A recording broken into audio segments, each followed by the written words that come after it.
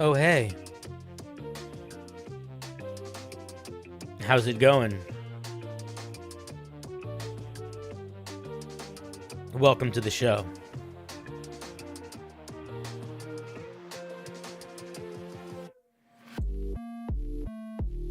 Hey there.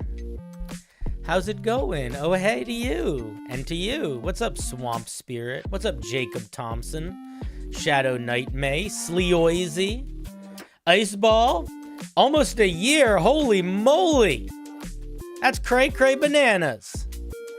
Well, I appreciate you for all those months. Every single one of them. Except for that 1 month. That one, the one we're not going to talk about because we don't appreciate anybody for that month. You know the one. You all know what month we're talking about.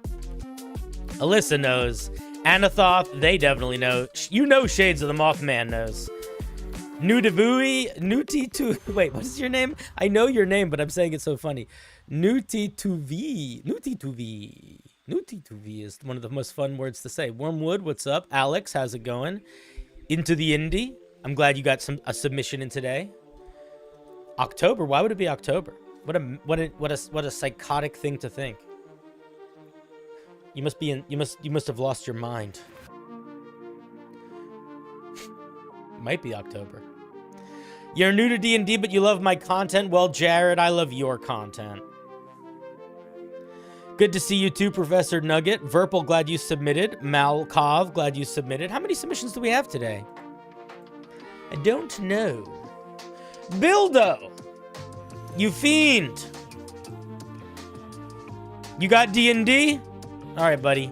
Have a good D&D session. Let's see. It looks like we have about 53 submissions today so far. Pretty good turnout. Pretty good turnout.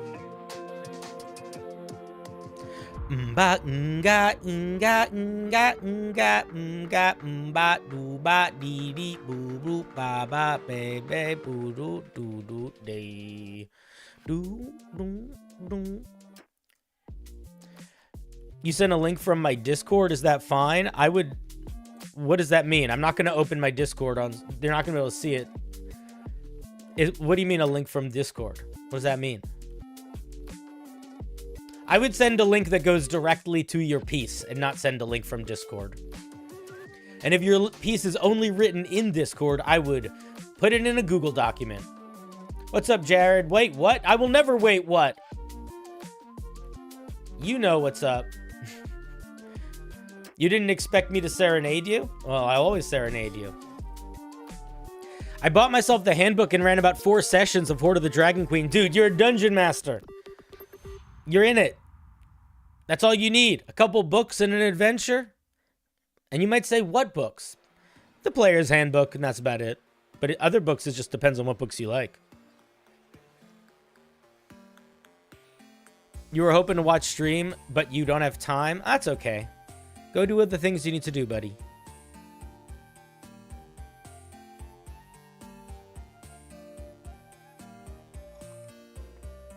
You don't know how to do that? It's in a PNG? Well, surely it was written somewhere originally, right? Like it's a PNG of something. You could put the PNG in a document, in a Word document. Just make sure you put it in a very, very high resolution so that it's easy to zoom in on. But you could also just take the text and format it into a Google document.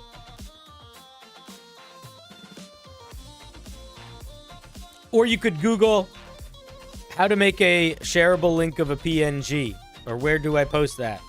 And that would help you also probably too. You're writing a Zelda campaign? Dude, I posted a video about Zelda this morning. I know so much about Zelda. I'm like the master Zelda knower. People wonder how I learned so much about Zelda. And it's basically from never playing it. A cleric whose holy symbol is a gun? That would be cool if they were like a cleric of death. There's sort of a character like that in the book, in the comic book, is it called Preacher? I think it was made into a TV show too. But there is the Saint of Death. And he's like a cowboy and he shoots people. He's cool. It's a weird comic book, but it's pretty good. Excuse me. Aratus, you submitted tonight too? Hell yeah. I'm excited.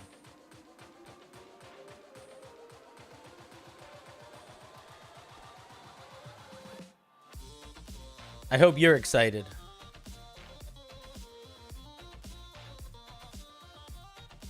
You've never played any Zelda games? I played Smash Brothers.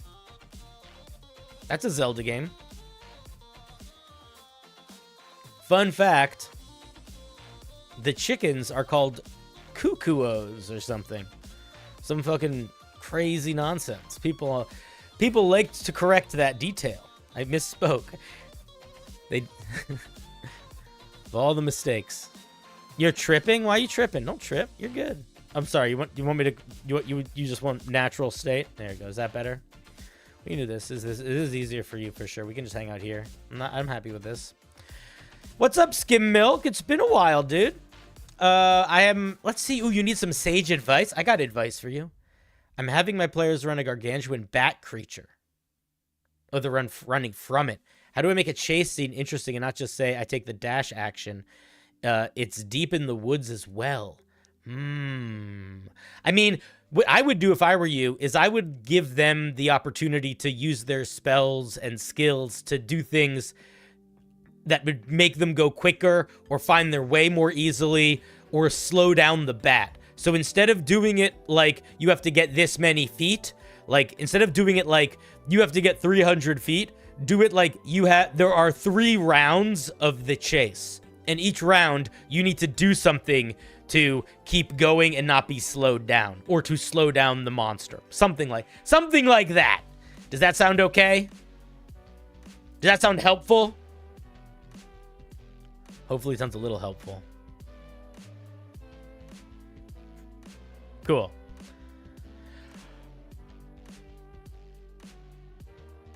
How's everybody doing, man? It's been a while since we had a stream. Almost a week. I've been doing a lot of behind-the-scenes stuff. Mostly involving taxes and editing projects.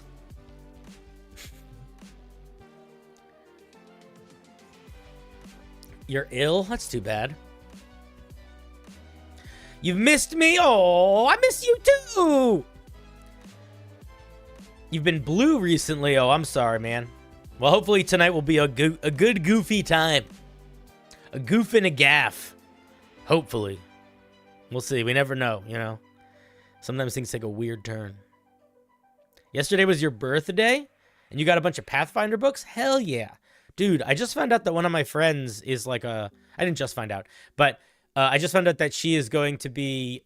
she's a writer for Pathfinder, but it's like when... she's not like a full-time writer, but she just got asked to work on another book of theirs, which is very cool. I've never played Pathfinder. Not so true. I played Pathfinder twice. And both times were pretty fun. I still didn't really understand it, but it was fun. I also want to see... I haven't checked it out yet, but did you guys know that the Daggerheart beta came out? So Daggerheart is the new game that's being made by Critical Role. Yeah, and they came out with they put their beta test out today, and it's got like a 300-page PDF of the rules and stuff. Apparently, it's a lot of stuff. So I'm gonna do a little bit of a look into it at some point in the next week or two. I'm not sure if we'll do it on stream or not, but I think it would be. I'm curious. I'm very curious. Your birthday is coming up. It's Tuesday after next. Okay, very cool. A near birthday.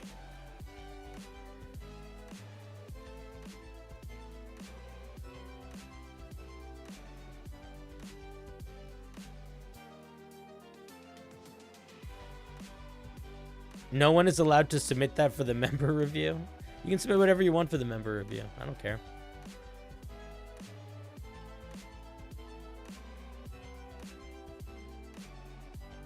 Like that one stream where people got mad at you for giving feedback. That happens pretty regularly. That happens pretty regularly. It's okay. How much do you know about Spelljam? I know everything about Spelljammer. The best flavor of Spelljammer is raspberry. I don't know much about it. But I know a little bit. I know enough to pretend I know about it. I know enough. Listen, if Spelljammer was a language, I would know enough to be polite in the country that spoke that language.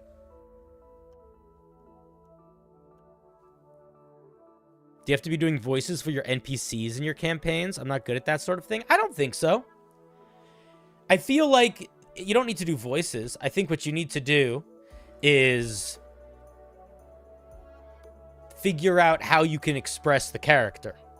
So, for example, if you don't feel comfortable doing voices, describe the way the character talks. Say, you know, Johann very hesitantly says, "Hey, where are you going?" Or Johann talks with a really deep voice. "Hey, where are you going?" you know? Or you could just say, like, Johan, he looks nervous. Or you could describe what they're doing physically, you know? This old Agatha McBartleby, she is really old and withery, and her hands kind of quake when she talks, you know? That kind of thing. And you could also kind of just do that yourself. So if you don't want to do a little old lady voice, but you want to look like a little old lady, think about being a little old lady. Get your shoulders up, you know, got your head kind of crunched down, and you maybe get like a little bit of a handshake or just a little bit of an old person, one of those tiny little old person, you know, old person Twitters. And then you just sort of go, hey there, it's me, little old lady. And you're a little bit of a little old lady. Bombay, thank you for the 5 months. And Tradosio, thank you for the 9 months. Accurate measurement of measurement for how long you've been here. 9 months. Tradosio, we've had a baby. Our baby was born. That's funny. Do I like Magic the Gathering? I haven't played Magic in a really long time, but I did like it when I used to play it.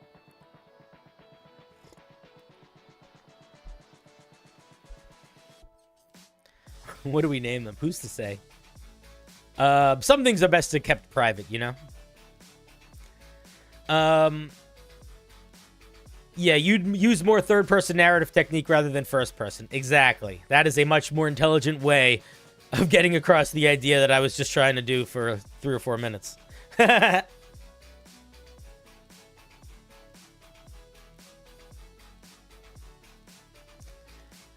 Anyway. We're looking at some homebrew tonight. I think it's going to be pretty good. Oh, guys, I saw Dune 2. Dune 2 was great. Oh, it was so good. I thought Dune 1 was fine. Part of me, when I was watching Dune 1, was just thinking, if I didn't know the books, would I like this? Like, if I didn't have the books for reference, would I feel like this was a good movie? Or would I just be like, what the fuck is this movie? Or like, why is this movie taking itself so seriously? But the second one felt more like a movie. The second one I really liked, and I felt like if I had no context for the books, I definitely would like it as a movie. I think they were both good, but the second one felt, for whatever reason, it just felt more like an actual movie. The first one felt like just a bunch of, like, moments. And, like, maybe like a part of a TV show.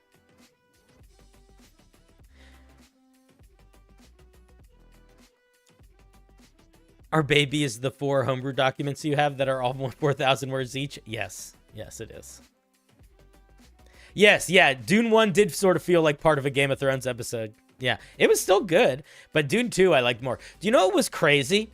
The thing about Dune, they just made some choices that I thought were very, very smart from like an aesthetic perspective. So there's this scene at the beginning of Dune. This is not major spoilers. Where there are these, like, evil space soldiers, and they're looking for the good guys, okay? And the way they travel on and up and down up onto and off their spaceship, or, like, up and down cliffs, is they basically hit a button, and it just looks like they're sort of now moving in space. So they just sort of, like, gravitylessly pull themselves up and they just sort of float. So there's no like glowing light. There's no little rocket booster. It's essentially they have little jetpacks, but there is no visual representation of the jetpack. They just kind of float. And the decision to make it that, where it was just them kind of floating, was so good. It was such a smart idea. It was just so much cooler than if there was a jetpack. The whole time, all of those scenes, I was just thinking, these scenes are so cool, and they would not be that cool if they were having jetpacks. Less is more sometimes, friends. Less is more. Also, the King of Nido, thank you for the resub. I appreciate it.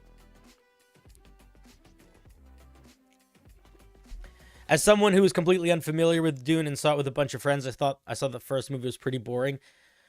All right, well, there you go. I don't remember if I thought the first movie was boring or not. I just remember thinking, I don't know if this is a movie.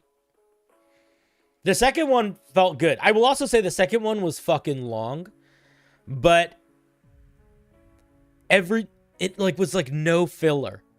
Like it was like a 2-hour and 45-minute movie, which is a really long movie, but there wasn't a scene that didn't matter. which is crazy. And I think that, I don't know if that speaks to, I don't know if that's good or bad, but it just is.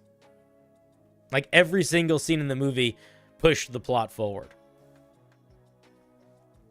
Yeah, there's a lot of action in the second movie.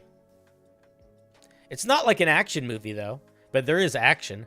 There's some, like, sword fighting and explosions and worm riding. The worm riding is fucking sick. The worm riding is maybe the best part of the movie. You thought Dune 2 felt rushed and dragged at the same time? Oh, I disagree, but that's okay.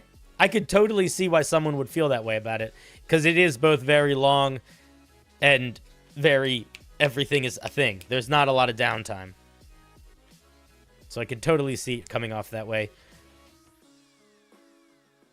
You don't like the actor who plays Paul? I don't know him from anything other than Dune. I know that he plays, what's his name? Timothy Chalamet? I don't know how to say his last name. Timothy, whatever his last name is. He also plays Willy Wonka. I didn't see that movie, though. Timothy Chalamet, thank you. Oh, he's in Interstellar. Yeah, but he's like the son. He's like, the daughter's really this. If the daughter and the son gets a lot less screen time, you know? The son is not the one that solves the universe. That's the daughter. I didn't remember him from that. Did I peek at the Helldivers Artificer completely? Quick thoughts. I think I thought I left some thoughts. Did I not? I might not have. I don't remember. I did peek at it. I don't remember it right now. So I'll have to peek at it again later. You love Interstellar? I thought it was alright. I saw it once. I liked the robot design. The robot was very cool. The weird sort of spindly robot. What's up, Sloth? You submitted? What's up, Floggy? You guys want to see what the wheel's gonna look like tonight? I really don't know yet. I haven't input it. But we could input it now.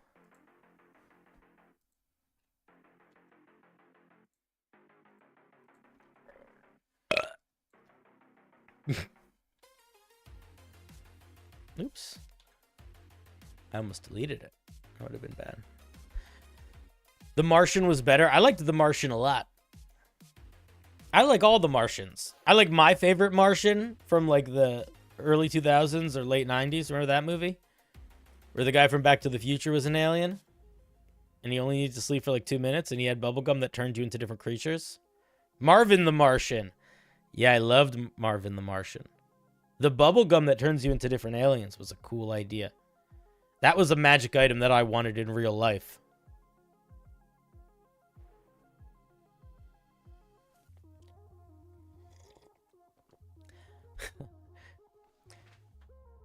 Just because The Lord of the Rings is ridiculously long doesn't mean that 2.5 hours is not a long movie. 2.5 hours is a long movie? Ha! There's another movie that's longer. Okay. Yeah, they're both long. It's okay. But it is long. 2.5 hours is a long time to sit and watch a movie. Not do anything else. I like watching movies of that length at home, usually. Due to the power of breaks.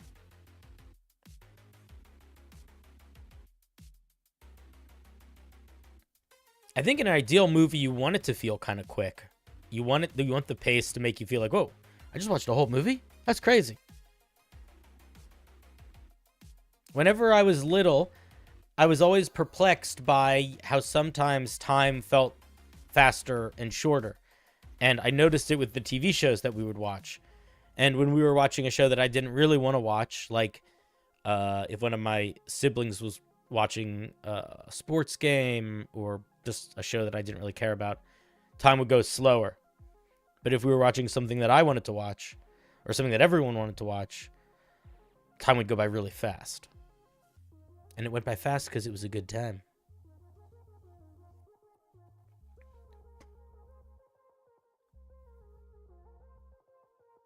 No Hobbit?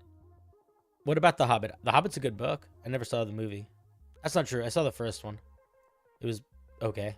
It was pretty bad.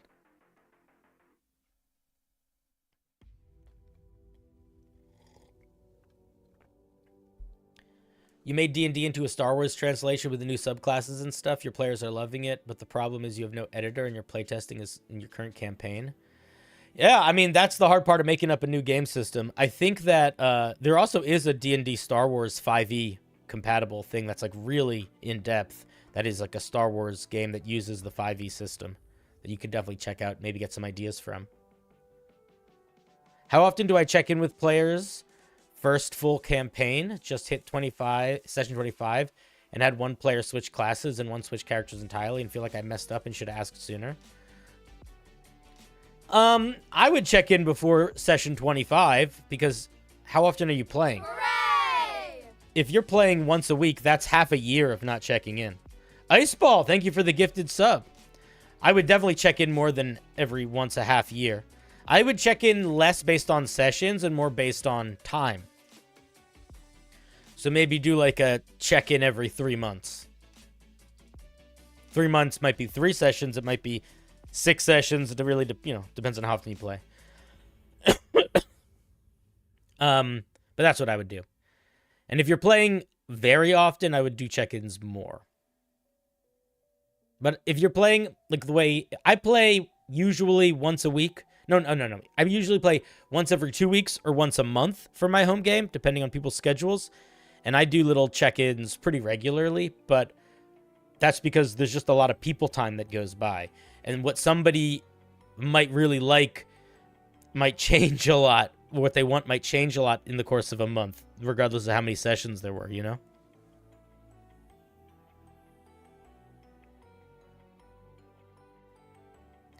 If you have a lot of free time, or if you are a student or a teenager or just somebody that is really passionate about the game, I think checking in with your players weekly is fine. Like for you, if you're siblings and you live together. But I also think, in a weird way, you don't want to check in too much.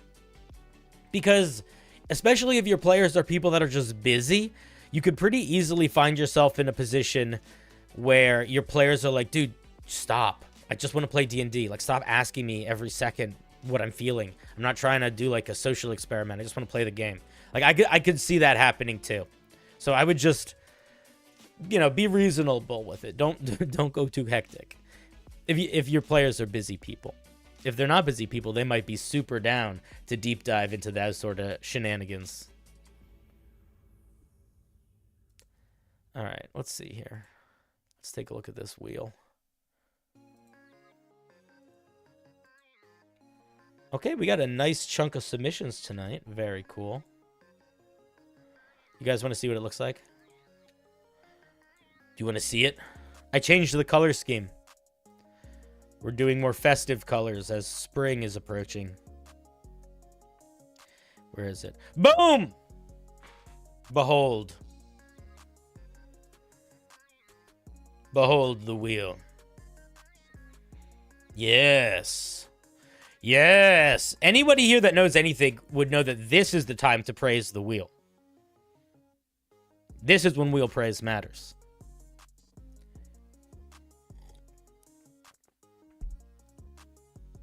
It's sort of like, are you praying to go to heaven every day of your life, or are you praying to go to heaven when there's a demon about to claw you up? That's the wheel. Is the wheel going to spin you when you pray in desperation, or is the wheel going to spin you when you live a life of prayer?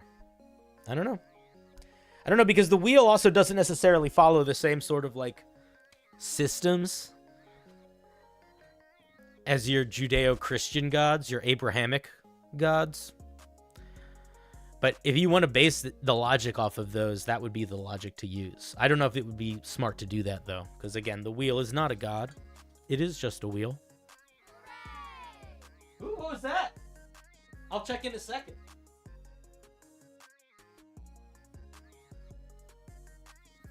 What do we got going on here? What's going on here? Oh, you can see your name on? You didn't goof it? I'm impressed that you can see anything on this wheel. I'm the Schwa. Welcome back. Thank you for the resub. How you doing, bud?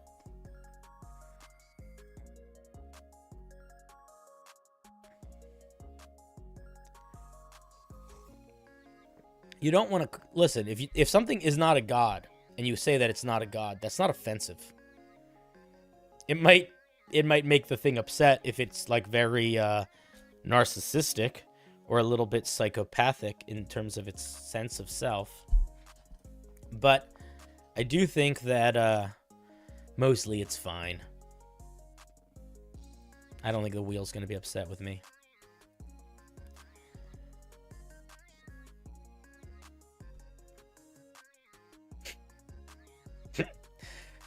We're going to get at least 3 or 4 people that are going to be like, my name's not on the wheel, and then their name is on the wheel. That's okay. It happens every stream. This is like 30? No, this is like 70, I think. 72. 73 to be exact. Oh, Beyonder is back. We looked at a piece from Beyonder's last stream. So should we start this? The playlist just ended, and I think that means it's time to switch over to our more sort of fantasy playlists, probably, right?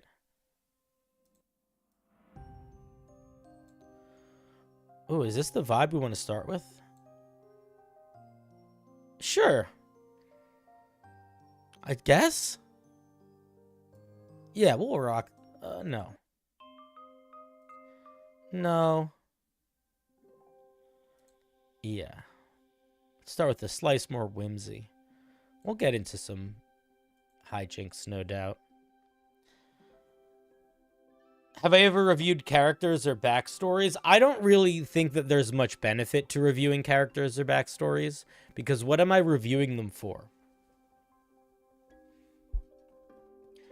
Because your backstory really matters depending on your game and you. Like, what I think is a good backstory is pretty irrelevant to you. You know? And same thing with character. Like, the way you want to build your character is fine. Especially if it's D&D character. D&D it's hard to build a character that's just bad.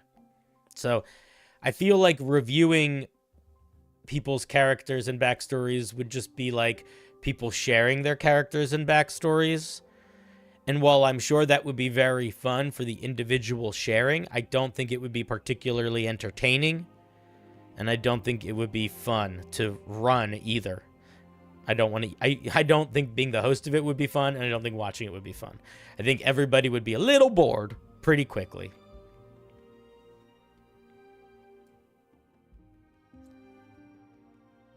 Yeah, much more. Yeah, exactly, Sponge. It's much more useful to just have your dungeon master. Just have that conversation with your dungeon master.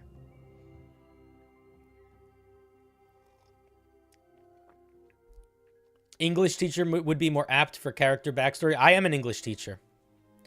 But again, your character backstory is such a small part of the D&D game, and it is so specific to not just the specific game you're playing, but the people that are running it and the people that you're playing with, that there is no real bar for, like, this is the right way to do it.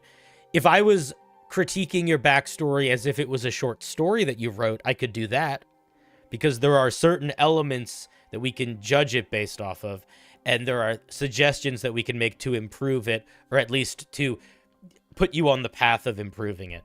But that's not the goal of a backstory. The goal of the backstory isn't for it to read like a really good short story. The goal of the backstory is to get you and your dungeon master ready for your character to be involved in your game world, in the game world. And that is, there's not really a wrong, I guess there are wrong ways to do it, but there's not a right way to do it, you know? And a lot of the ways that are the wrong way to do it are probably fine for a lot of D&D games. I'm not a teacher anymore, but I've taught many things. Many things in many realms. Can I spin the wheel, please? Yes, very soon. What do you think is the best level to start a campaign at? It depends on if the players are new or not. If the players are new, level 1. If the players have been playing for a while and are interested in sort of like big adventure type game, level 3 or level 5. If the players are old and really want to go on a journey, level 1. But level 3 is where most of my home games start.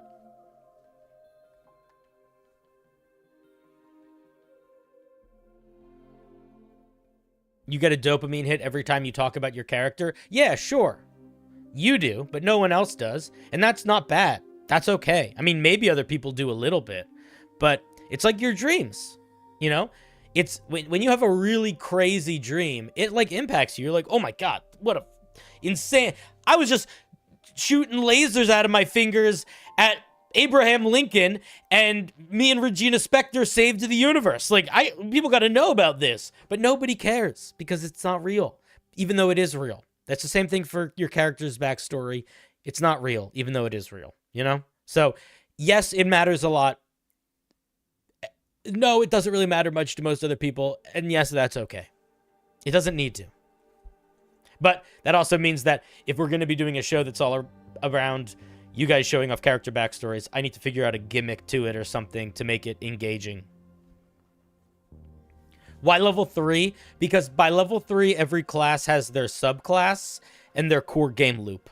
So you can really feel like your character for the most part by level 3. You are an adventurer. Like, you're not overpowered at level 3. By level 3, you have all of your basic tools. Level 1 through 3 is like slowly getting your basic tools.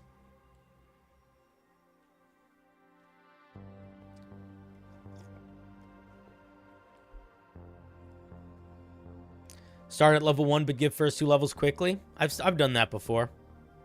You level up level 1 first session, level 2 second session, and then you start doing regular leveling third session with level 3.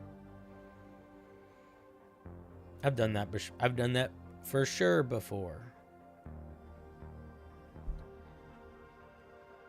How long does it take a massively skinned knee to heal? It depends what species you are, what age you are, and or rather how old or young you are comparatively for that species, as well as like the environment that you're recovering in, as well as your energy intake, both in terms of the quality of that energy and the consistency of that energy during the recovery period. So it's kind of hard to tell.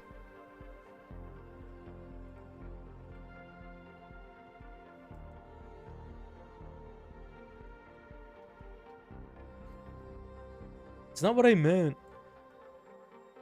Oh, sorry. You guys want to spin the wheel? Probably, right? Boo!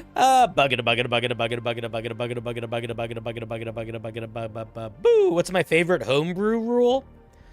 Oh man, I guess my favorite homebrew rule is that when you land a critical hit, you don't double the dice. You just do the max damage of the dice, and then you roll them on top of that. So at the very least, you do a little bit more damage than normal, because there's nothing more lame than rolling a crit and then getting less damage than a regular hit. Anyway, first up we have Ice and Tangle 09. Ice and Tangle 09. That's how you do crits in your game? It's a good way to do crits. I want to make a craftable weapon made with a dragon's tooth. All right, that's a good goal. By the way, I did change something in the form this week. I wanted, instead of you saying to tell a little bit about your item, I specifically asked you to share, or your homebrew. I wanted you to share your goal with the homebrew. I think that will be more helpful in giving feedback. I don't like this song. I don't like this song either. All right, let's take a look. Oh, music's doing weird stuff. That's always nice. Okay, the Dragon Tooth Blade. Let's take a look.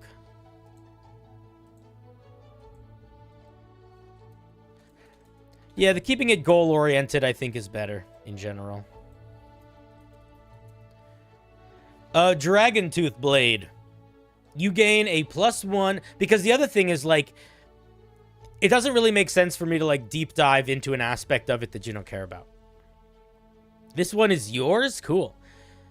You gain a +1 to attack and damage rolls made with this magic weapon. You can use a bonus action to coat the blade in a dragon's breath weapon. The breath weapon remains for 1 minute or until an attack using the weapon hits a target. They take saving throw or take a bunch of the damage type. Is this the how similar is this to the Venom dagger?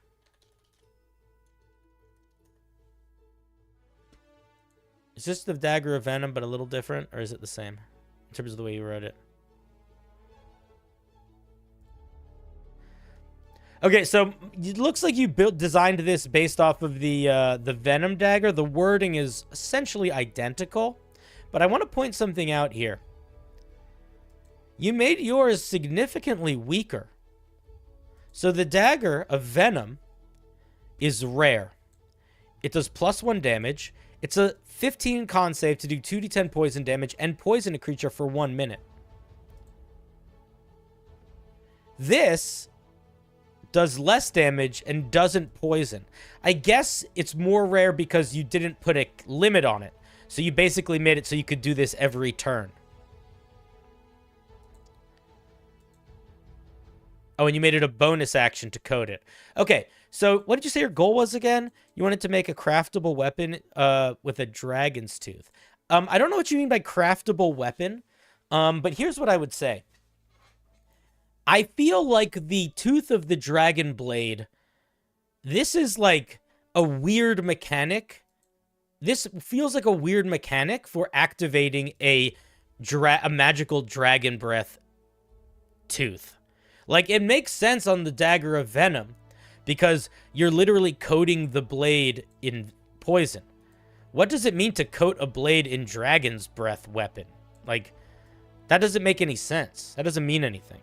So I would probably not worry too much about copying the language of that other thing, and I would try to spend a little bit more time thinking about what do you want this thing to actually feel like.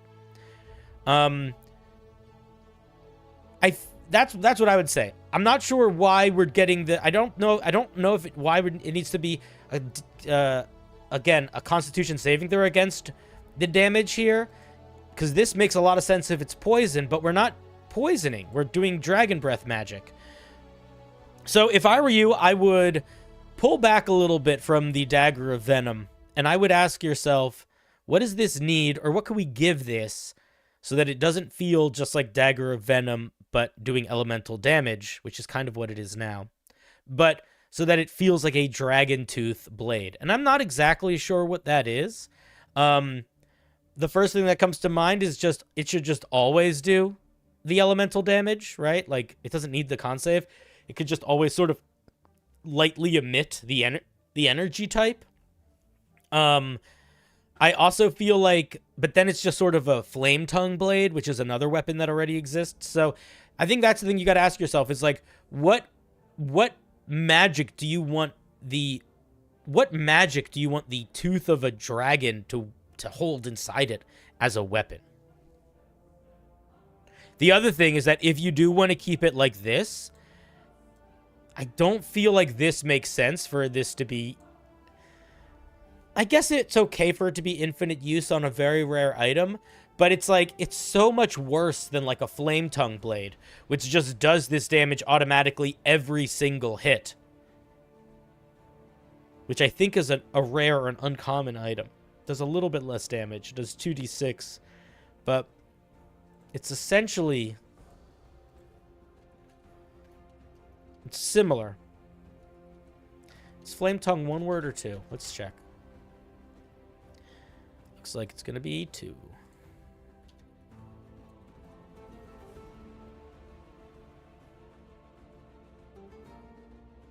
So Flame Tongue is a rare item that every single hit does 2d6 fire damage, and it's a bonus action to activate it.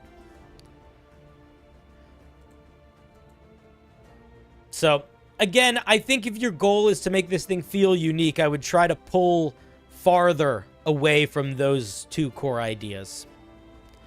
And maybe you said you wanted it to be craftable. Maybe lean into that, right? Like, because it's not really craftable right now. Now it's just an item. But making it craftable would be like, you could like affix it to things, or you could change it. So maybe the dragon tooth blade is not a weapon. Maybe the dragon tooth is an item that can be like affixed to a weapon to imbue it with dragon power. then it sort of maybe feels like it's a little bit more craftable. Like you have to make a certain survival check to like affix it to a club or a blade or something, and then that blade or club gets whatever features it has. That could also work. Yeah, so those are my thoughts. I think that the main thing that you should do is if you're gonna base your new thing off of a thing that already exists, either A, don't worry too much about needing feedback for it if you're just doing a real carbon copy, which this isn't, by the way, but if you're doing like a real carbon copy and just changing like one tiny little thing. But B, try to make it kind of unique, and don't limit yourself to what the original item did. If the original item does stuff that will benefit and help the fiction of the new item, keep it. Sure, great. But anything in the original item that doesn't directly help you making your item feel like what it needs to feel like, you should eliminate and rewrite for your item. Okay, those be my thoughts. Let's give Ice and Tangle a little round of applause, please. For their dragon tooth dagger.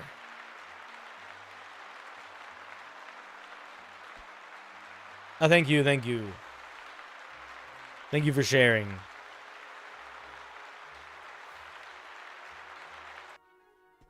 A big round of applause. Yes, I didn't mean little. Little is not. I didn't mean that negatively. I meant like a little round of applause. I apologize. Well, we got some new submissions.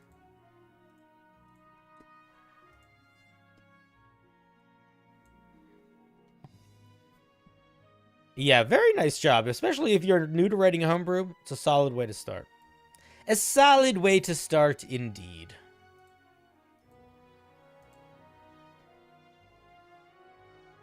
Big old wheel, oh yeah. Buggada, buggada, buggada, buggada, buggada, buggada. That's how we like it. Biggada, buggada, boogada, biggada, bagada, boogada, biggada, buggada, boo! It's Beelzebul! Beelzebul, every single stream, says, oh, hey. Here's a pickle I found. Hope you roll everyone next to me instead. If you roll me tonight, you do get good luck for the next two, though. Is that it? All right. Just a pickle? I mean, I'm still going to look at it. Is it a magic item? Oozgug's favorite pickle. Here it is in Google. Or here it is in YouTube. Here it is in Twitch. Just thought of a new weapon that is part of the Mind Flayer to make clowns of you, and you can use some same powers of... That sentence is too long, but if you want to make a magic item based off the Mind Flayer, you totally could. Let's see. Oozgug's favorite pickle. Brined for 10,000 years in the pool of forgotten sorrows, this glistening, perfectly shaped gherkin emits a soft, iridescent glow. If you spend 8 hours admiring the pickle, you must make a wisdom saving throw. On a failed save, you become ravenous and must eat it immediately. On a success, you can use it as a spellcasting focus and don't need to make the save again. The pickle never spoils and can only be destroyed by a hungry mouth. All right. Weird. I would say this is probably not an uncommon item. I'd probably put it at a common item. But other than that, great. Silly. Nonsense. What happens if one of your allies is standing next to you for 8 hours while you're using it as an arcane focus? Do they have to make the wisdom saving throw? And if they fail it, do they have to steal the pickle from you and eat it? Because that's pretty funny. You know? That is a funny situation to create. So, that's probably the best part of it. I might not say... Okay, here's what I would do if I were you. Instead of saying, if you, I would say, if a creature. That way, it sort of implies that it could happen more than once. And it can just sort of always be happening.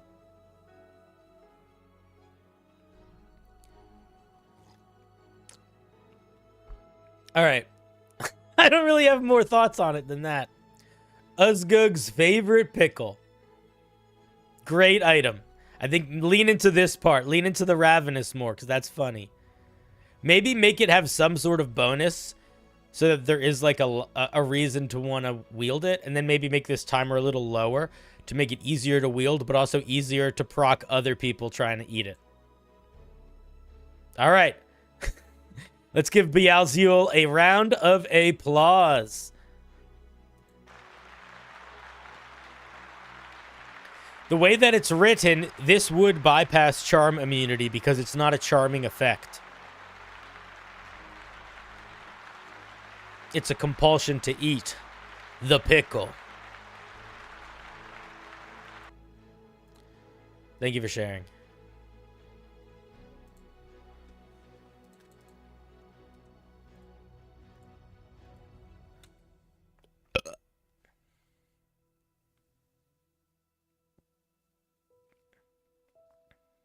Best item so far. It's funny.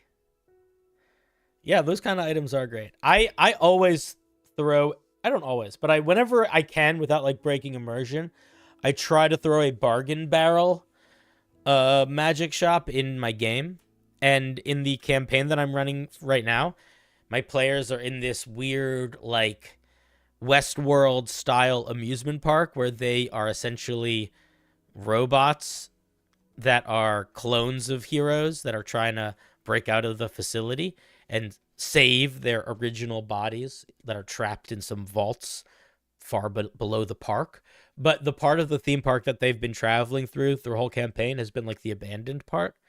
So they haven't really noticed that it's a theme park. They just see it as like a weird wilderness area. And very soon they're about to like cross the threshold into the part that is still actively being used. And they'll get to go to souvenir shops. And if they go to a souvenir shop, that is where we'll get the stupid magic items. Are they in the Matrix? No.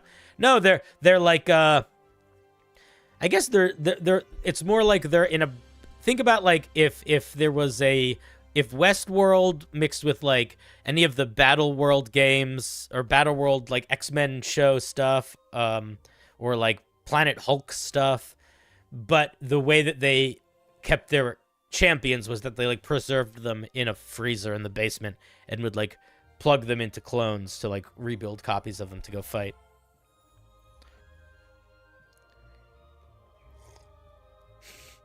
Spin that wheel. A bucket, a bucket, a bucket, a bucket, a bucket, a bucket, a bucket, a bucket, a bucket, a bucket, a bucket, a bucket, a bucket, a bucket, a bucket, boo! It's Aton. What you got for us today? This is intended to be kind of silly and lighthearted. I want it to be balanced, but the tone here won't vibe with Grimdark campaign. I usually run more serious games, so this is an experimental territory for me, both in flavor and mechanics. Mechanically, this will have to be a companion creature for something that actually does damage. Oh, is this like a monster? The social construct? Have you sent this in before? I don't know if you sent this in before, but I've read something very I've seen a monster called the social construct before. I don't think I've seen this one before.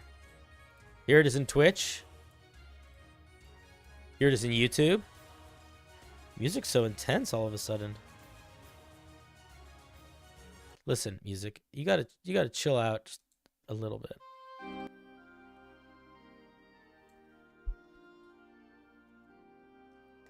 I'm telling you, Fred, don't worry about him. He's paying in acorns. But I've been serving him dishwater.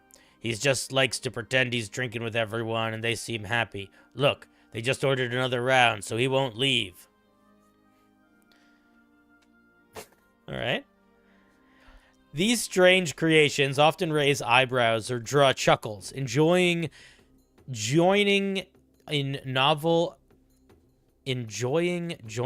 very awkward. In novel human activities such as washing dishes or taking nap. I would change this. The ing is blechy. Social gatherings seem richer with them around. You have to name them. Don't referencing them. Say social constructs are da da da da da da da. because you do a lot of these strange creatures. And it just gets weird if you just referencing them as them for so long without saying their name. So social gatherings seem richer with them around. People giving into joy. Okay, this is all. Why is this all one sentence? Holy shit, this whole thing is one sentence. Fuck me. Aton, come on, man. Okay, I'm going to be honest with you. I'm not reading the rest of this sentence. You know better at this point. Look how long this sentence is. I'm going to read this whole sentence in one breath, and if you don't understand that it's too long, I can't help you. Social gatherings seem richer with them around. People giving into joy of kinship and expectations that come with them, but interacting directly with the construct is sometimes unnerving. Its awkwardness serving as a mirror to ingrained habits and long-standing traditions. Whew! Fuck me. I need to take a breath after that. I need to sit down. I am sitting down. So what you're going to want to do is you're going to want to break this up into the same thing. So, for example, this is like a totally different idea. This could also kind of be a totally different idea. This is sort of one idea. But break that shit up, dude. Stop writing long fucking sentences. It genuinely is going to lead to people just not reading your writing, which sucks because you want people to read your writings. Commas are for a lot more than breathing, Marco. Commas are not the same power as a period when it comes to the breathing that needs to happen in your mind. Commas are for finishing out an idea. They're not for continuing an idea on and then changing it into a new idea and then continuing that idea on.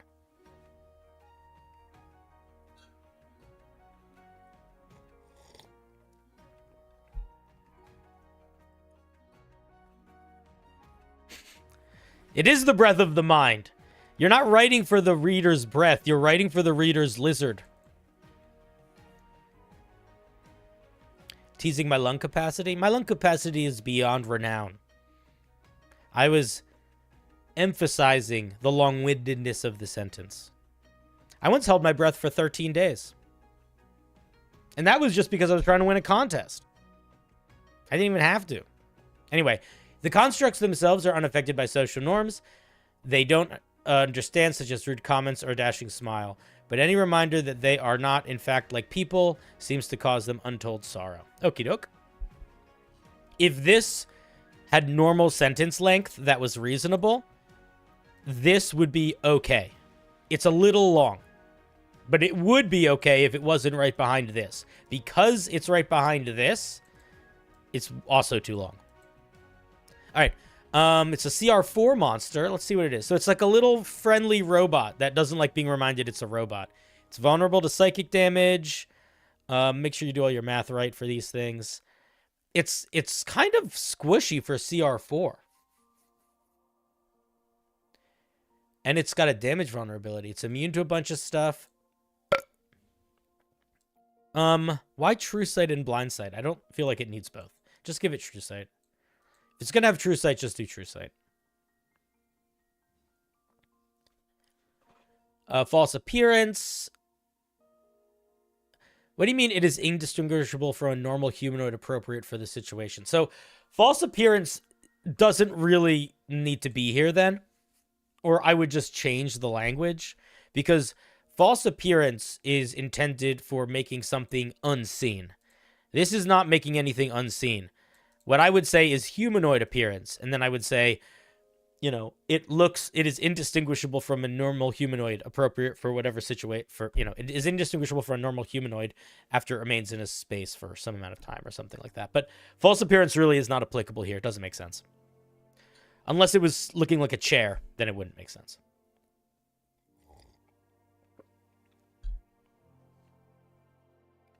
Shared reality. Creatures within 10 feet of the construct have disadvantage on saving throws to resist spells of enchantment or illusion schools of magic. Okay. I think you should... I'm going to be honest. I think the name social construct is good as a pun, but it is doing you no favors in the words here, because every single time I read it, it's confusing. I don't love the shorthand of this thing as construct. It's sort of like the shorthand of a demon if their name had the word demon in it as demon. It just feels a little off. Okay, so anybody around them is worse at stuff against enchantment or illusion. It has advantage on wisdom and charisma saving throws and ability checks. Okay. I don't know if it needs to get them on wisdom. Wisdom seems a little bit much. I see it for charisma, but I feel like wisdom is not a social thing in D&D. It could be, but it often is not. Meaning of the words. Creatures within 30 feet of the construct trying to speak or cast spells with a verbal component must make a DC 14 wisdom saving throw. On a failure, the words are unintelligible, the spell is not cast, and the caster's action is wasted, but the spell slot is not. That's a cool feature. I like that. That's weird. Cool. And let's see, its actions. The construct summons 3 commoners under its control. They each appear in an unoccupied space within 30 feet of it and obey its mental commands. No action required, taking their turn immediately after the construct. This needs a limit on it. There needs to be a limit to how many commoners this guy can have out at a time. Otherwise, it could just have an infinite army of commoners forever. So I would probably cap it at... You could cap it at 3. You could cap it at 6. But there needs to be a limit on how many of these things it can have out at a time. Good morning, Australia. How are you?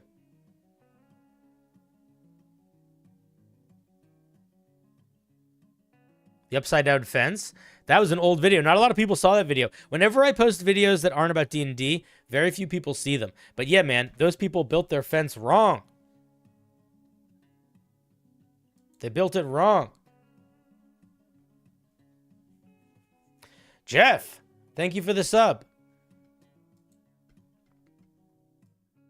I don't know why it didn't show up on any of the things. Are the commoners sentient? What if they die? Yeah, I'm not exactly sure. There's a lot of clarification missing there. Do they... Yeah, if what happens when it dies? Can they act if it doesn't command them? What do they do? Those sorts of things. I don't know if you need to clarify all of that in here, but maybe a little bit of it. I feel like the commoners it summons being under its control is a little nefarious. I think it's only nefarious if they're actually commoners. But if they're just like, if they're like facsimilations, if they're like copies, you know, if they're like fake people, like mannequins, then I think it's fine. But I think you need to clarify that.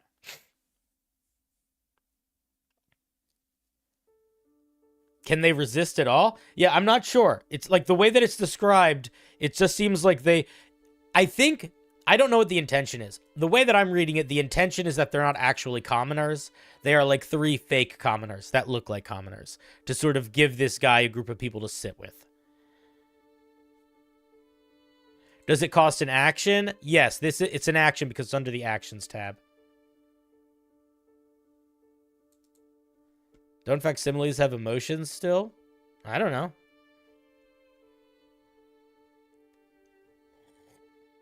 You know what I mean. Just mannequins, whatever. But anyway, yeah, there needs to be a cap on it. And that needs some explanation. Summoning implies the thing being taken from somewhere. That is just getting really pedantic in a way that doesn't matter. There's plenty of monsters in D&D that have the ability to summon things. I think it's totally fine. I don't think it's okay. You could say creates, but again, that's such a unimportant thing to hone in on, I think. Reactions, property ownership. When a creature uses a magic item that requires attunement to target the construct with an attack, spell, or other ability, the construct can use its reaction to end the creature's attunement. This is really strong, and I think it needs to be limited in use. This probably needs to be a once per day feature. Social construct. Once per day. When a creature within 30 feet of the construct makes an attack, saving throw or ability check, the DM can use the construct's reaction. Just, why did you use... Why is this written like this? Just say the construct. Just say the construct... You can fudge the dice roll? What does that mean? Retconning the effect of the original roll. What does that mean? Okay, I think probably you need to get rid of all of this language. Players within 10 feet of the DM who can see the DM are forced to agree. Yeah, I would... This doesn't work. This type of meta breaking, I think is... I think you have two ways to go about this. One, you lead with this vibe. Either the person who's reading this monster needs to know that this is going to be a joke, genuine meta-breaking item in the first sentence before they even read it. Because otherwise, they're going to read this whole monster thinking it's a real monster, and then they're going to get to this feature, and they're going to be like, I'm not going to fucking do this. Because this is such an alternative D&D feature. Like, what does it even mean that players who see this are forced to agree with the new result? That doesn't mean anything. Like, I get it. It's a joke, and I think that it could be a good joke, but we have to know that that's what we're signing up for right at the start. Otherwise, people are just going to be like, then why did I read this? Because I'm going to be honest, my feeling right now is like, I don't understand why I just gave real feedback to most of this piece of homebrew. Because it has this in it, which implies that it's not a real piece of homebrew. It's like a joke piece of homebrew, you know?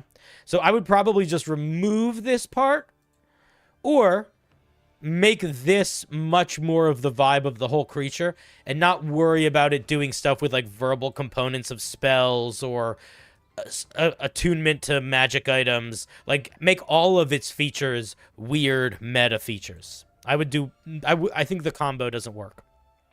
I think it could work well as a creature that does weird vibes. Like, minus this feature, I think it's a really interesting monster. And I think this feature is an interesting mechanic if you want to do something that's like sort of not satirical, but like almost like, you know, those joke magic cards that aren't really intended to be used. I forget what that set is, but Magic the Gathering came out with like a set of magic cards where some of the cards have features where it's like, tear this card into 1,000 pieces and sprinkle it over the game board. This is like one of those type of features. So you would just want the people that are using this to know that they're going to be using something like that before they get started. The unglued set, yeah. So this would fit really well in an unglued monster, but I don't think it fits for a ordinary monster unless you really make it clear that that's going to be doing that earlier. Okie doke. Those are my thoughts, Eitan. Thank you very much for sharing. Let's give Eitan a round of applause. The social construct. A fun idea. A couple fun ideas.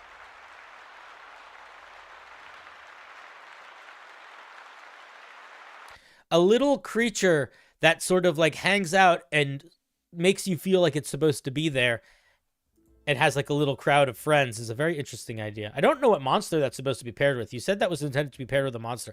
I don't know what I would pair it with, but it's a neat idea for sure. Also, it doesn't technically need an attack because it could make all its commoners attack for it.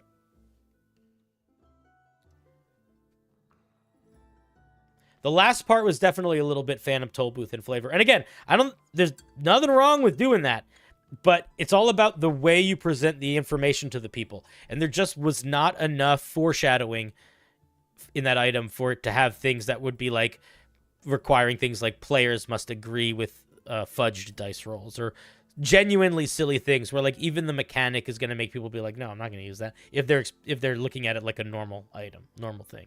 But if they're looking at it like sort of a silly thing and they're going to be using it for a particularly strange campaign or a strange part of a campaign, that might be something that they're like actively looking for. You just got to set them up for the expectation of what they're going to find.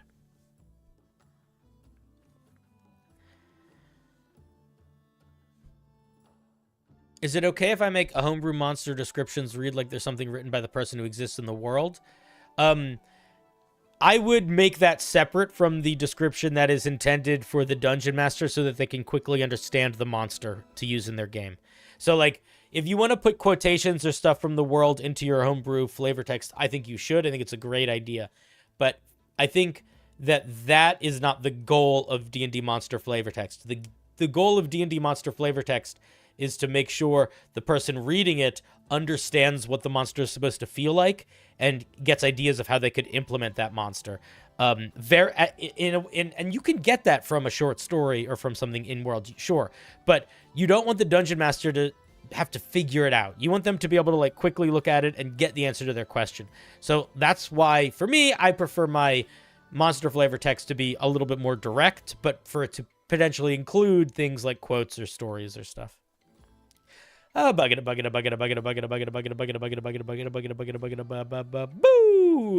Clear Power Ranger. This guy's been rolled a bunch lately. Let's see. This is a support barbarian. I made the level 3 choice on Rage and the 14 choice change level. I'm looking to see if this works for their power levels. Wait, what? I made the level 3 choice on Rage and 14 choice change on level. I guess we'll see what that means when we get in there. I am looking to see if this works for their power levels and if the options are balanced enough. I love a barbarian, and a support barbarian is a lot of fun.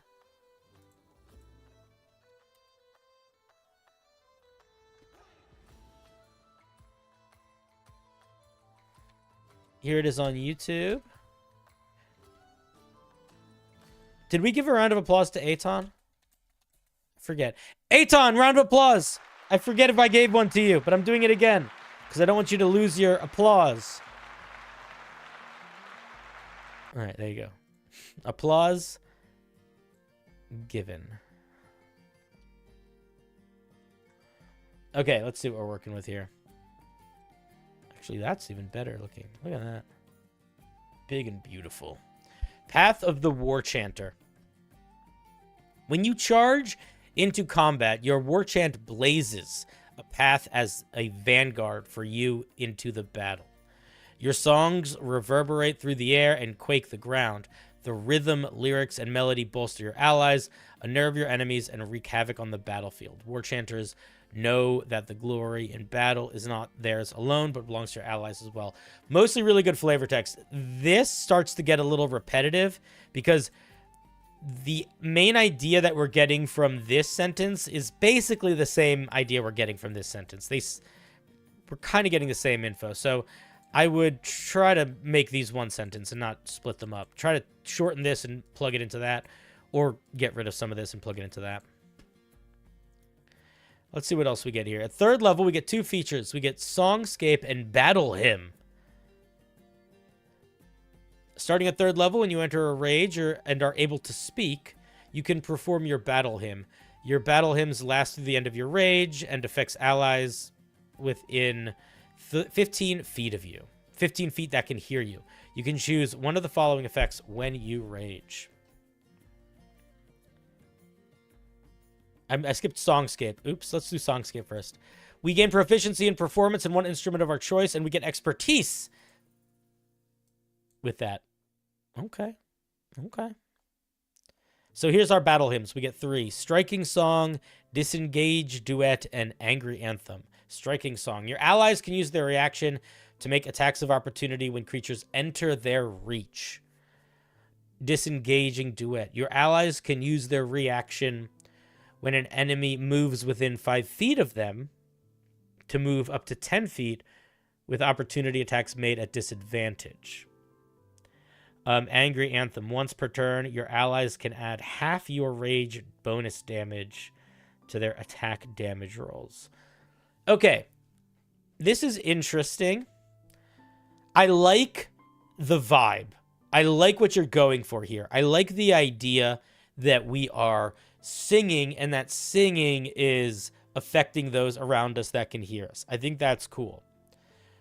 I'll tell you what my concerns are. My concerns are, I worry that Striking Song is a little too powerful. It's a lot of extra attacks that we are giving to our characters, and often it's going to be the characters that are in the front line, so it's going to be a lot.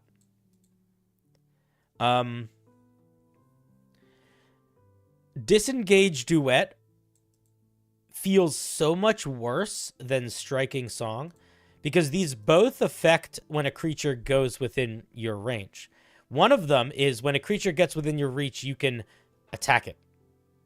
Another one is when a creature goes within your reach, you can move 10 feet away and they can make an attack at you, but at disadvantage.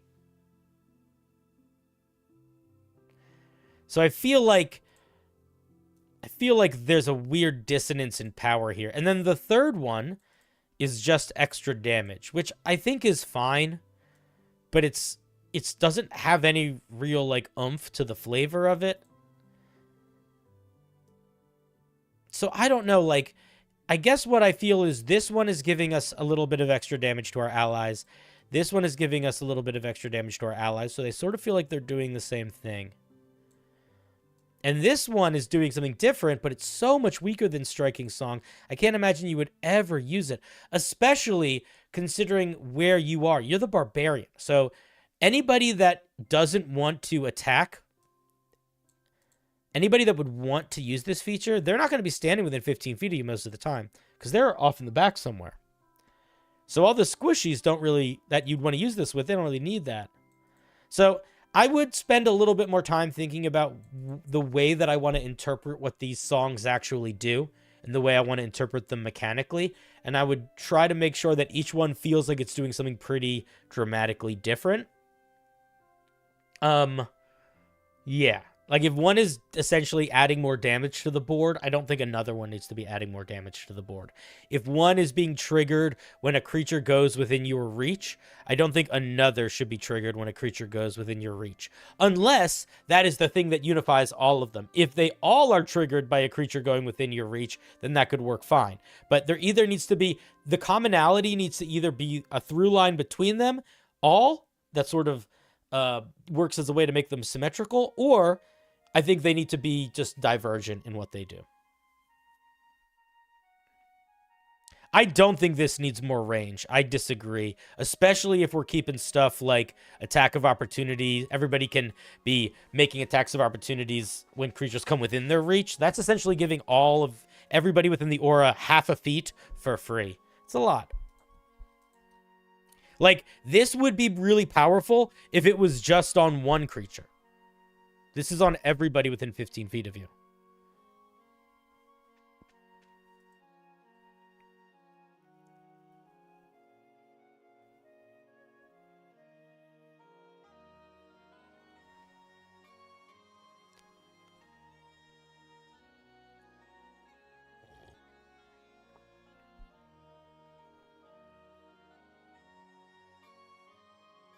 Oh, I see what you're saying. Disengaging duel doesn't use the creature's reaction. Okay, I don't know, man. I still feel like they're sitting so weirdly on the same bus with each other. And these two are sitting so weirdly on the same bus with each other. But in a way that the three of them, to me, don't feel like the three... It doesn't feel like these three pieces build a whole that feels like a interesting, unique battle hymn barbarian. They feel too similar in ways, but similar in ways that aren't balanced. That's just how I feel about it. You meant change disengage duet more range? More range on the disengage duet? Yeah, you could do something like that. You could put more range on that too. I mean, there's a lot of stuff you could do. I think that any one of these is interesting. I think Striking Song is maybe too powerful, but I think the other two are totally fine for power balance.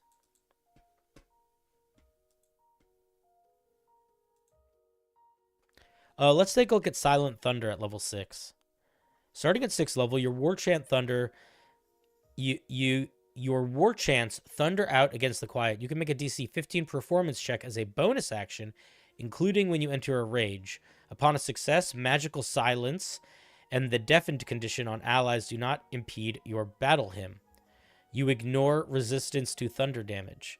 Once you use this feature, you can't do so again until you enter your next rage. How long does it last? It says as a bonus action, including when you enter your rage, but how long does this last? I don't know. But you need to clarify that. I would maybe make it last a minute. It's a weird feature. I don't love it.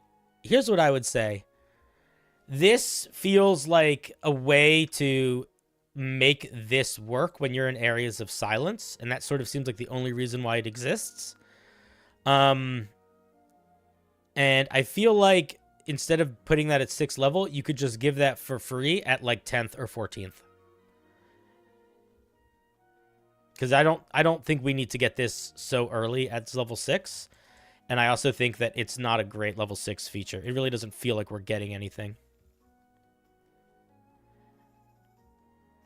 I know there's more. Holy shit, I'm not done reading it. I've never had somebody so aggressively backseat drive reading a document. While raging with your battle hymn, the first creature you hit on each of your turns with a melee weapon attack takes extra damage equal to your rage damage as thunder damage.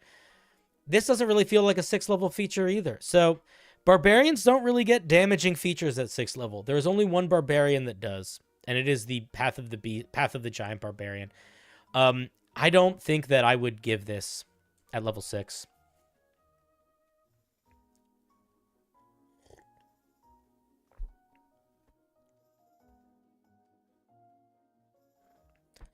It's just extra damage.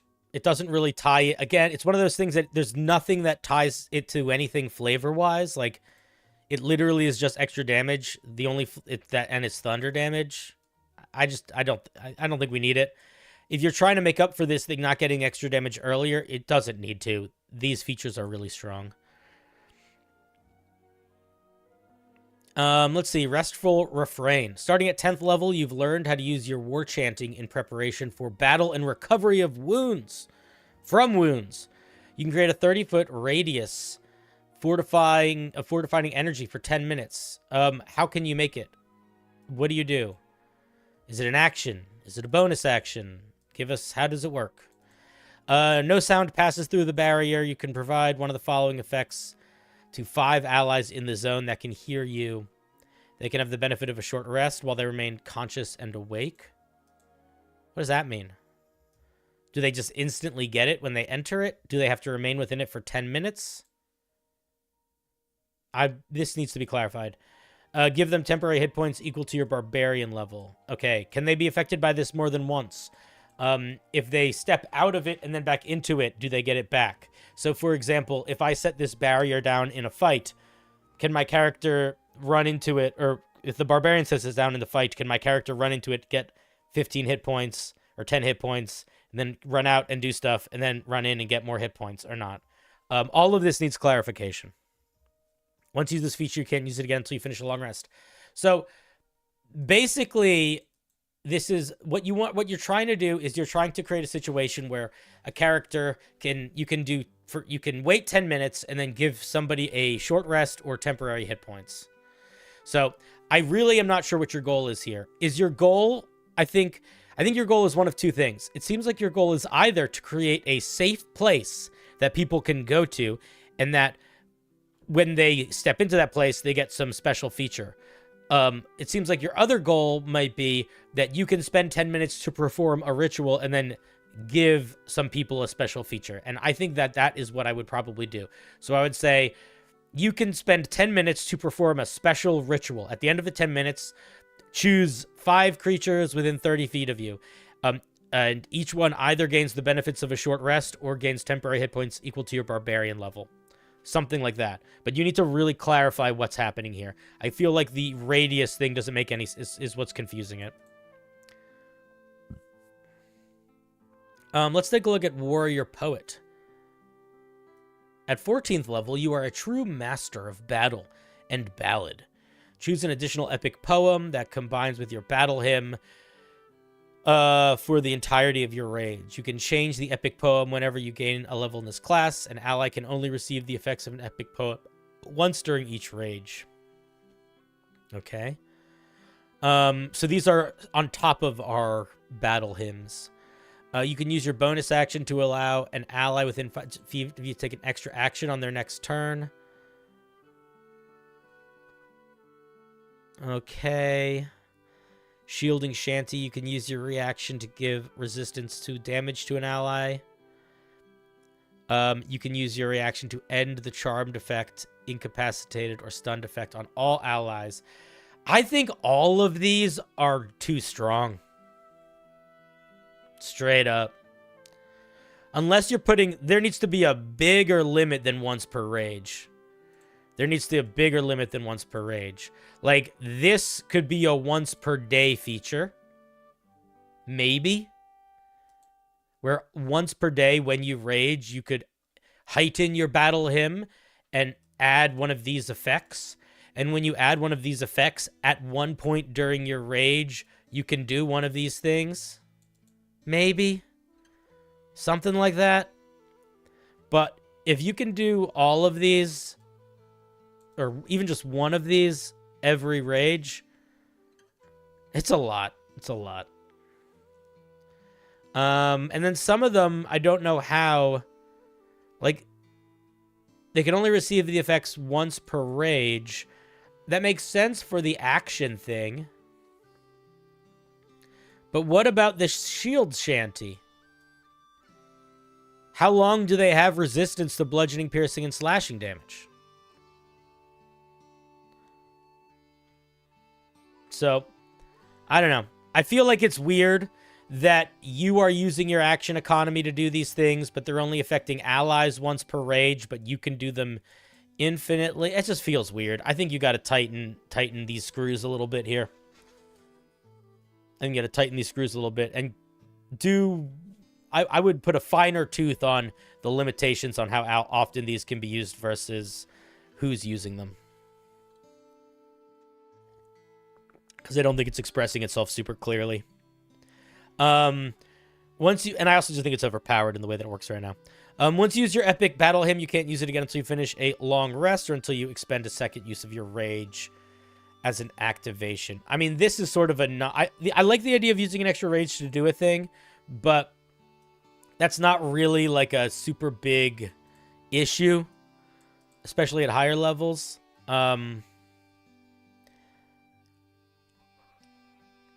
Okay, well, now that I know it's only once per long rest, I feel a little bit better about it. But even still, it feels kind of confusing. I just think it's kind of...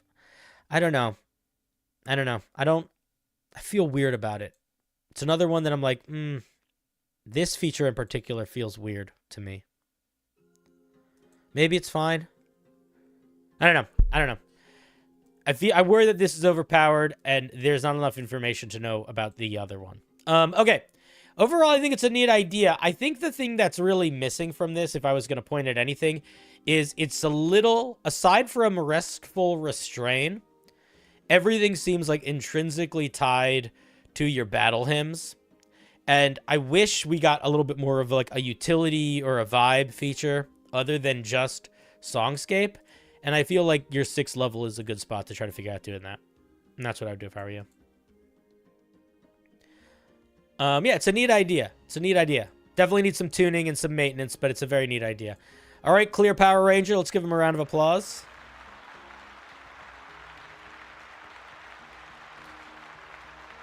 Yeah, the vibe of it's fun. I like the idea of a barbarian that's like has a battle hymn. I would probably not flavor it as singing. I'd probably flavor it as like a drum I wore, like with a kick stand, with like a kick pedal tied to my boot. So when I stomped, it would beat the drum. That's what I would play it like, but that's just me. Let's see, we got new people. Lovely.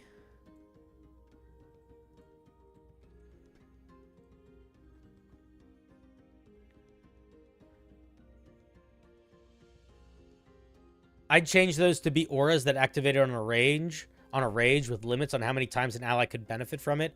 Like any ally can use it once per day. It's an interesting idea. What's up, Lua? How are you doing? Welcome to the show. We are reviewing Homebrew. And I think it's going okay. We've got some interesting pieces that we've looked at so far. Hopefully people are having a reasonably good time. Hopefully nobody's getting too sad or too happy. We want to keep you perfectly in the middle. Perfectly in the middle. All right. You're good? I'm good too. I'm glad we're all good. Boo!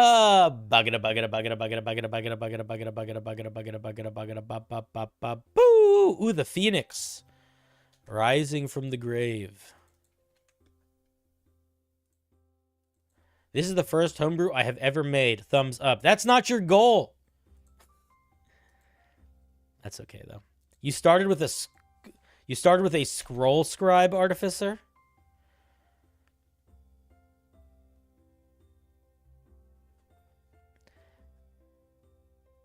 Okay.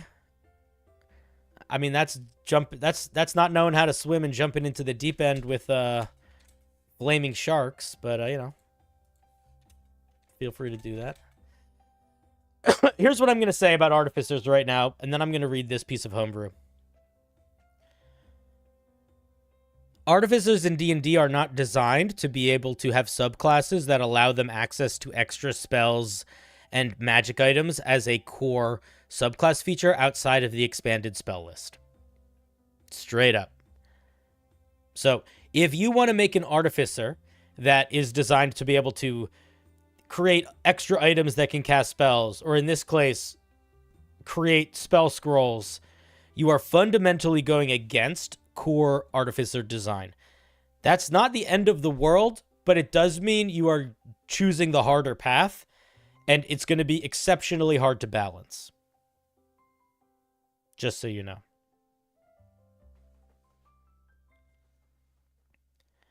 I don't know if Artificer is the worst class to play as your first class. I feel like they are difficult. They are a harder class to make a really powerful feeling character in than other ones, maybe. But I always felt like the hardest class to play for a first-time player is a Druid. Because you're a full spellcaster, so you got to navigate all of spellcasting.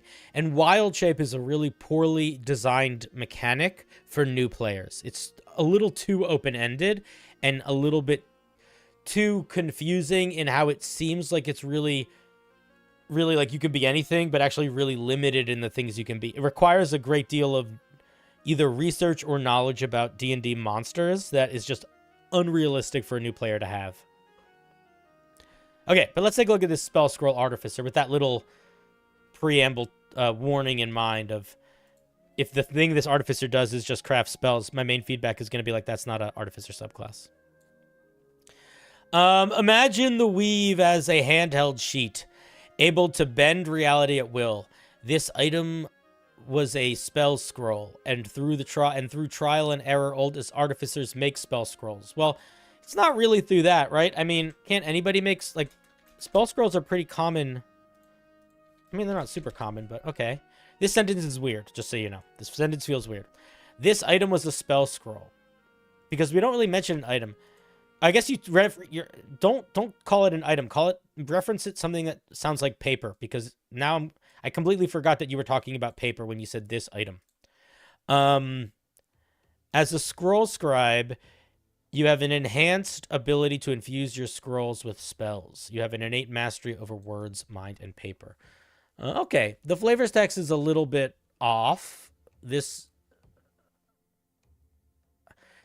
feels, again, this feels like something you would say to a character. This doesn't feel like something that would be in flavor text. And the way that this thing is written, I sort of feel like all of this feels... I would present the scribe before I presented all this information, probably. But that's okay. You get cartography tools. Let's see, we get some spells. Comprehend languages, illusory script, detect thoughts, magic aura, counterspell, magic circle, polymorph, confusion, synaptic static, legend lore. Genuine question. I don't know the answer. Why are we getting polymorph and why are we getting confusion? I kind of get magic circle because it's sort of like a fundamentals of magic spell. I get legend lore. I get the other ones. Even detect thoughts. Not really sure why we get. I'm not sure why we detect thoughts. I'm not sure why we get synaptic static, and I'm not sure why we get these ones. The tense changes from past to present. Yeah, you want to try to keep it in a single tense. And then we get a third level feature that I'm pretty worried about, and I'm not going to lie. Pretty worried about it.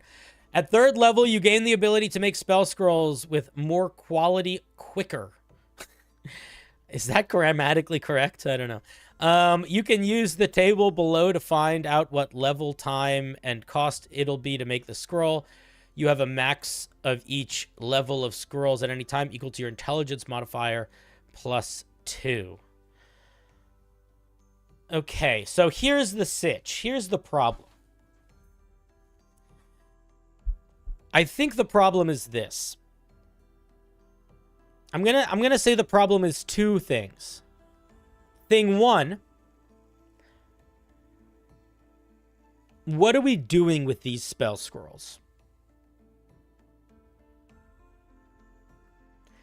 Because at the end of the day, we're basically doing one of two things with them. We are using them ourselves, or we're giving them to other people. And the other people that we're giving them to, for the most part, are going to be wizards. And the wizards are just going to be able to write them down. So we're kind of giving wizards infinite spells. And infinite cantrips. Like, you could just literally learn every cantrip. Because it's free to make cantrip scrolls. The other thing that I think is maybe a more important question here. What spells are you writing down? What spells can you write down in spell scrolls?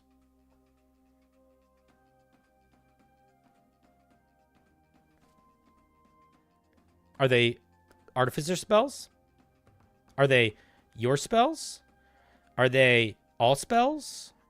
What spells are we writing down? I don't know. It could be any spells, you know. I'm really not sure. But that's a pretty important part of this feature. I worry that the infinite...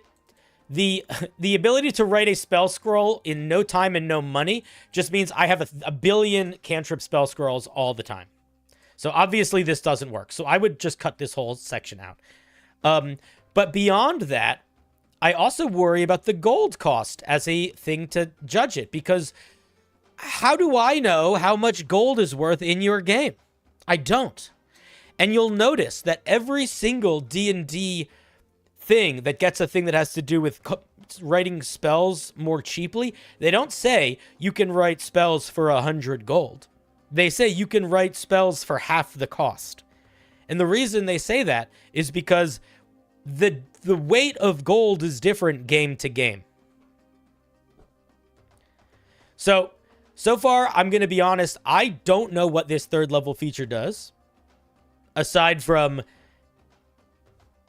the intention of you can write down spell scrolls. But it's not really balanced in a way that makes sense or really works. And then what we're writing on the spells is kind of unclear. And the point of the giving the spells is kind of unclear. Do you know what I mean?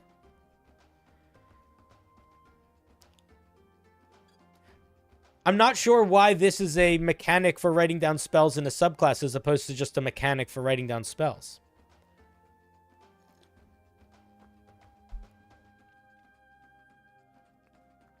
Writing spells has listed costs in the PHB. Yeah, but at the same time, man, people don't use that much. I don't think that's a good thing to rely on, to assume that is going to be what balances this. I think that's sloppy writing. I don't think that's a good idea. The only thing that makes that a good idea would be if in the document you included the price of spells as listed in the player's handbook and mentioned this gold cost is what you should make this feature if you are using the player's handbook gold cost for copying spells. I think you would need that caveat. You could just have it as a little Dungeon Master's note. You could put a little star up here and then put a star down somewhere in like little funny text and that sort of thing. But at the end of the day, I still feel like the bigger issue here is I don't know what the point of this is supposed to be. Like, how does this make you feel like an artificer in a different way? Other than giving you like a version of spell component of copying spell scrolls. But I don't think that's enough of a thing. Because again, there's still so many pieces of that are missing.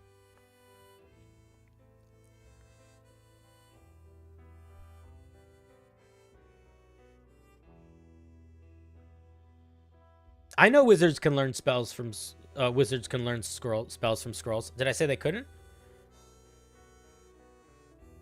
Let's take a look at Paper Whisperer. At third level, you can roll a d20 when you use a scroll. On a 17 or higher, the scroll is still usable. What the fuck? This is a little too strong. This is too strong. Especially with this. You can summon a blank scroll at will. The scroll and quill you can summon can be used as your spellcasting focused. I think you need to clarify what's going on with this. Like, can this be used? like, if I give this to a wizard, do they need to pay money to write a spell down? Like, is this infinite spell paper? Is this scroll paper? Because scroll paper in D&D is different than regular paper. Or is this like just a special notebook? I would check out the Scribe Wizard, which is essentially this, but for wizards, and try to look at some of the features they get, because they get a whole bunch of features that have to do with copying spells and writing spells, but they still feel like they are pushing in a direction, because this kind of still isn't pushing in a direction. Like, when the Scribe Wizard copies spells, they can make the spells do different damage types and things. You really feel like they are good at writing down spells. What makes this Artificer better at writing down spells other than just the time it takes to write the spell down? You know? You're confused by what subclass we're reading? This is the Scroll Scribe Artificer. And I think that this feature I would probably just get rid of. I feel like if you have the ability to create spell scrolls, you should not be able to make them so that they can just be used many times. If you wanted to do something like this at a higher level, I could see something like this as like a capstone feature, but not at 3rd level.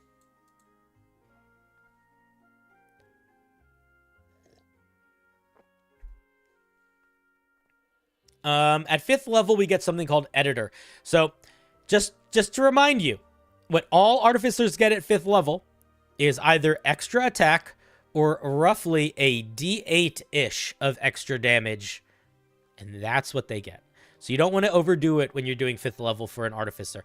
Or if you are going to overdo it, you really got to earn overdoing it. And I'm going to be honest, I don't feel like this 3rd level has earned anything for overdoing it at 5th level, because you got the foundation needs to be strong before you start building scaffolding in weird directions. Editor, at 5th level, you can change the writing of a scroll to match your needs. You can choose one metamagic option of your choice from the Sorcerer subclass. You can use a metamagic 1d6 plus 2 times. You regain all metamagic uses after a long rest. You can change your metamagic options when you gain this level at 3rd.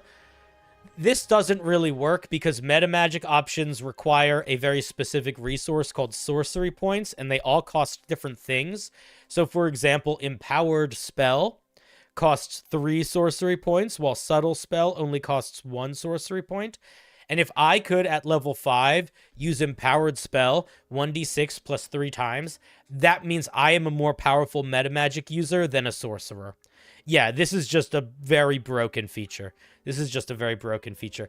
Also, this really is not helping us feel like a Scribe Artificer at all.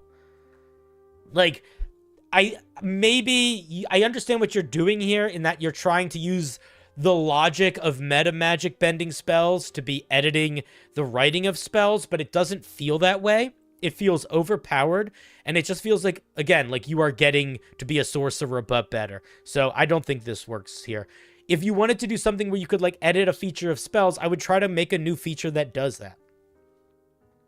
Or take elements from metamagics and pull stuff from that for examples. But that's what the Scribe Wizard does. The Scribe Wizard basically pulls things from metamagics and gives them as features. But it doesn't just give metamagic features without... because it just doesn't work. At 9th level, we get Fluid Words. At 9th level, your scrolls are so written so poetically... I would say written, not so written. Also, why is this all indented here? You got some formatting janks. Magic radiates around them. Your scrolls gain the following benefits. If you roll to save a 1st level or lower scroll from being consumed, you only need a 10 or higher to save the scroll. No, it was broken when it was 17. A 50% chance to reuse the scroll. I think is a little still broken. If you find, I mean, I'm going to just read the whole thing before I say thoughts, because I think I'm just going to have to give blanket feedback here. If you find a scroll 5th level or lower, you can save its contents to remake later. You can decide to create a copy of the scroll you have seen within 24 hours. The cost of this scroll is determined by the table in advanced scroll feature. What? Isn't that just how that works already? That's confusing. It feels like it's not a feature. All scrolls cost half the time to make. Great. I now have to do more math. The number of scrolls you can make is increased. Okay, So what you're doing here conceptually from like a design perspective is good.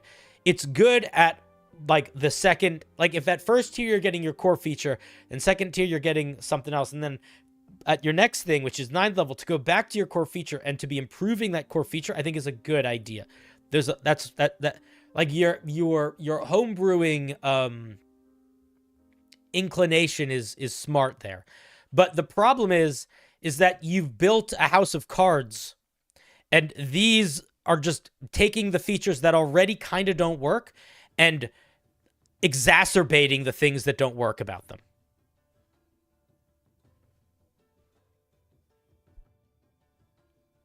So I don't want, so while I think you need to get rid of pretty much all of these, because I think the things that they stem from, I would suggest changing. I think that your headspace is right. At this point, just play a scribe wizard or multi-class into artificer. I mean, listen, that's not the nicest way of saying something, so try to be kinder. But also, you make a good point, which is the thing is, if you want to make a scribe artificer, the question is not, what can I take from other classes to give artificers to make them a scribe artificer? The question is, what makes a scribe artificer unique from any other sort of scribe? What are the sorts of things a scribe artificer can do that no one else can do? And I agree, easiest, that is definitely the headspace that this person needs to be thinking in. I also like that you wrote that on both YouTube and Twitch. I appreciate you trying to be bilingual here. At 15th level, we get Secret of the Scribes. Secret of Scribes. At 15th level, you learn the secret of scrolling is that spell scrolls don't have to be made willingly. What? You gain the ability to cast Counterspell at 5th level twice without using a spell slot. You regain these free castings once you take a long rest. In addition, when you use Counterspell, you can choose to turn the spell into a scroll, which appears in your character. If the spell is 8th level or above, the scroll can only be used by a full caster. If this, why 8th level and above? Why not 5th level? Why not 6th level and above? I'll tell you what. I would not give the free casting of Counterspell twice, but I would give you like once a day when you cast Counterspell, you can gain a spell scroll of that spell. I think that is really cool. But I think that mostly this is very overpowered, and there's a lot of clarity missing in terms of like what is the vibe that this thing is trying to sell, other than it's an artificer that gets a shit ton more spells and spell scrolls and some sorcerer stuff, you know? I gotta say that the artificer and scribes and scrolls don't feel like they mix easily. It seems like it's meant for wizards, so you have to add the artificer flavor, which this lacks. Yeah, this doesn't have any artificer flavor, which is, I think, what the issue is here. This doesn't feel like an artificer. Artificers are, like I said, they're inventors, they're craftsmen. They're not, I mean, if you want to do one, like, maybe they could invent a special type of paper that can write scrolls better. Maybe that was what the goal is here. Maybe they're paper makers. I don't know. But I think that you got to figure out selling the fiction a little bit more, and then maybe in trying to figure out that selling that fiction, coming up with some mechanics that feel unique to this, and answer the question of why is this an artificer subclass as opposed to anything else. Those are my thoughts. Thank you for sharing, Phoenix. I would also say for a first piece of homebrew, not a bad start, but you've actively decided to make something extra hard for yourself. So just know that and decide you're okay with it, or decide to make your homebrew a little simpler, or at least make it have more of a core concept that doesn't have to involve so many subsystems. I'm homebrewing a Star Wars Clones War camp. What would your best ideas for a Jedi class be? I was thinking a sorcerer for Jedi, consular but warlock for Jedi Knight. I mean, a Hexblade warlock, I think, is the Jedi Knight. The easiest way to do it.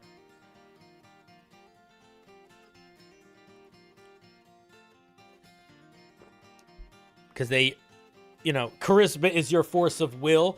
If I was going to do a Jedi, I would do a Hexblade warlock, but I would switch charisma as the main stat to wisdom. And that's what I would do. Something like that. A wisdom-based Hexblade Warlock? I feel like that sounds like a Jedi to me. Does it sound like a Jedi to you?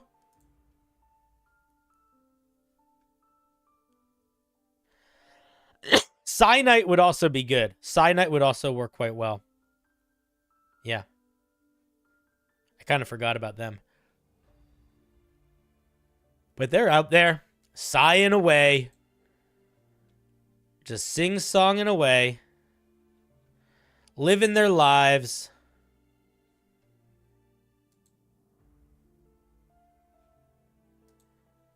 Just living their lives. All right, here, 1 second. What is happening? Why is my screen freezing? Oh God, I'm getting a new computer. It's happening. It's gonna be delivered to me. So I'm pretty excited about that. I pulled the trigger on it. So that means we can play Helldivers on stream. And other things. And I can edit videos again. And my screen won't be slowly freezing when I have OBS and 3 things up at the same time. Honestly, it's sort of for games. It's also because literally, like, if I have too many windows open, when I'm just running stream like this, my computer starts to do this. And it'll just be smooth as butter. All right. Should we spin again? A bucket, a bucket, a bucket, a bucket, a bucket, a bucket, a bee. A bucket, a bucket, a bucket, a bucket, a bucket, a bucket, a boo. A bucket, a bucket, a bye. Oh, Tradosio. Here's the first ever artifact I created. Okay. Interesting. I want it to be sort of the antithesis of the Hand of Vecna, the arm of the hero. Did you design it off of the Hand of Vecna itself? Like, should I pull the Hand of Vecna up? I'm going to. Just to remind myself. I know it can teleport stuff. I forget what else it can do. The arm of the hero. Here it is in the chat. Tradosio said they wouldn't get drawn. Yeah, well. Listen, Tradosio is a sweetheart. But he also can, he, you know, every now and then he needs somebody to grab him by the shoulders and be like, hey, man, you're good. High five. I believe in you. And that's what's happening right now, Tradosio. You're a good man. All right, let's remind ourselves what the Hand of Vecna is, other than sexy. You know? Come on. Who doesn't want to play around with this one?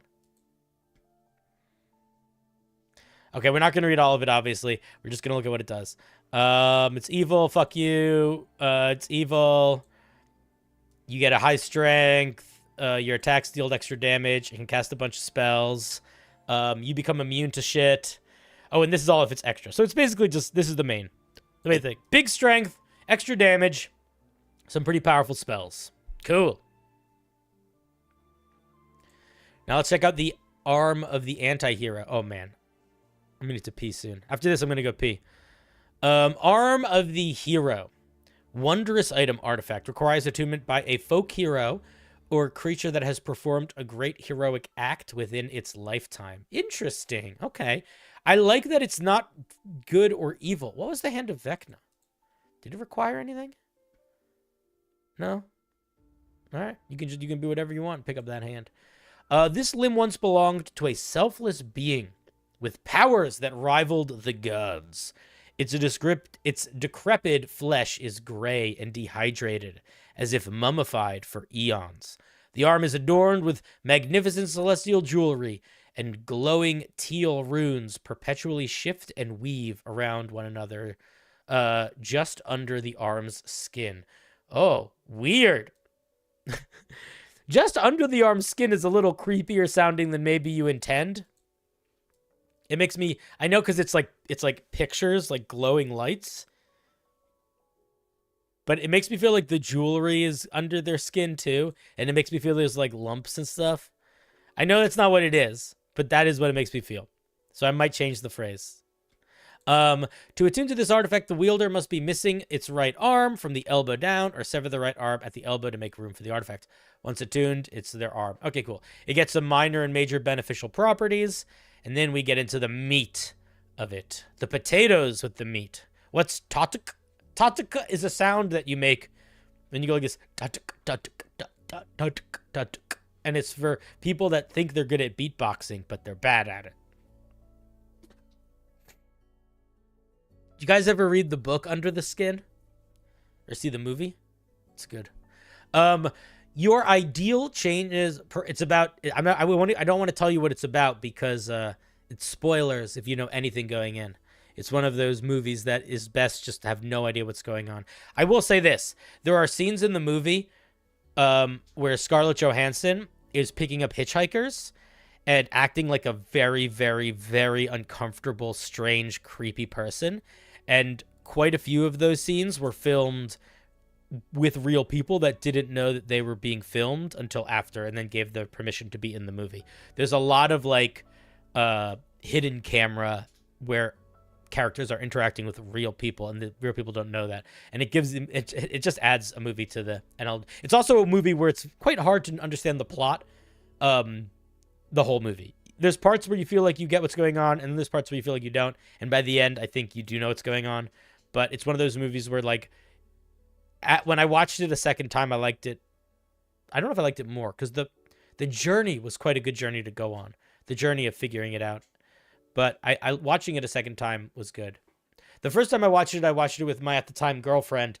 And we were doing a lot of, like, pausing it and then, like, discussing what we thought was going on while we were watching it. Which it was, like, actually, by the way, if you and your partner have never watched a movie that is known to be good and confusing together, and then but gone into it as like a journey that you're going to go on together, where you're like, we're going to try to figure this out together. It's a really fun date night. We're going to watch a weird movie and we're going to like pause it and talk about it and try to figure it out. And you have like have like a big dinner and do like a picnic on front of the TV and kind of just hang out and eat food and try to figure out what the fuck this movie's about. It's a good time. Okay. Properties of the arm. Your ideal changes to, I always try to help those in need, no matter what the personal cost. And you gain the following benefits. Your strength and wisdom become 19, unless it's already 19. Did you pick 19 because 20 was too high? Because Vecna gave 20 to strength? I don't know if we need to give a wisdom boost here. I think it might be okay if we just get a strength boost. If it really is designed to be the antithesis of Vecna, I don't know if we need to be boosting 2 stats.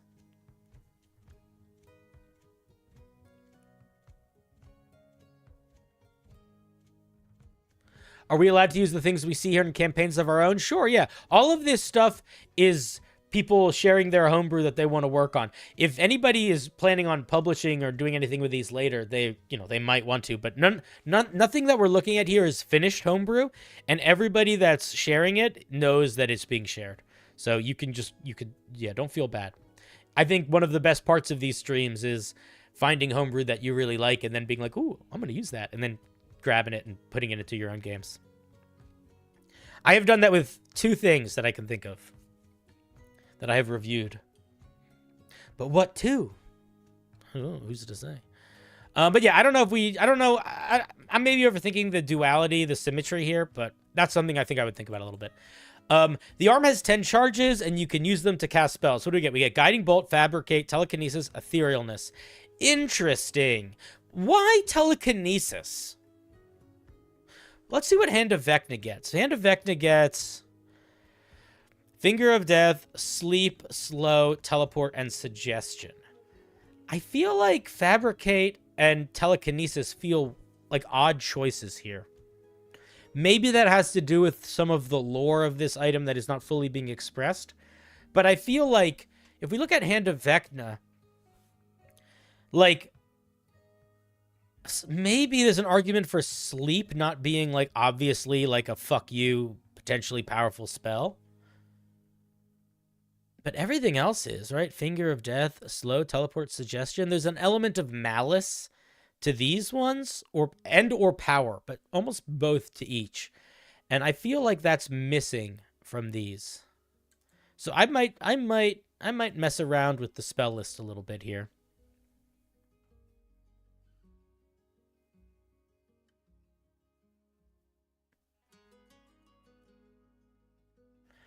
That's what Raru's arm gives you in Zelda Tears of the Kingdom? Is this a Zelda item?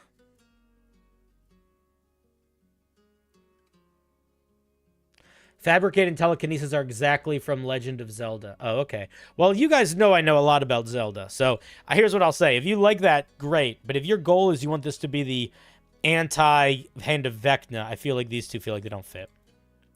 As an action, you can you choose one object you can see that isn't being worn within 120 feet of you. You cause the object to quickly travel the exact path it has moved within the past minute in reverse. If the reversed object collides with another object or creature, it deals 3d8 bludgeoning damage to it, and the object stops moving. Once you use this action 3 times, you can't do so again the next day at dawn.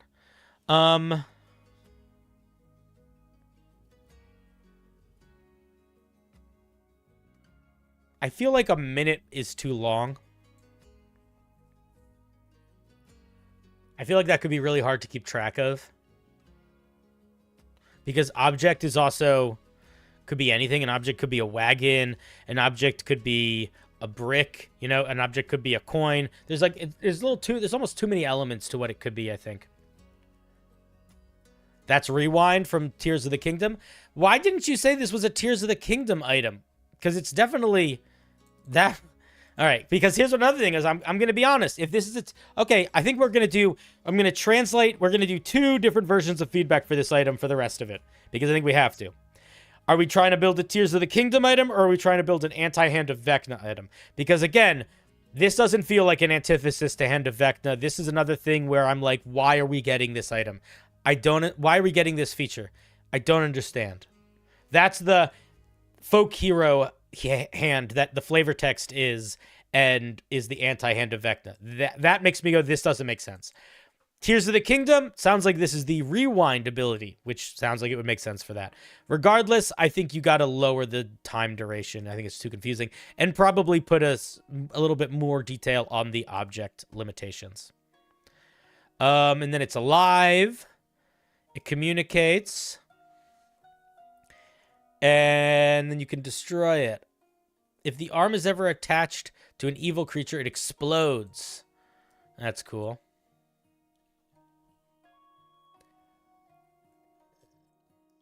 I am looking at people's homebrew. That's what we're doing on stream tonight. Okay, so main feelings. It's a neat item. I think the most interesting features of it don't work to sell the fiction that you're presenting, though. But it does sound like they do for Tears of the Kingdom. So I think maybe pull away from it being the hand of the hero so specifically, and more to the Tears of the Kingdom. And I think that it'll probably shine a little brighter. Or try to make it the anti-Vecna thong, the anti-Vecna thong, the most dangerous thong of them all. Or the least dangerous, depending on how you look at it. You know, take this out, take these out, and try to put stuff that actually feels a little bit more innately tied, or sells a fiction more less specifically Tears of the Kingdom fiction of the hero. Or yeah, or called the Hand of Link. Yeah, called the Hand of Link. Okay, those are my thoughts. Thank you for sharing. Oh, it's called the Hand of the Hero in Zelda? No, I don't know. Guys, I don't know anything about Zelda. You should never assume I know what the fuck you're talking about. I only worked on it. I haven't worked on that game since, like, I don't know, like the late 90s. Okay. Anyway, thank you, Tradosio. Very fun looking item. Arm of the hero. Let's give Tradosio a round of applause.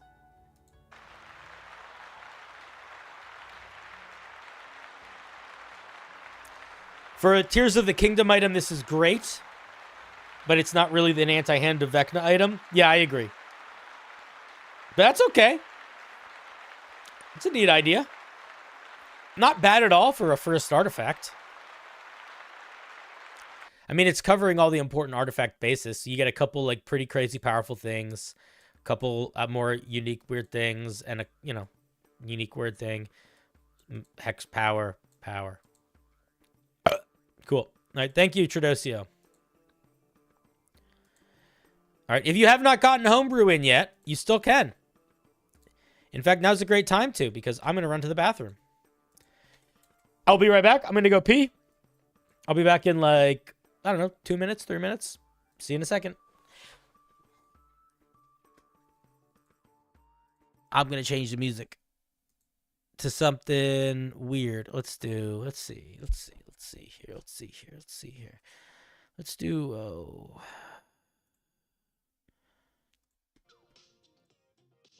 there you go. Enjoy some disco. I'll be back in a minute.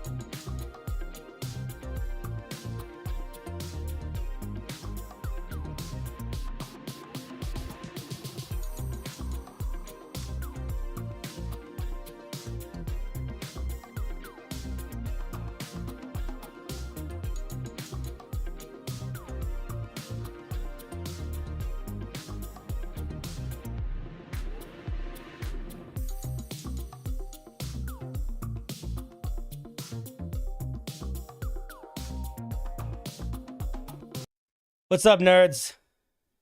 I'm back. Did I miss anything? Anything cool happen? Anything fun happen? Anything weird happen? Did I ever tell you guys that when I was in college, I would wear red sweatpants, red socks, red shoes, neon red pants, and then a red leather jacket over it, like pretty regularly? That was like my go-to look in college for like 2 years. Did I ever tell you guys that? It was a good time.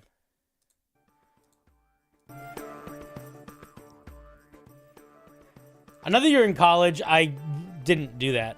The first year in college, I wore basically a bathrobe the whole time. It was a weird time. College is a weird time.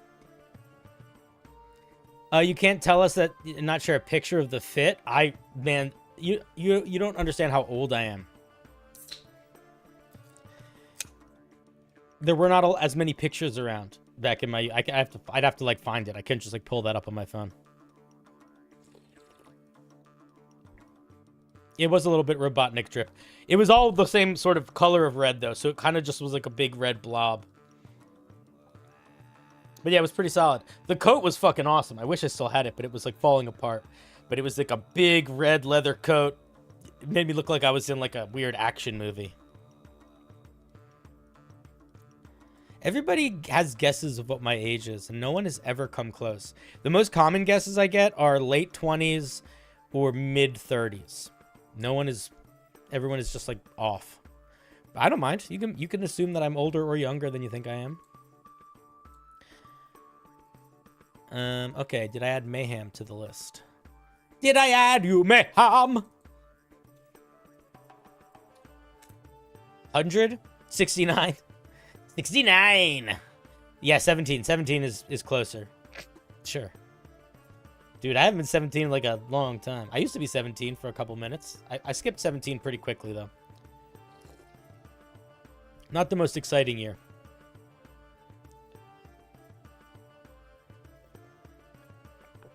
Cinder is 88, but discovered the Fountain of Youth is really hoarding it for himself. You're thinking too small-minded. Boo!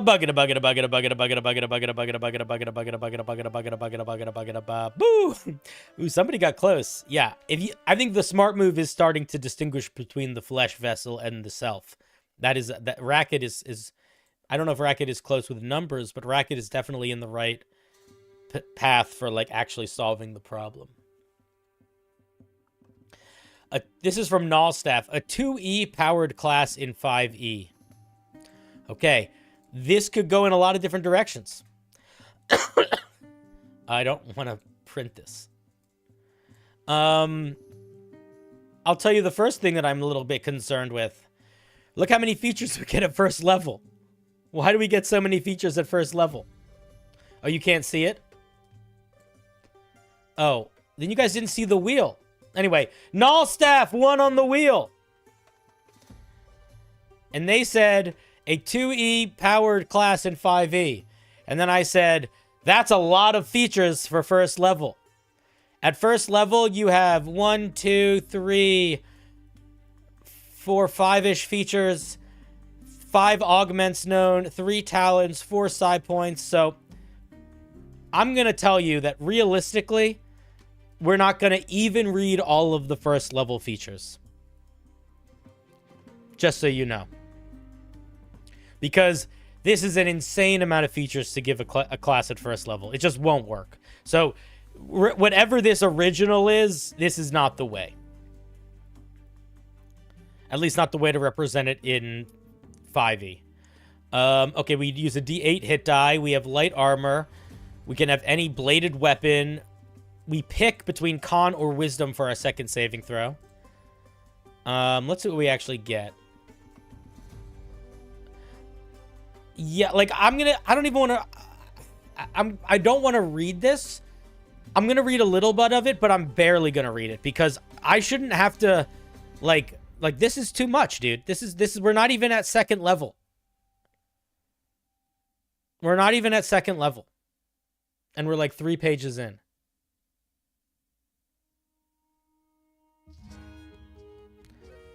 Do they mean Pathfinder 2? Maybe they mean Pathfinder 2, but this seems like it just won't work as a class in D&D based on just how much stuff there is. Would I drop the link? Oh, yeah, sure. My bad. Oh, yeah, it looks like it's restricted to the Gith, which is not normally a thing that 5e does anymore. Chapter 4 of the Scion's Primer. I have no idea what the fuck that is. So that doesn't mean anything, just so you know. A psionic talent is a talent power is a psionic power that is a cantrip spell. A psionic tower is a psionic power that is a cantrip spell. What? So are they just cantrips?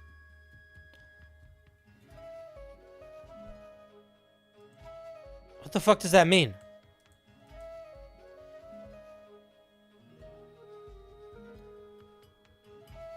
Okay, I don't know what that feature means. Are these cantrips?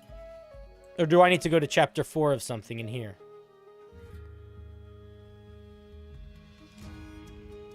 No idea.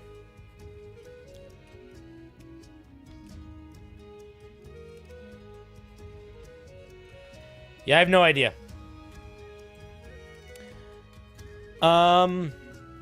Confusing wording, but they're essentially cantrips. Well, essentially cantrips isn't cantrips. So, like, what are they? Okay, it looks like this... Looks like using this requires essentially a book that this is not included with. So, I think we're going to stop looking at this piece here. Here's what I'm going to say. In 5th edition, most classes in 5th edition get very few things at level 1. Let me show you.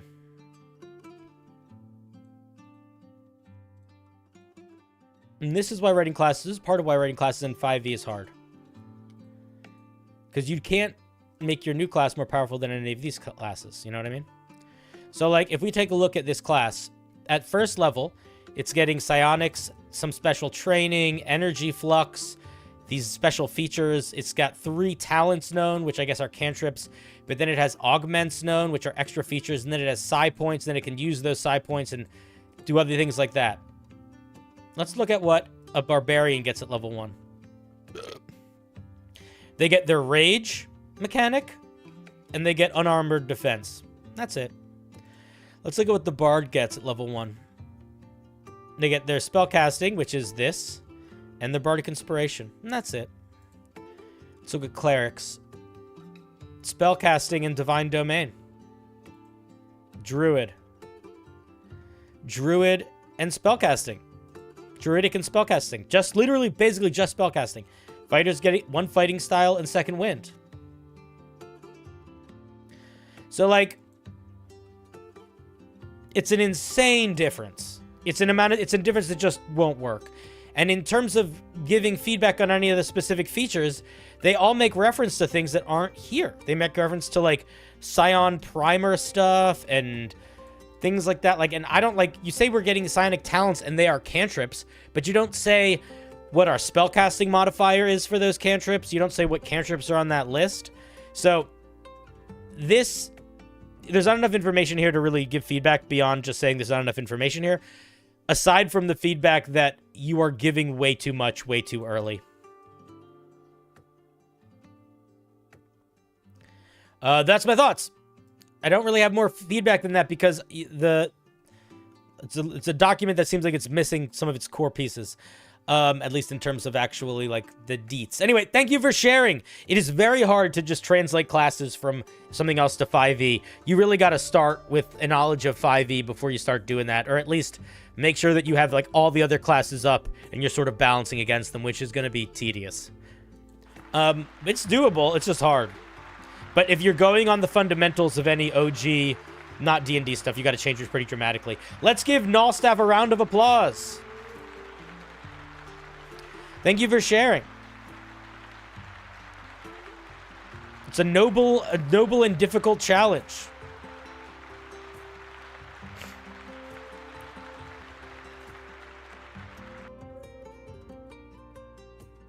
You just base them off Sorcerer? The Aberrant Mind Sorcerer kind of works pretty well for that. I think having a lot of classes is a neat idea. The thing is, though, multi-classing exists. And you don't want any class to outshine another one. So the more you add classes, you're still sort of limited based on the older classes to a certain extent.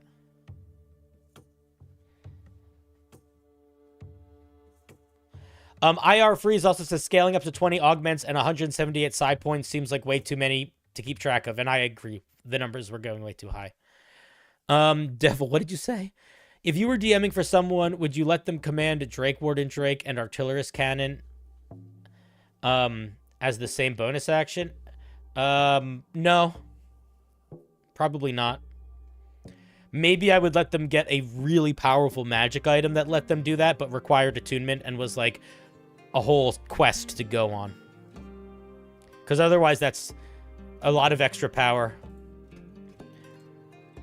And it's like, that's not something you stumble into. You intended to multi-class into that, so I would have that conversation with my dungeon master before I did that multi-class to make sure that it was something that I could do, but it was limited somewhat in, you know, how often you could do it or needing a magic item or something to make it possible sometimes. If my party ever draws the conclusion that I definitely didn't have, I almost always follow it too. They're sometimes fun and funnier than me. Dude, players are so much smarter than dungeon masters sometimes. Not all the time, but sometimes.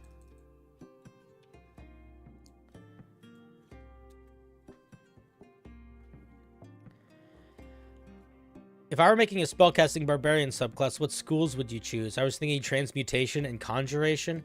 I think that it depends, but I would say that if you are making this barbarian in a way where you can cast spells while raging, regardless of concentration or not, I would not let you pick spells in the same way that a Eldritch Knight or a Arcane Trickster can. I would limit the spells you got access to even more than by schools of magic, I think. Because I think being able to cast spells while raging is so much stronger than anything the Eldritch Knight or the Arcane Trickster get.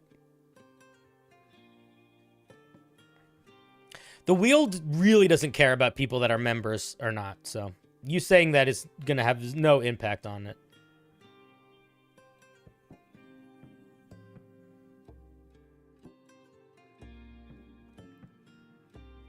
What are some magic auras tied to rage? Maybe some magic auras tied to rage. Yeah, you can, I mean, that's what the Storm Herald does.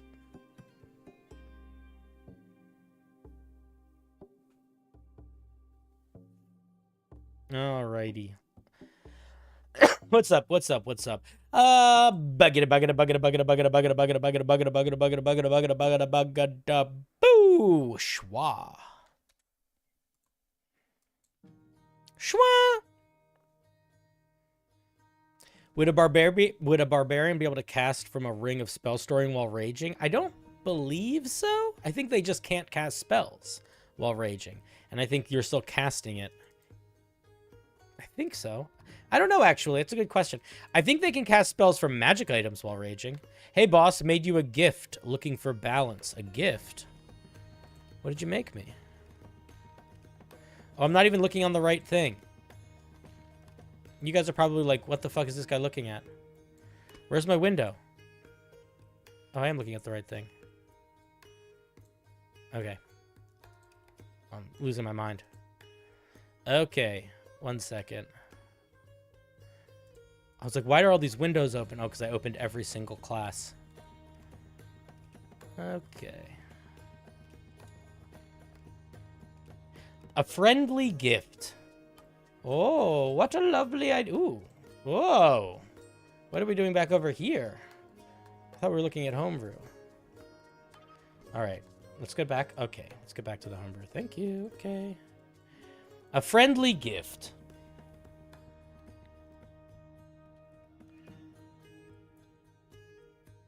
What did I do? What do you mean? Did something go wrong? This gift box can hold an item no larger than 1 foot in any dimension. You can give this gift to a humanoid. Interesting, not monsters. Monsters don't get gifts in this world. If they open the box within 60 feet of you and can see you, you have advantage on all charisma checks directed at them for 1 minute. At the end of the minute, the creature realizes that you used magic to influence its mood and becomes hostile to you. If the creature opens the gift outside of the range and cannot see when they open it, they are unaffected. Isn't this just the Friends spell? Is this just the cantrip Friends in a box? If the box is empty when it is opened, you do not gain advantage on the charisma checks against the creature, and they immediately become hostile towards you regardless. Okay. I'll tell you what. If you want to make something like if you're taking 100% of the Friends spell, you should just say the Friends spell. I don't think you should like trick us into discovering it's the friend's spell. I would just make it the friend's spell. And I think that, I don't think you were intending to try to trick us, but I do feel like I never like the feeling of reading a feature and then realizing it's just word for word taken from a spell. I would just rather see the spell, you know? The only thing that I would say that I think is interesting, that I think is worth noting, that and I think it's worth noting in a way that I think you having it written as a cantrip is going to help, is the fact that you got a 60-foot range on it, basically. You love my videos. I love your videos are really good. My videos are just okay. But the 60-foot range is, I think, what makes it interesting. And the potential timer on it, because it doesn't activate until they open it. So I think that's cool. But I would heighten that, and I would just write the friend spell. I wouldn't use this language. And then the last thing is that for a common item, I might make this one-time use. Because I do think being able to cast the spell Friends with a range of 60 feet is strong enough that I might make this an uncommon item if it was infinite use.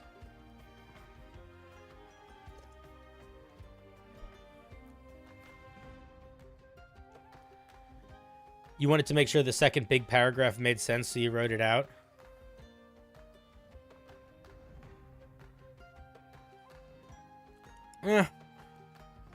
Listen, do whatever you want, Schwa. I'm not going to tell you what to do. I'm just going to tell you my feelings. And my feelings are when I'm reading a feature, and I realize after reading the feature that it was word for word pulled from a spell, that irks me. It might not irk all readers. Why immediately hostile? Because that's how the spell Friends works. If it's one-time use, could you increase the time of the effect? Sure, maybe you could make it go a little bit longer, but if you wanted to keep it as a common magic item, I think you would not increase the effect. Those are my thoughts. I think it's fun. I think it's silly. I think it's fun and it's silly. I think people will use this more than they will use the cantrip Friends, because again, that 60-foot distance as well as the timer of it not activating until they open the present, I think is pretty powerful. Not in an overpowered way, but in a way that I think would make it more interesting to use the spell Friends. Oh, cool. Thank you, Schwa. Thank you for sharing. Let's give Schwa a little round of applause. The way that it's written right now, it's intended to be reusable.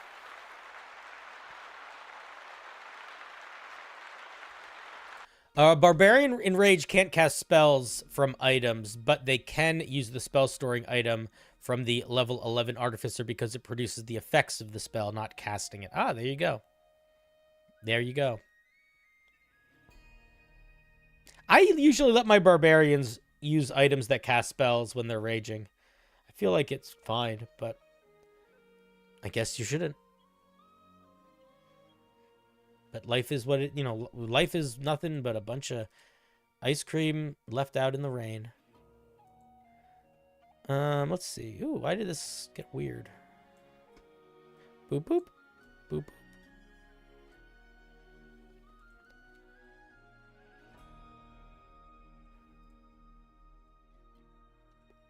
Excuse me.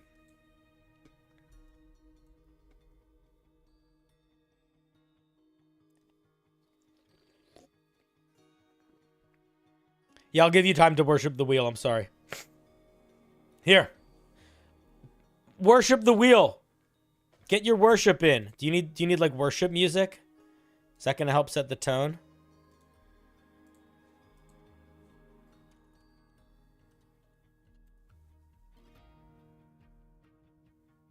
Here.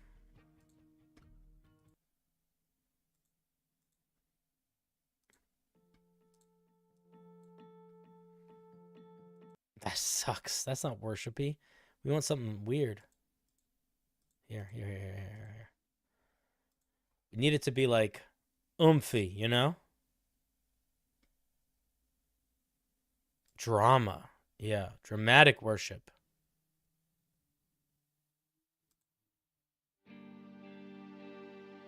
All right, worship the wheel for a second.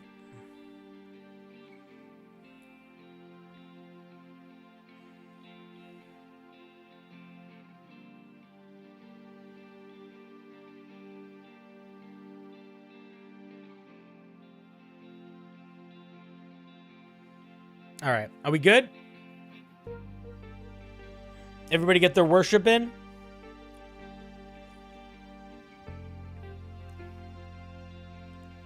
It's now or never. All right, that's enough. That's enough. That's enough. That's enough. We don't want the wheel to get a big head, you know? Forgot I made you guys listen to disco earlier. That's funny. Bucket a bucket a bucket a bucket a bucket a bucket a bucket a bucket a bucket a bucket a bucket a bucket a bucket a bucket a bucket a bucket a boo Parzival.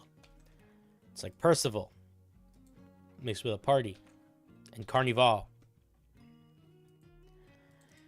The goal here is to determine if it is OP, and if so, how to make it not while keeping the flavor and feel. Okay, let's see what you made here.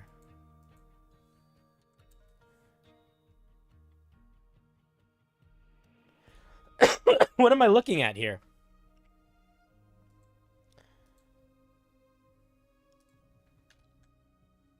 Homebrew lineage, Shadow Charmer. Okay, so this is like a new D&D race, sort of like the vampire lineage or whatever. The wheel did not ignore your prayers. Idiotic. Do you know what I'm going to tell you right now? And listen, you are more than welcome to lament to me because it's genuinely no skin off my back. But I will tell you that the wheel pays more attention, I think, to people's responses to not getting picked than to the prayers they make in desperation. So I would just keep that in mind. Again, I don't really care because I get to see cool homebrew anyway. So yeah, so this is like the Dampier or the Hex Blood or anything like that. You enjoy brotherhood with creatures of the night, and you gained powers over darkness through some kind of contact with dark energy. Okay, I'm going to tell you right now, if you're trying to build a lineage, more specificity is going to be better. I don't want to know where our powers maybe come from. I want you to just tell us, like, what is this fiction that this is trying to sell? I'm a little bit worried at the vagueness of this, because it's just sort of like you're a dark creature. There's a billion dark creatures in D&D already. Like, all of this could just be all of this so far could already be a Reborn, which already exists, or a Hexblood, which already exists, or a Dampier, which already exists. Your flavor text needs to show us why your thing should exist, not give us a vague guesstimation of what it might be that also other things might be. You know almost all the languages spoken by creatures of darkness, including...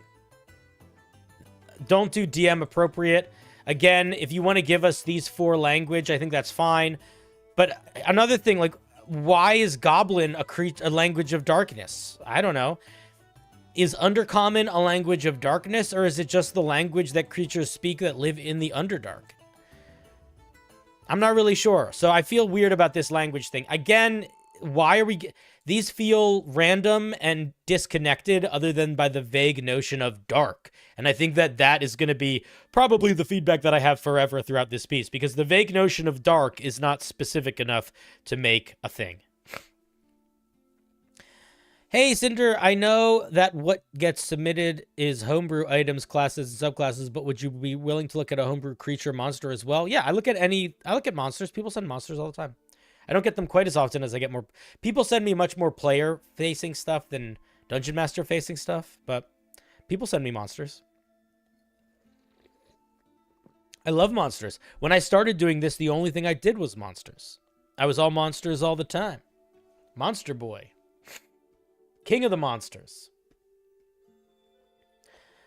Slippery mind. You have advantage against most forms of manipulation of your emotion, including being charmed and frightened.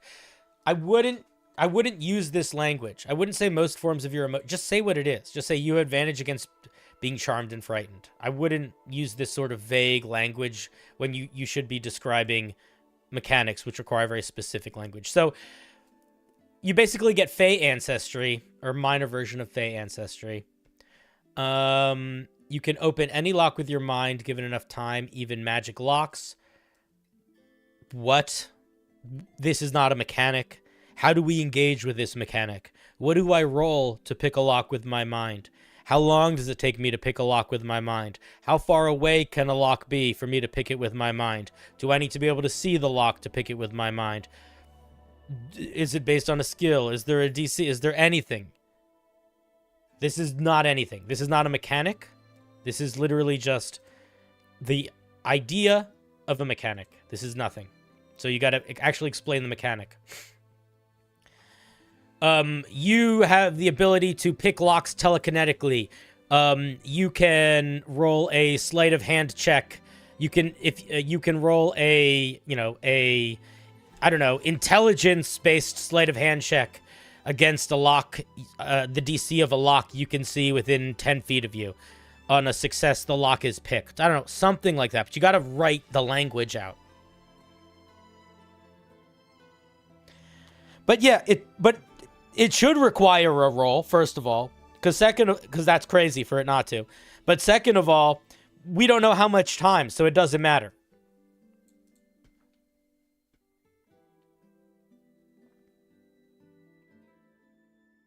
Mage Hand, Ledgermane of the Arcane Trickster could help for sure. That's true. The Arcane Trickster can pick locks at a distance with their invisible Mage Hand.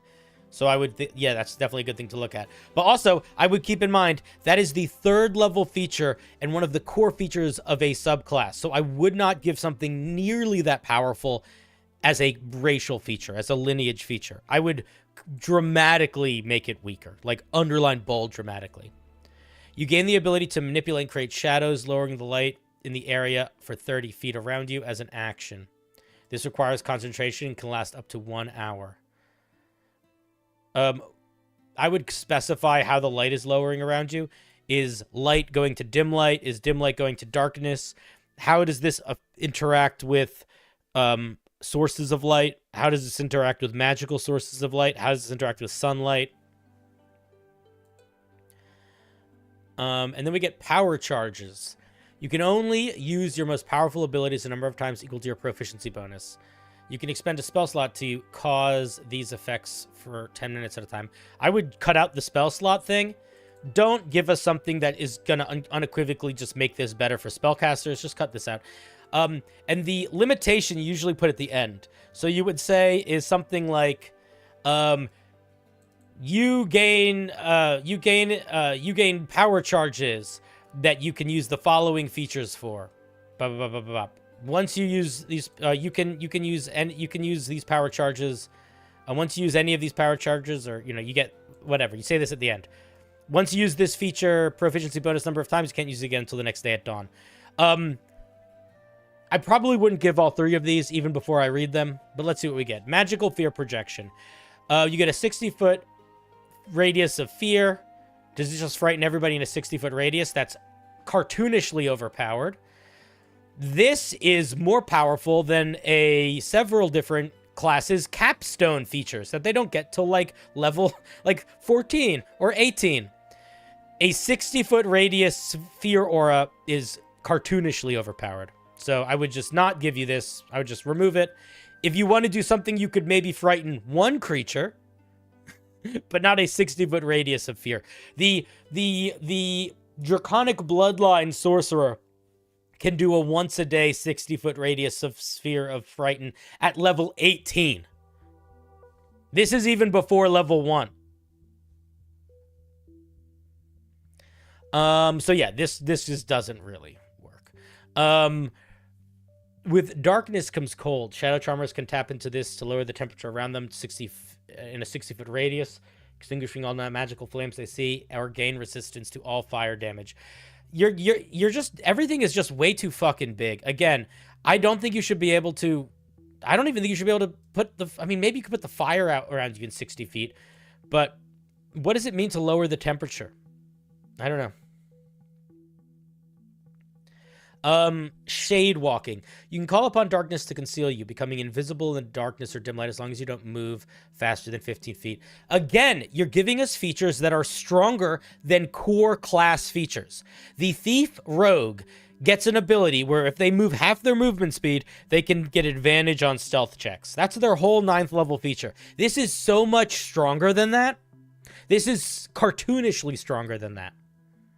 So the main thing that I'm going to say is that you need to get more specific in what the fuck this thing is. And stop trying to make it like a general, vague shadow monster thing. The next thing you got to do is, once you have an idea more specifically of what this thing is, build towards that idea. Because right now, we have a bunch of powers that don't really feel like they connect, other than, again, through that very vague idea of dark. So, simplify. If you based this off of a lineage, you should be looking at the lineages for examples of power balance. And I think you're not doing that. Because we're getting crazy 60-foot radius things. We're getting straight up invisibility. You know what I mean? We're getting some hectic stuff here. So if I were you, I would go to those things to help you for balance. But to maintain the flavor, you have to know what the flavor is clearly. And maybe you do in your head. But it's not on the page. It's not on the page. And the amount of different features we're getting, like we're picking locks, we are frightening, we're becoming invisible. Like, what are we trying to be here? Remember, the race that we pick should be the flavor of our class. It is not the core of our class. So I would I would focus the idea, trim everything out that is not directly tied to that core idea, see what's left, and then build up off of that. And you really got to tone back your power charge features. And then other features just need fucking clarity. Like this, again, this doesn't mean anything. So make sure that whenever you're giving us mechanics, you're actually giving us features, you're actually very clearly expressing the mechanics of those features. And then beyond that, make sure that the mechanics of those features are toned in relationship to the other things of similar power, which in this case would be the other lineages. Dampier, Hexblood, that sort of thing.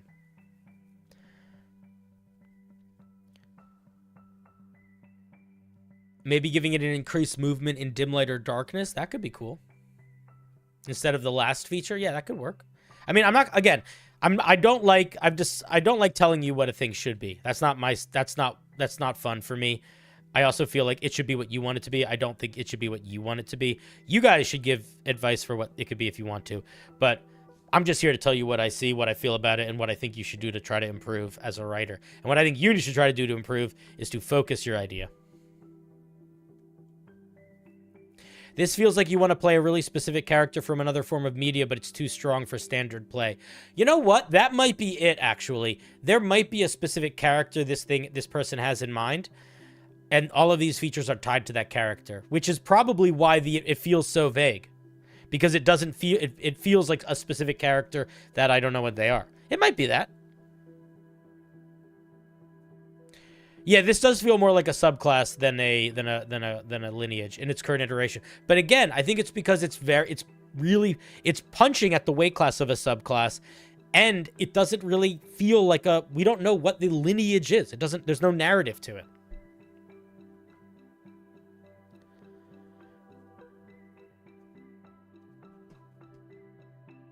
Seth Sorensen, I don't know what that is, but I think that that's the problem, is you're trying to make it feel too much like something that is not a thing in D&D. So whenever you base something off of a piece of fiction, you have to really be pretty harsh with what you cut out, because the goal cannot be to be that character. At the very least, the goal can't be to be that character in one thing. You could try to build Seth Sorensen in D&D by combining what class you pick, what subclass you pick, what lineage you pick, and what magic items you get. But there is no way you can fit it all into one of those things. Any one of them. And it seems like that's what's happening here. So I think you got to cut a bunch out, and you got to think about, let's not make this Seth Sorensen. Let's make this a lineage in D&D in the way that Dampier is a lineage. It is a thing that people can become. And then make it that.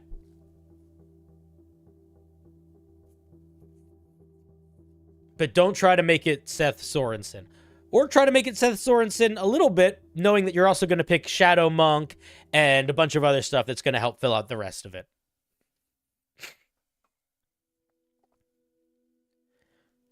And that was my feedback.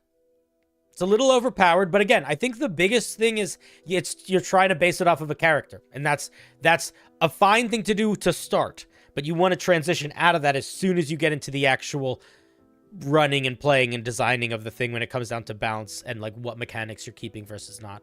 And the way you keep these vibes without losing these features is you take things out that you don't need. Like there's a lot, like for example, like there are plenty, like the Shadow Monk can make areas of darkness and can teleport through darkness. So maybe be a Shadow Monk when you're playing this, and then you don't need half of these things, you know, stuff like that. Or the Twilight Cleric or whatever. Zombies were people. Thank you for the sub. Oh, yeah, and it should probably have dark vision. That's a good point. That's a good point. Yep, all right, Parzival. Make this feel less like a character that I don't know who they are and more like an actual unique lineage, and I think you will be on a great path. Let's say thank you to Parzival for sharing.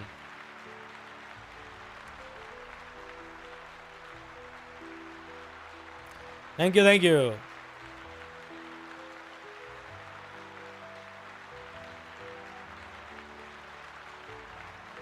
A lot of people saying it needs sunlight sensitivity. I don't like giving sunlight sensitivity to things, but if you wanted to, you totally could. But it's not my design decision to do pretty much ever.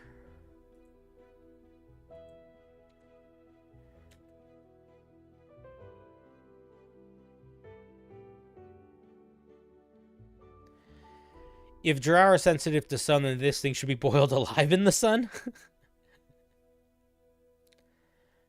Do I want to learn pigeon facts? Not really, but I'm sure you're gonna share one.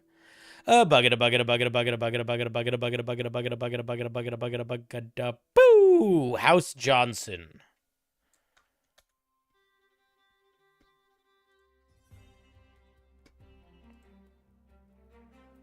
All right, Johnson. Ooh, who's messaging me?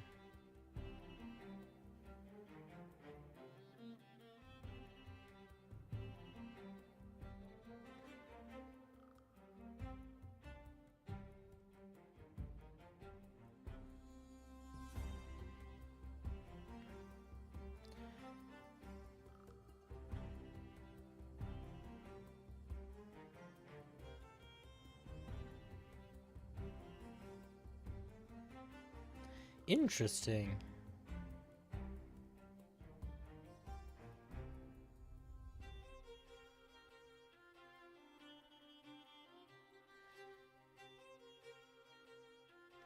Interesting. Okay. I'll think about that later.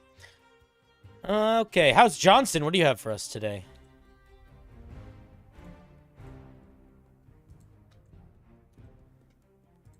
Artificer, Pokemon inspired. Oh, God. I don't want to read an Artificer that summons fucking Pokemon.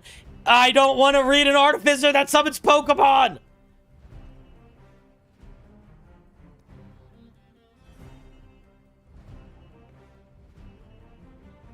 We're going to skip around with this one because I know what feedback I have before I'm giving it. I don't need to read this to give feedback on it. And that doesn't mean it's a bad idea. That just means I know what the feedback is. First of all, don't write all your features in italics. It's harder to read. More often than not, artificers who become monster hunters use their magical tinkering in ways that some would call unethical. These hunters use monsters to hunt monsters, capturing them and bending them to their will, abilities to aid and hunt. So what? So you're like a slaver and a poacher? I would try to come up with something less cringy. Or not cringy, but less like dark, probably. Okay, what do we get? We get Tinkerer's Tools. We get Find Familiar, Unseen Servant, Dust Devil, Healing Spirit, Summon Shadow, Summon Fae, Conjure Minor Elemental, Summon Greater Steed, Awaken, Summon Draconic Spirit. We've talked about this with other summoning classes. You don't need this many summoning spells. I wouldn't be giving 2 at 1 level. I would cut back on the summoning spells. It's gonna get redundant. Yeah, it's gonna get redundant. Okay, I'm probably not gonna get past this feature, is my guess, but we'll see. Tinker's Hunt. You can now augment your magical tinkering in ways that can aid you in the hunt. You can give a navigation device such as a compass or sundial the ability to track monsters within 1,000 feet of you. Additionally, you learn the cantrip Spare the Dying. What does it mean to track monsters within 1,000 feet of you? Because that is what this does. And there is no explanation of what that means. Look at any spell or ability or feature in D&D that lets you track things and notice where they are. It explains how it works. Do you know their direction? Do you know their general location? Do you know how many there are? Do you know their details about them? Like, what do you know?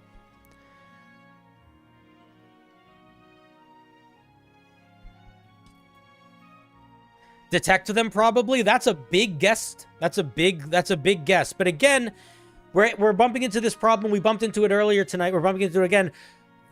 We're not explaining what the feature actually does. Whenever you give a feature in D&D, you have to make sure the person using it doesn't need to interpret what is actually happening. Yeah, you could look at Hunter's Mark. You could look at Detect Creature. You could look at the, you could even look at, like, Primeval Awareness of the Ranger. Locate Creature. This isn't exactly Locate Creature, but it's kind of, and I would say if this is similar to Locate Creature, it probably shouldn't be what we get here, or it needs to be limited in some way, because Locate Creature is a 4th level spell. But again, no idea what this is supposed to do. And we get Spare the Dying, I'm assuming because we're killing creatures. Okay. I'm going to read this feature, but I'm going to tell you right now, if this subclass is designed around you capturing monsters and then you get to wield them, that is too powerful and impossible to balance. You create orbs equal to your proficiency bonus that allow you to capture monstrosities. When you're within 60 feet of monstrosity, as an action, you can throw out the orb and it has to make a con saving throw. If the creature has more than half of its HP, it makes it at advantage. If it has less than half, it makes it at disadvantage. It automatically fails or succeeds on a 1 or a 20. If it succeeds, your orbs breaks. If it fails its save, it is stored in an extra-dimensional space where it doesn't need to eat, drink, or breathe until you choose. The creature can choose to fail. If the monstrosity spends 10 minutes in the orb, it regains all its hit points. You can capture monsters of a challenge rating 1 or below until level 6. Do they work for you? If you attempt to capture a monster that is above the level, it automatically succeeds. As a bonus action, you can release the monstrosity. Holy shit, this is all one paragraph. Please break this fucking thing up. This is so... Okay, I'm just going to show you something really quickly. Really quickly. Really quickly. Okay, here's Not Your Homebrew, okay? Check this out.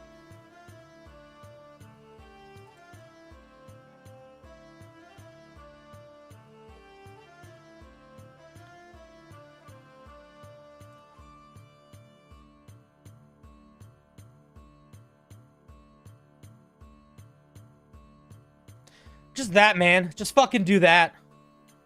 You know? Look how much of a difference that makes for readability. Just break it up into paragraphs that make sense. Okay, so you can capture a monster, and then at level 6, you can capture your class divided by 3, so it's just like wild shape. What does it actually do, though? As a bonus action, you can release it, and it remains out until it drops to 0, until you use a bonus action. If the monstrosity drops to 0, you can only have one monster. It doesn't like you or anything? You just let it out? What's the point? Why?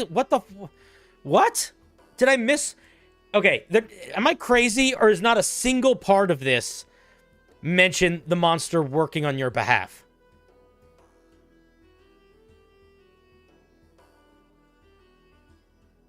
Okay, so here's what I'm going to say. D&D is not really designed for players to have access to the monster stat blocks.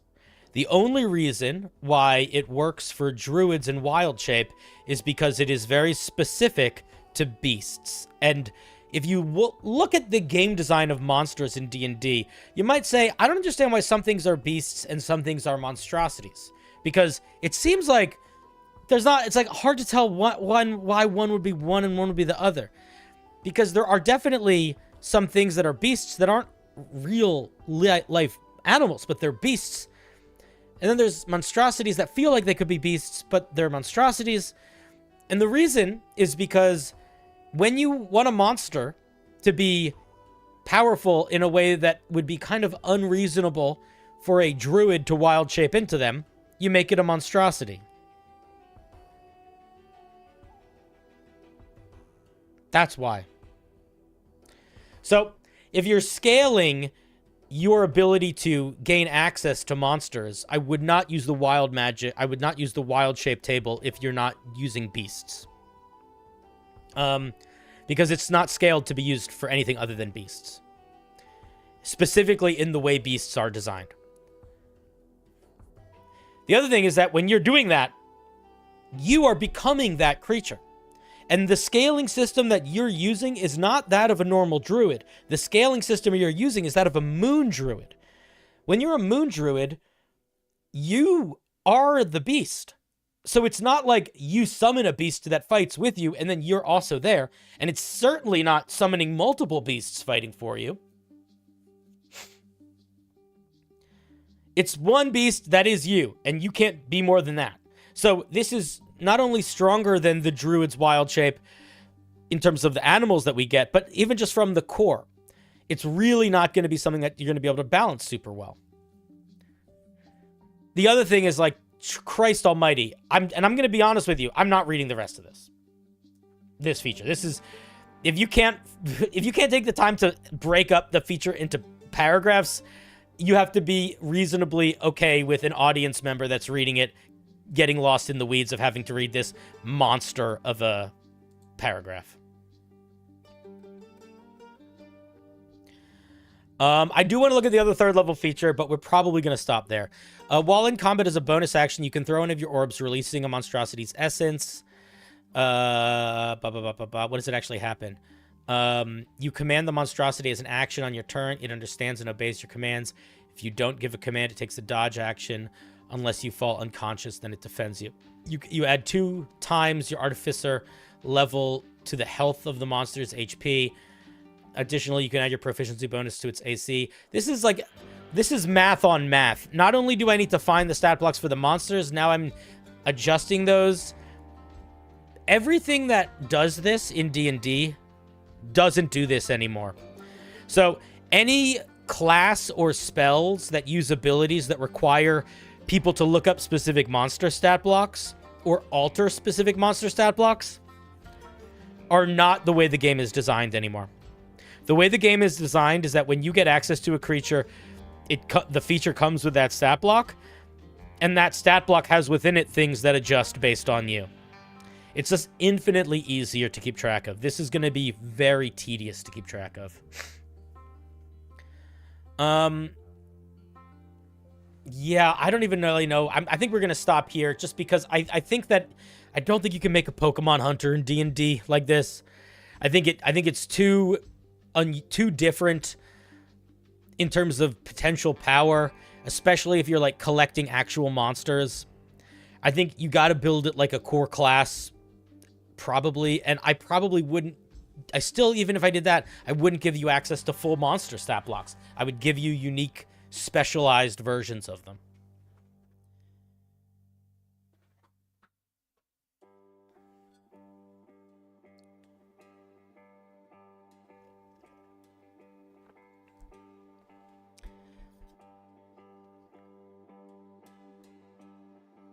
Because it's just a little too tedious, I think.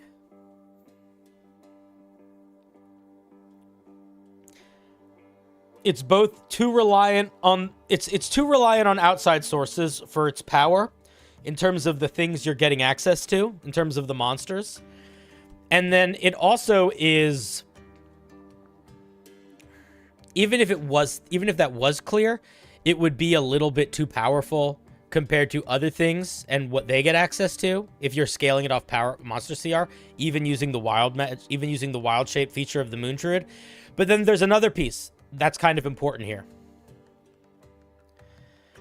The way this is written, basically any monster that is below a certain CR, you can insta-kill with a saving throw. Did you notice that? Because I use my action on a creature. They make a Constitution saving throw. If they're not below half HP, they make that save with advantage. But what if I have a wizard with Portent on my team?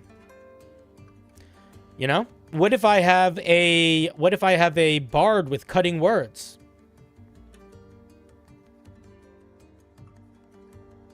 What if I have a you know, there's a million ways to make someone fail a roll, or Silvery Barbs. And if I can throw the ball and grab a creature, it's an insta-kill on a creature, for all intents and purposes, and that's just too strong. So, I think you got to rework your core mechanic. Even limiting to beasts, I think, is not the move. Because, again, it's the core mechanic is the issue. The issue is capturing monsters doesn't work in D&D. Because it just eliminates them from the fight. Because, remember, you're playing with a whole other team of people. And if one person on a team has a move where on a single saving throw, the creature is just gone forever, that's, like, more powerful than, like, 6th or 7th level spells. So I think you got to rethink the core mechanic. People in chat are suggesting looking at things like the Beastmaster as like an alternative. And I think that the Beastmaster could be flavored as a Pokemon person really well, actually. But yeah, those are my thoughts. I think you're shooting for the moon and you're landing amongst the stars. But unfortunately for you right now, these stars are complicated and overpowered.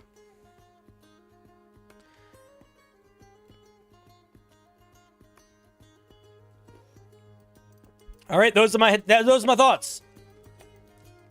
Thank you, House Johnson, for sharing. Let's give them a round of applause.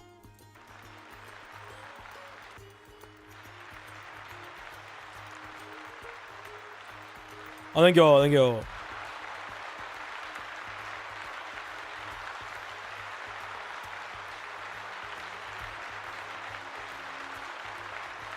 Could you make it such that the creature is magically created? Creature that's based on what you've previously fought? I mean, that's not... It depends on how much it's based on them, right? Because if it's a one-for-one replica of them or it gets special bonuses based on them, how do you scale that? Because you don't control what creatures you fight. The Dungeon Master does. And every Dungeon Master is different. So how do you scale that? You scale it by making the features not related to the creature's power, probably.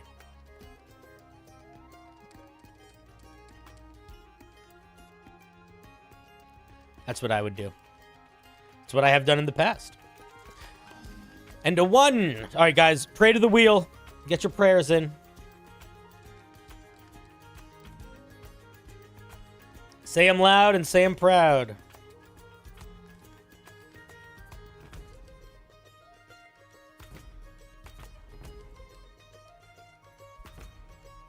All right. Prayers in. You're on the wheel, Cheap Tactics. Cheap, you're literally on the fucking screen. Why don't you look at the screen?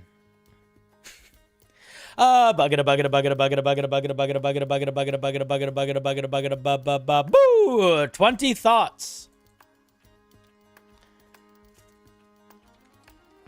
The best joke items are the ones you actually want to use in your non-joke games. This is true. That is a true statement, if I have ever heard one. This is called the Tunnel of the Coyote. Nope, shh, too loud. Tunnel of the Coyote.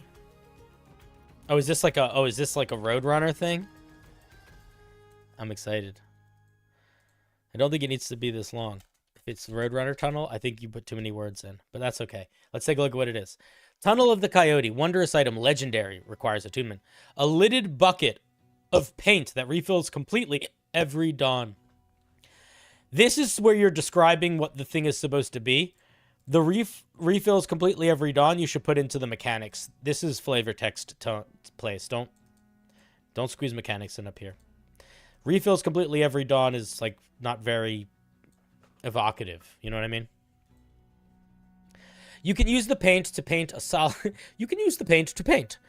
You can use the paint to paint on a solid, stationary surface, creating a portal up to 10 feet tall and 10 feet wide. This process takes you an hour and will use up all the paint in the bucket, regardless of the size of the portal. Upon completion, the portal... So, here's how I would rewrite this. Using the bucket, you can paint... Using the bucket, over the course of 10 minutes, you can paint a portal on a surface up to 10 feet tall and 10 feet wide. The process uses the entire can of paint. Something like that. But get the time into the first sentence.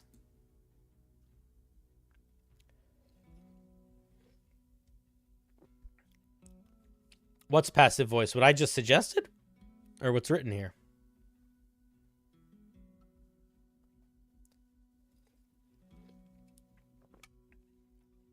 Unclear.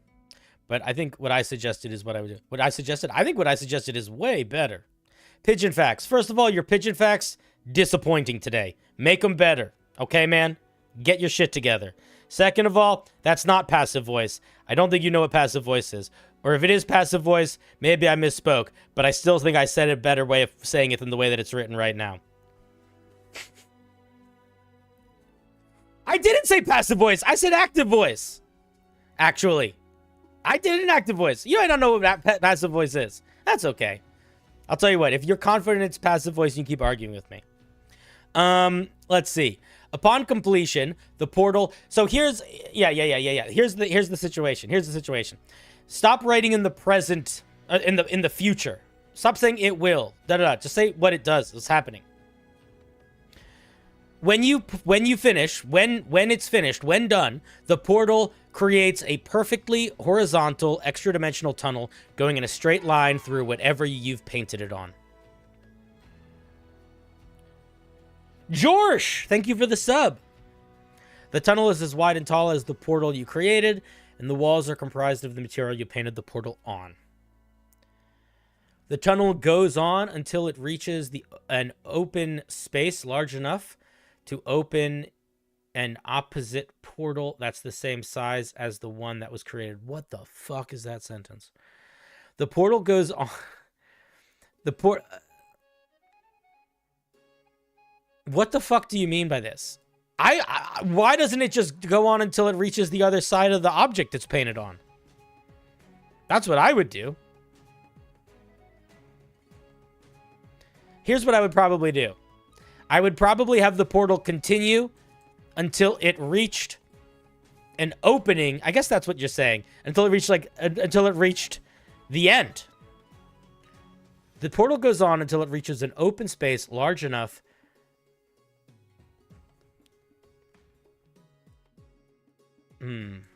The tunnel, I would say this. I wouldn't say goes on. I would say the tunnel extends until it reaches a open space on the other side of the surface.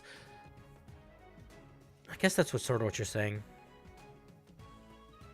It's a very tricky sentence. I'm going to be honest. I'm not going to tell you how to solve it right now. I don't know how to solve it right now, but it is fucked in its current iteration, just so you know.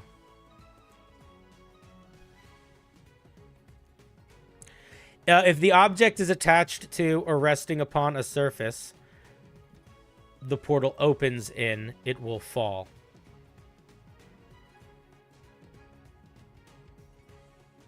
What? I don't think you need this sentence. I think I understand what's happening here, but I think the fact that it makes a portal that opens up, this is implied. I also think even for a legendary item, it has to have a limited range. I don't think the portal can go on until there's an opening. I think you got to limit it. I think the limit's got to be like 100 feet or something.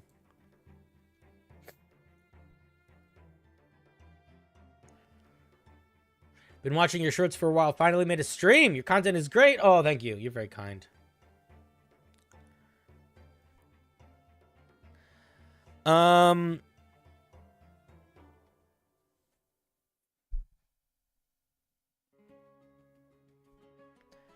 The tunnel is as long as the distance between the portals. What? Why is this sentence here? Why do we need this piece of information? Didn't we get it like 3 times already? We don't need this piece of... Get rid of this. The portals and the tunnels between last up to 6... I think the problem is you got to figure out how to explain this in a simpler way. I genuinely think that's the issue here. This is... You're dealing with... You're giving too many... Your sentences that are explaining it are confusing me in the way they're written, and you're giving these very specific details of things that you don't need to, and it's just making me extra trippy because I'm now trying to understand why we're getting these details, and it's making me second guess the other things. So you got to really focus this in a little bit.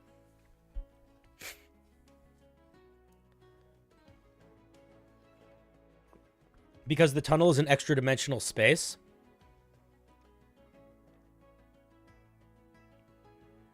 Then I think you got to figure out not having it be an extra dimensional space, or stop referencing it as a tunnel and just talk about it as portals.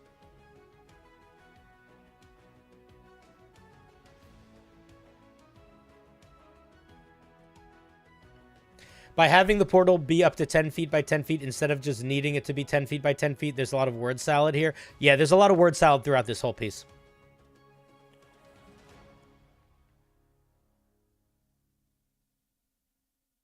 The tunnel continues through the object until an unoccupied space is reached. The tunnel only opens if the wall adjacent to the occupied space can fit the original painting. Perfect. Drove in. There you go. Exactly. Yeah, tunnel suggests there's a little literal hole in the object, and if there's not, stop using the word tunnel.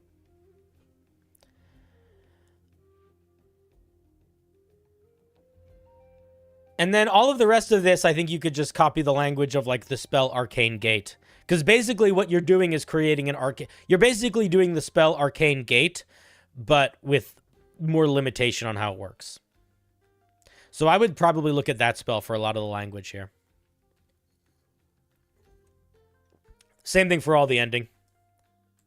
I think Arcane Gate is the spell I'm thinking of.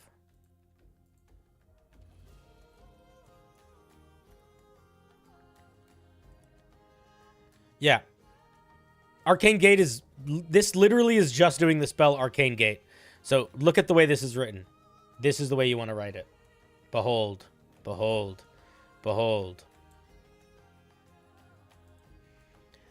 All right. 20 thoughts. It's a fun idea. I do love the concept. I'm going to tell you, I lost my sense of humor in the confusingness of the way this was written. But I do want to say the idea is funny and interesting and would be fun to use. But your explanation is tedious and making it so the humor is feeling a little bit dried up. So simplify your explanation, figure out getting your sentence structure and the order of information that you're given a little bit more clearly. I would look at spells like Arcane Gate as a way to, as a guiding light. Tunnel of the Coyote. Thank you very much. All right. Let's give 20 thoughts a round of applause.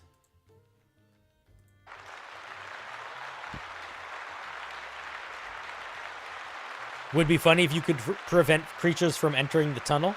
I think there was something like that at the end. There was something about 60-10 bludgeoning damage, but I think that there's enough work that needed to be talked about that we didn't need to deep dive the whole thing.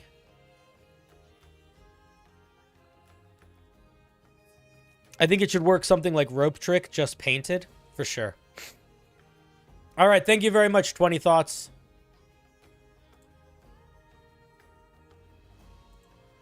Oh, somebody didn't write their name. They just wrote the name of their piece. Gotta love it. Benji, you've said that like 6 times in the chat, or at least twice. I've seen it both times. I appreciate your enthusiasm. Okay.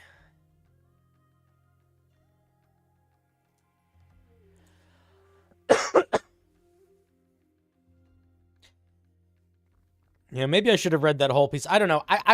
I'm trying to be more okay with holding you guys accountable for making your things enjoyable to read. And I think that I'm trying to be more okay at not forcing myself to read something that genuinely is like starting to mush my brain. And like, I feel like if me reading something starts to feel tedious, that's more important feedback than anything else, you know?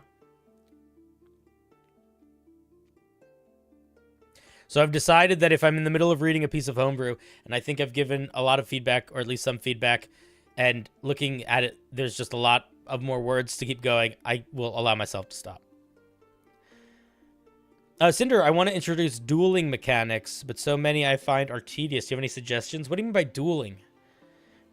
D&D isn't really... I mean, you could just do one-on-one combat. I'm not sure what you mean by dueling. There's compelled duel.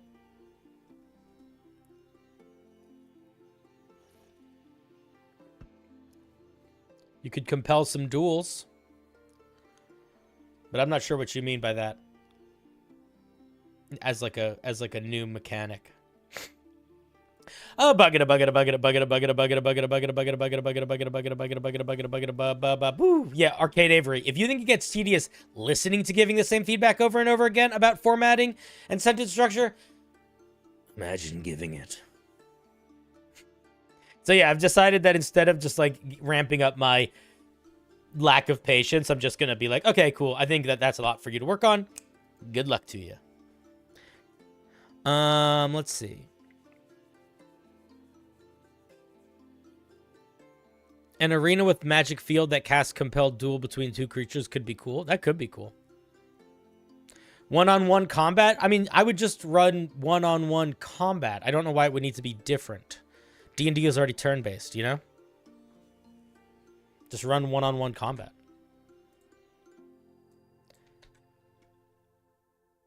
Makeshift mousepad. This is a druid subclass I designed for players, viewers to play as a character from a D&D game I stream. I want it to feel like you're playing a were creature. Okay, let's take a look. I'm always a little bit hesitant when people send me stuff that's close to their hearts, like it's in a game. Because what if it's the thing that you're using in your homebrew and I just yell about it being busted for 10 minutes? Are you gonna feel okay with that? I hope so.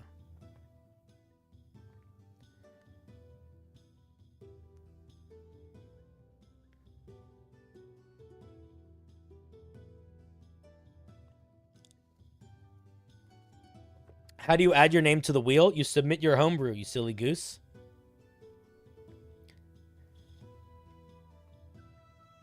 Okay, let's take a look. We got the Circle of Instinct by Makeshift Mousepad.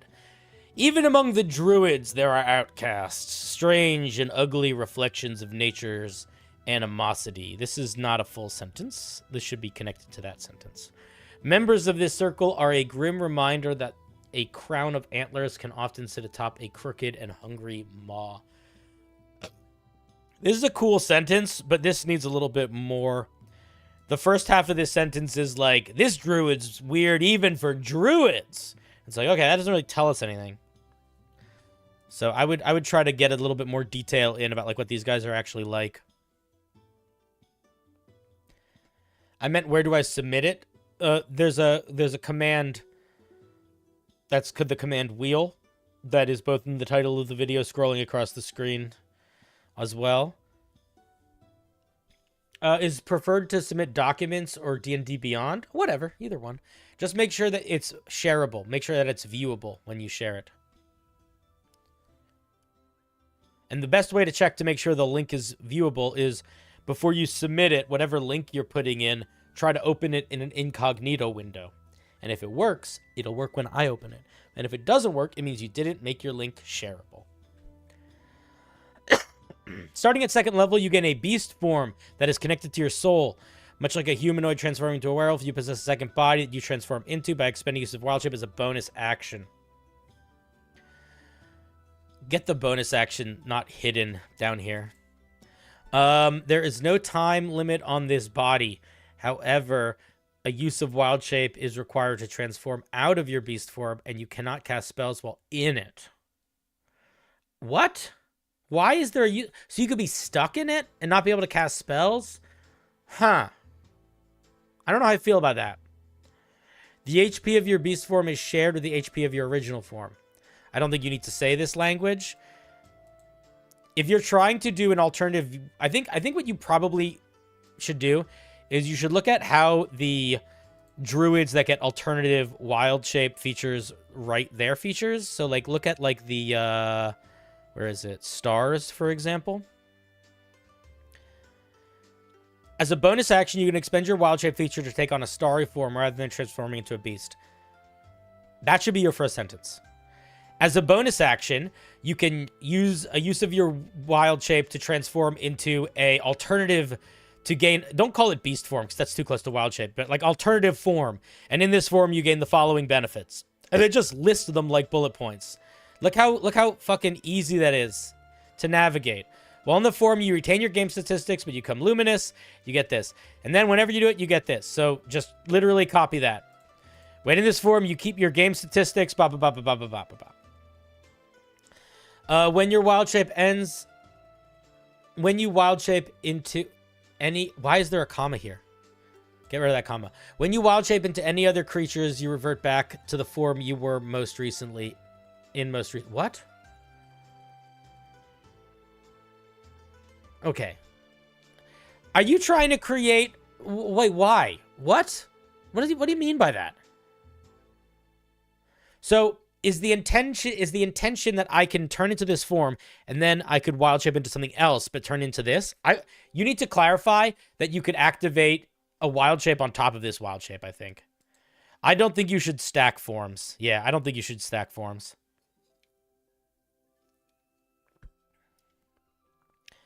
And all of this is kind of nothing. This is just flavor text.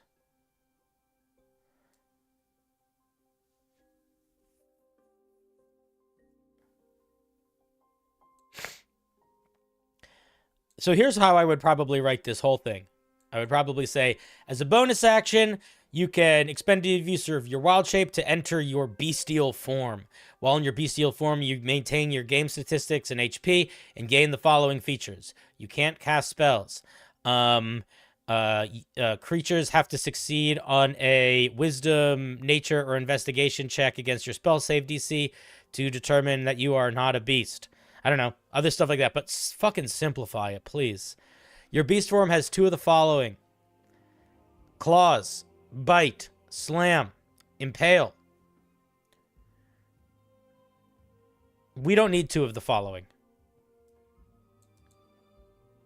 Also, genuine question, why would we ever pick these middle 2? Ever. What is the mechanical benefit of getting bite or slam as opposed to claws or impale? I don't think there is one. Oh, some of these are dex-based. I didn't even notice that. But honestly, you're going to be more dex-based as a druid 99% of the time than strength-based. In fact, like, you're punishing people for being strength-based. Also, yeah, blunt damage isn't a thing. It's bludgeoning damage. Makeshift, I'm tearing you up. I hope you don't mind. Main feedback so far. Main feedback so far. The formatting here genuinely needs work. Dramatically too much flavor text. The features are hidden in the flavor text. If you want to give an alternative wild shape feature, look to the Star Druid starry form for an example of how to organize it better. Because right now it's pretty poorly organized for actually giving the information. The second thing is, I feel really strongly that the unlimited time frame of it and the ability to wild shape into other things but then revert back into this and the ability to get stuck in this form, none of that feels good for me. I disagree with all of it. Basically, what we have right now in its current iteration is a incredibly convoluted way to get to, as you can use your wild shape to get one of these, to get 2 of these attacks. And that's too much work to get to this simple of a feature. This is the only thing we're getting out of this wild shape at 2nd level.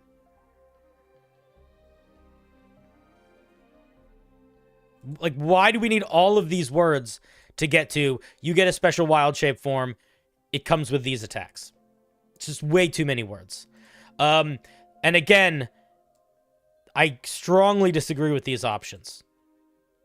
Why is strength so hindered compared to dex? And there's just like, yeah, it just doesn't make sense. Big disagree. Whichever attack you choose increases by 1 damage die at 5, 7. Why? Why? I disagree with this too. I disagree with this. Are we getting extra attack? Maybe we're not getting extra attack. But even then, that's too much. That's too much growth. 3, 4, 5, 6. I don't think our attack should be doing 66 damage. Or 5d8 damage. I think that's too much. Okay. And then we get Beast's Nature. When determining the characteristics of your alternative form, you choose one of the... Holy shit! We're choosing archetypes of our beast form? I wish this was written up here, in a place that would make sense for it to be written, as opposed to as a secondary feature that seems like an afterthought, but actually seems like it might be the main feature. You know what I mean? Like, let's get it up here. Beast form. As a bonus action, you can expend a use of your wild shape to turn into your beast form. While in your beast form, you can't cast spells, and you gain the following features. Choose 2 of the following attacks and a bestial nature. Boom, done. Put it all in one thing. Make it fucking short and bullet point it.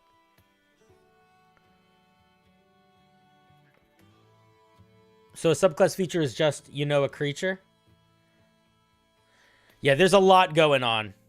There's actually not that much going on up here, considering how many words this is. So maybe it's just really wordy. That might be the issue.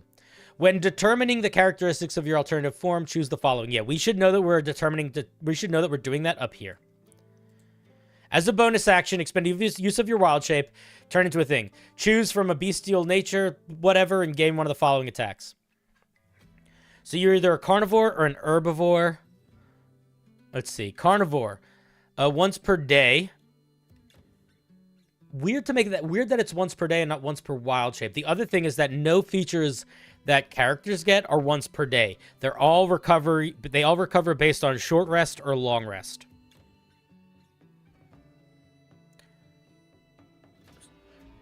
Deal maximum damage with a melee or ranged attack. Receive maximum healing.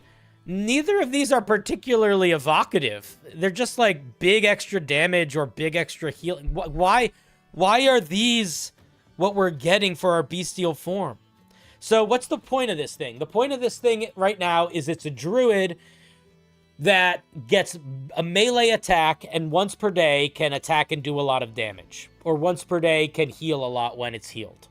I don't feel like that feels like a subclass. I don't know, man. I think you got to rethink your bestial form. I think this is overpowered and not particularly evocative in the way that beast nature work. I just think it's both overpowered and not particularly evocative of anything. And I think if you reorganize the way you've written beast form, it's going to take up 1/3 of the space and is going to work much better. If this has to fit an NPC, then why did you make it a subclass? It doesn't need to work as a subclass. It's an NPC.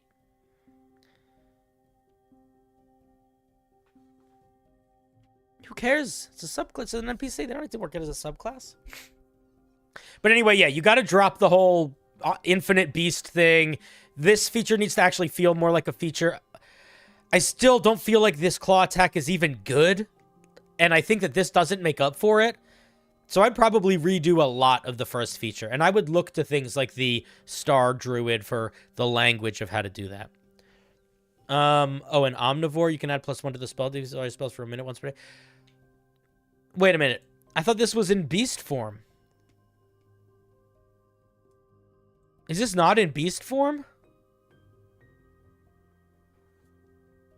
Is this just for whatever? Because you can't cast spells when you're in beast form. Also, we are a druid. We are a full spellcaster. This is so much stronger than either of the other 2 options that it makes the other 2 options kind of stupid. You know? I think you need to clarify that these are intended to be used at any point and not determine your alternative form when you're explaining them. Because when the only explanation of the feature is talking about determining the characteristics of your alternative form, it kind of makes me feel like it's tied to the alternative form, you know? But yeah, if you're a full spellcaster, all these features are just numbers go up.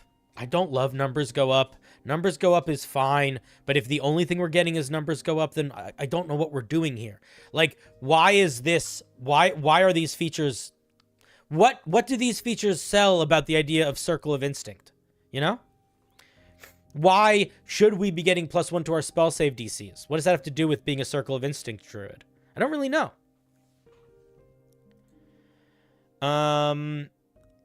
Oh, we got more at second level. We're getting a lot at second level. Spell effects that revert shapeshifters to their original form will revert you into the most recent of your two forms if you are in your Yeah, you're just way too caught up on this two forms thing. I don't think you need this feature. I think you gotta. I think you have two options. One, really lean into the two forms thing and build it so that's what it feels like it's intended to be, or completely drop the two forms thing and just make it so your beast form has limited use.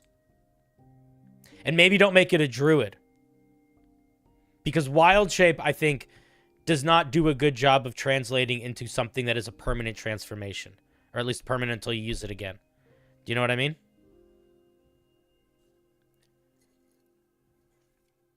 You can listen to my D&D podcast by looking up Unbalanced Encounters. Unbalanced Encounters. This is my podcast. And it's on Spotify, it's on Apple, it's in all the places. And we just got nominated for an award in LA, which is pretty cool. But yeah, I think if I were you, I would rework these core features. At 6th level, we get Fight or Flight. Starting at 6th level, your adrenaline helps magic flow through your body, but at a cost. When casting a spell, don't say may, say can, you can spend up to 3 hit die to increase the strength of your magic. For each hit die, you can increase the range of the spell, increase the area of the effect by 5 feet, increase the potency of any spell by 5 damage. I'm going to tell you what, I'm not even going to talk about the power balance of this, because there are things in here that I think I disagree with. I don't want to make anybody do 25% math. Increasing the area of effect by a spell by any amount is way more impactful than I think you're giving it credit for.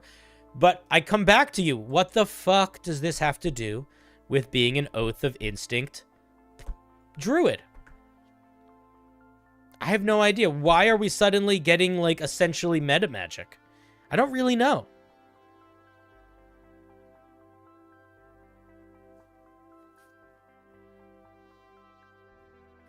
I think you could make a lycanthrope style druid for sure. I just would make the beast form more of a true beast werewolf form and not like an infinite always on thing. And I would lean more into giving you more bestial features. Like, I'm not sure why we're getting so much stuff tied to our spell casting in our subclass. I just don't think it makes sense. Because remember, guys, especially when you're building a subclass for a full caster, a lot of the core class is the spellcasting. The subclass is where you have the space to build unique things. It's the only space you have to build unique things. So every single feature you give for the subclass should directly tie to you expressing the feeling of your unique thing. So if the feature that you give is kind of just like you cast spells better, that question really needs to do a good job of being obvious of why it's tied to your unique thing. If this was, for example, a blood druid, and you wielded your own life to manipulate your power, then maybe fight or flight would make sense, right? You're sacrificing your essence to empower your magic. But this is not that subclass. This is a werewolf subclass, you know? So it just doesn't feel like it fits.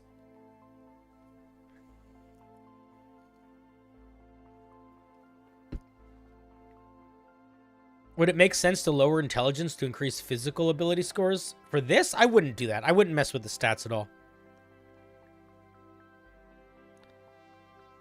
Dude, no, if you look at any wizard subclasses do a great job of not relying on spells. I think wizard subclasses are very hard to design, but I think wizard subclasses are some of the best examples of not just doing numbers go up. Sometimes they do numbers go up a little bit, but they almost all have very evocative things going on. Second Mind. Once per long rest, you can ignore the need for concentration on a spell for 1 turn. When casting a spell this way, your concentration on the spell that you're casting is not broken. What? Why would it be broken? However, at the start of your next turn, the spell that was cast using this ability ends. Why is okay. So is the goal here that you're trying to make like a twin soul creature?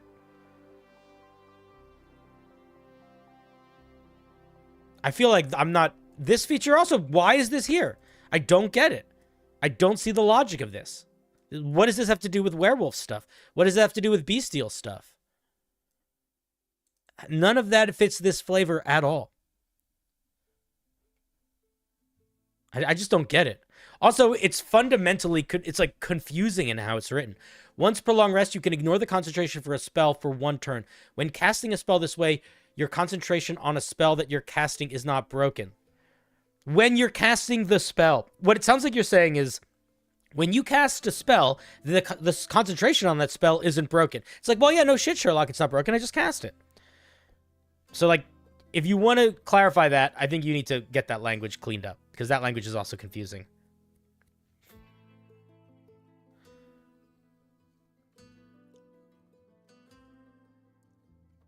Yeah, what you just wrote, you can cast the second concentration spell without losing concentration on the first, but it only lasts for 1 turn. That sentence is much more clear, I think, in terms of clarifying what this thing is doing. But I wouldn't write it exactly like that, but I would actually write it pretty close to that. And then we get Tranquil Flesh. At 14th level, you have achieved balance between body and soul. You can now transform between your beast and human form without expending use of your wild shape. Yeah, but who cares? Because our beast form doesn't do anything. We get like a very mundane attack that doesn't tie into our spellcasting modifier. Like, the beast form isn't dramatic enough for this to feel like a good capstone. You know?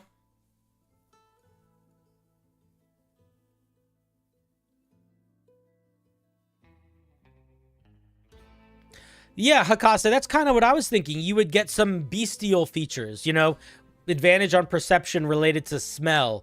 I don't know. I don't want to tell you what to put in here, but I think that it seems like this piece started as one idea and then sort of branched into a bunch of different tangential ideas and sort of lost its way halfway through, because I don't know what this is supposed to be. I think the idea of a bestial druid is really fun and cool, but I think you got to figure out core mechanics that are a little bit more interesting than just you get claws. I think the beast's nature is a little too strong in its current iteration. And all the twin soul stuff just feels really out of place. Like, it just feels a little all over the place. So if I were you, I think you got to focus the idea in a little bit more, and you got to simplify this so that you can actually look at what it's doing and then decide if it's doing enough. And if it's not doing enough, give it something more interesting to do also. And then make the attacks different. You know, like, if you're picking stuff, make that choice feel like it matters. This choice doesn't feel like it matters.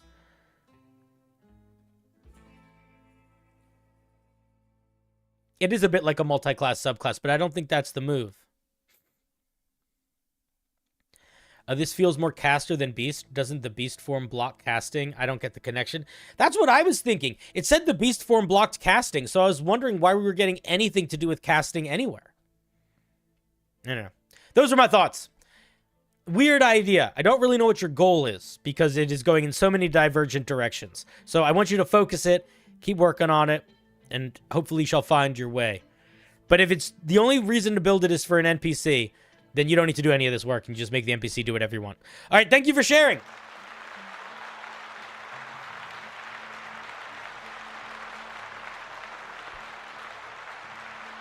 Thank you, thank you. A click.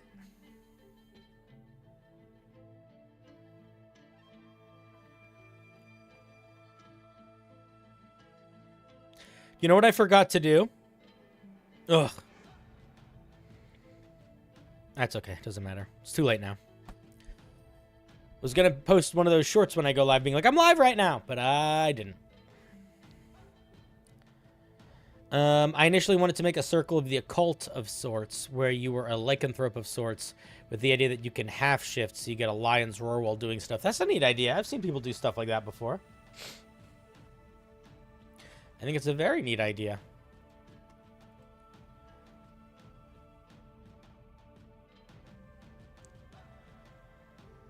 All right, let's see. Who's the bottom of the list here? Oh, we got the Sanguine Revolver. Another person did not fill out the form properly. Love to see it. All right, get your prayers into the wheel if you want. Prayer it up.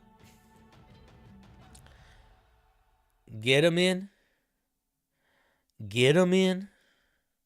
Get those prayers in. Get those prayers in.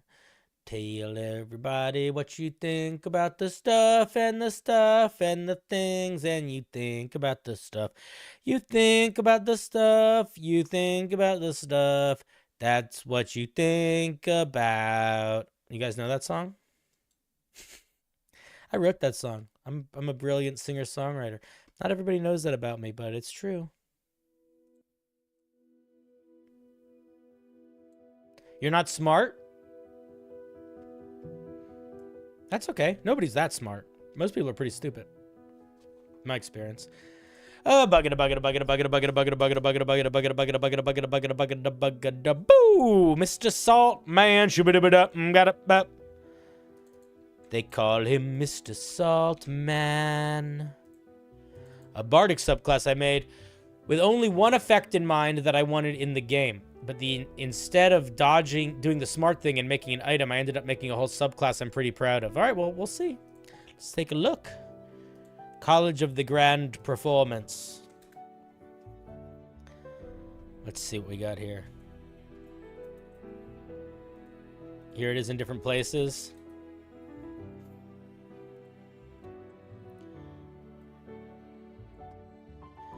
Places, everyone. Places.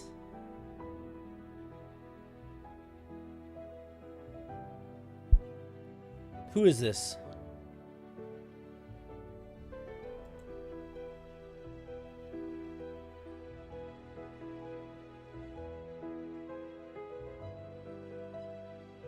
I'll respond to that message later. College of the Grand Performance.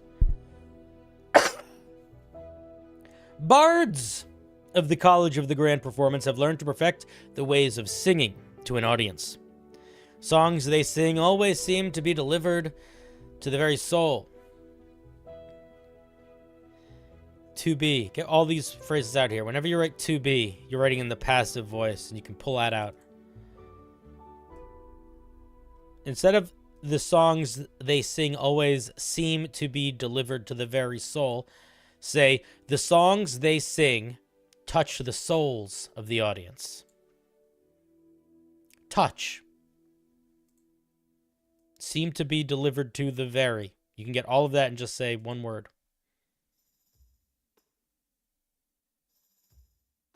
R is another one you could do it. You could say R. The songs they sing are delivered to the soul of the audience. The very soul is a little bit too much, but seem to be delivered to is a lot of words. You're losing emotion in those words. Think about it like this. If you are writing, if the person reading your writing is essentially like a boat, and your writing is the ocean that they're navigating, your goal is for them to have a very fun and consistent boat ride, where if there are any big dips or any waves, they're dips or waves that you have orchestrated for them. And what you're doing here with these phrases like always seem to be delivered to the very, what this does, this is an undercurrent that doesn't stop the boat from moving, but it makes the ride a little bit more wobbly. It makes it less streamlined, and it makes it less, ironically, tied to the very soul. Always avoid passive writing. Catching all hearts and giving one of the most memorable experiences life can offer. I would be less vaguely platitudinal with this, you know, like, can it really do that? Depends on for who, right? I don't know. I think that, honestly, you could probably just end it here. Often bards of this college are less known for their adventurous exploits, but more for the cultural enlightenments they bring to every city. Again, you could cut this in half. Just say bards of this college are more known for their cultural enlightenment, for the cultural enlightenment they bring to cities than they are for their adventurous exploits. Period. And you don't really need to say they perform as they strike the hearts of those who bear witness to their performance, because you literally said that earlier here. And you basically said it again right here. In fact, you literally said hearts more than once. So just cut that ending out. So clean up that opening. But we get the vibe. Stage magic. When you join the College of Grand Performance at 3rd level, you gain proficiency in the performance skill if you don't already have it. And your proficiency bonus is doubled for any ability check. And when you make a performance check, you can treat any D20 as a 9 or lower. Have you heard of the phrase, a hat on a hat? It's a comedic term. When is passive writing good? When you are a politician and you're trying to make writing, when you're trying to make something horrible sound bland so people don't get so upset with you. That's the best time to do passive writing. If you're in politics and you're writing a speech. Specifically a speech that's supposed to be you addressing something that you fucked up on. So, this is a hat on a hat. And by a hat on a hat, I mean it's too much of the same thing. Do we want to get free expertise in performance? Or do we want to not be able to roll lower than a 10? I don't think we need both. I would pick one. I think that the performance not rolling lower than a 10 is more interesting, so I would probably keep that one.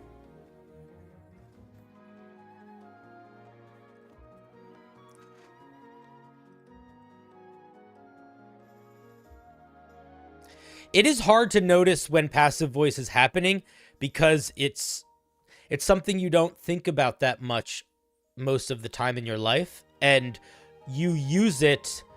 It's not harder to understand. So there's not like it's something that feels wrong with it in that way. What you have to look for when you're trying to think about passive voice mostly is there an action happening, and is the thing that's doing the action like the verb associated with it? Or is it like introducing the verb, which is that's not easy to explain, but here, I'll give you an example. Let's use this. To be delivered. Seem to be delivered. Seem to be delivered is not that different than are delivered, right? That's a little bit of it right there.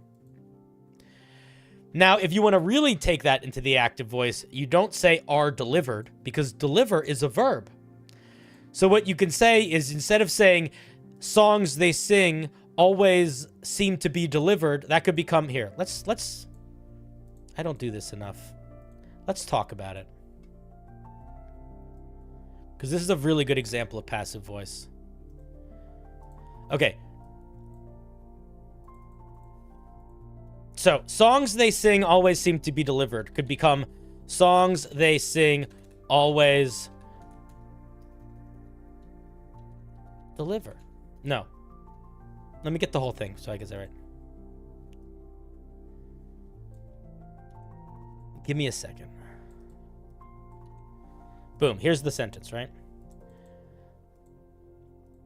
Songs they sing always seem to be delivered. No, I know, we don't need the whole fucking thing. We just need this. So how can we make this a little bit more active? Songs they sing always are delivered. Okay? So that's one thing that we could do. Songs they sing always are delivered. That helps. But deliver is a verb, which means we could use it instead of introducing it with a verb. They could be the verb. So let's pull the rest of the sentence in. Let's pull the whole thing down. I'll show you what I'm talking about here.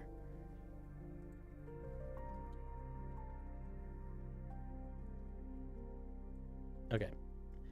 So, ooh, haichi mama. Oh, My computer's being weird. Okay, here we go. So songs they sing always seem to be delivered turns into songs they sing always are delivered. Okay? But delivered is a verb. So what we could say is...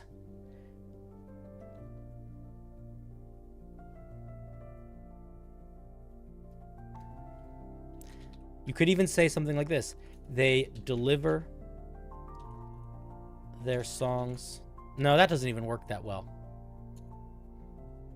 Songs they sing are always delivered is probably fine. But again, it's the songs they sing are being delivered. They are the ones delivering those songs. So you could say they deliver their songs to the soul. Something like that. You know, I don't even think that's the right way. That's the best sentence here. But now, deliver is not having need to be introduced with any verbs, let alone like a bunch of verbs. And that is a really shitty explanation of finding active voice.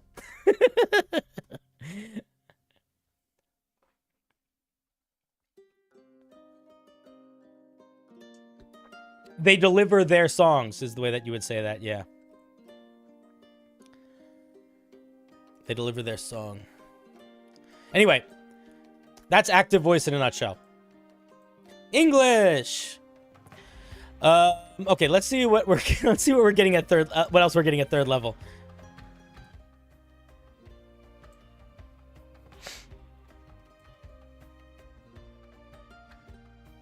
Explain, demonstrate, guide, evaluate. I don't do any of those things, but I try. Okay, at third level, we get thaumaturgy, and we know thaumaturgy. Okay, so there's something pretty important that's missing at third level. Can anybody tell me what it is? It's very simple.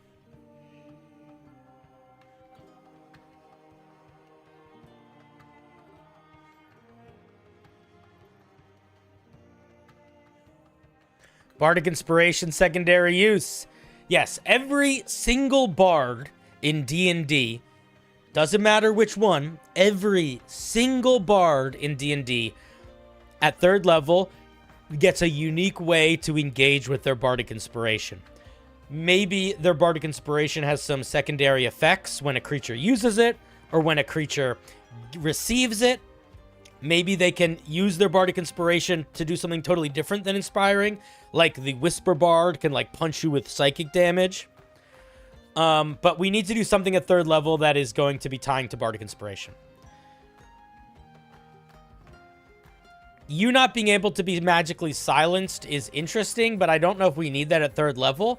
And I feel like we could get thaumaturgy. Like, this could just be we get thaumaturgy, and then I think there even after that would be space for another feature. I think we would probably drop. I would drop this though, at least at third level.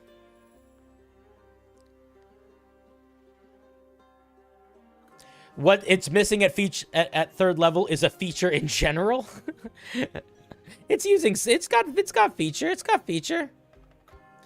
features. I think this performance thing, I mean, obviously this performance is not nearly as good as the Eloquence Bard, right? A performance check is so much less useful than a deception or a persuasion check. Like, there's no question to it. It's the difference between lukewarm water and, like, the Arctic. It's not too situational. It's just situational in a way that it doesn't have a lot of power to it. So while an Eloquence Bard gets literally this exact same feature minus this part, but for Persuasion and Deception, that feels like a feature because Persuasion and Deception are powerful skills, very easily applicable to a bunch of different situations. Performance is harder to apply, way more situational. So there's more runway at third level for this thing to get an actually interesting oomph of power in the way that you are using your Bardic Inspiration. Invictosaurus, you fiend! You glorious Tyrannosauri. What are you still doing here? Following these old bones? Anyway, thank you for the resub. Passive voice is acceptable only if one of the following is true. The direct object is more important for understanding than the subject. Excalibur was drawn by the young boy. That is a good example. It's basically if the object is more important than the person who's doing the object. If the object is more important than the object toucher. I'm trying to dumb it down because I feel like what you just said is really accurate, but people won't know what you're talking about because people don't know what objects and subjects are. When you're hiding a subject in a passage, i.e. you are keeping the actor vague deliberately for suspense, or 3, it fits the meter. Drovin, are you... you probably are teaching English more soon to where I am than I am, or than I... You probably teach English now. That's what I guess. Or you were taught English within the last 5 years. Or you're just very good at grammar words. Because I know all of those ideas, but I haven't thought in that clear language in a long time. And I don't think I could express those ideas nearly that clearly. A lawyer. Okay. That makes sense too. Yeah. People don't realize how important writing is for being a lawyer that don't know lawyers or do law. I have a buddy. One of my D&D guy in my D&D crew is a lawyer, and he's a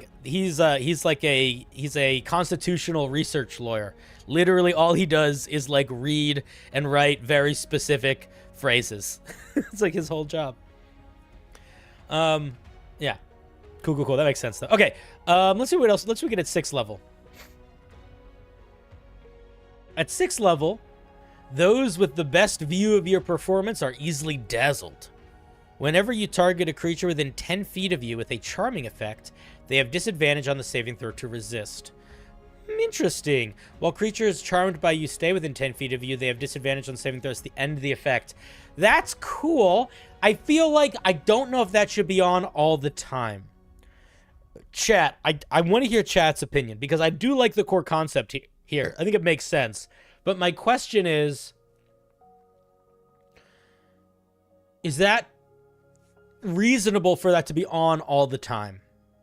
And if it is, I think it kind of just works. If it's not, I think you can limit its use.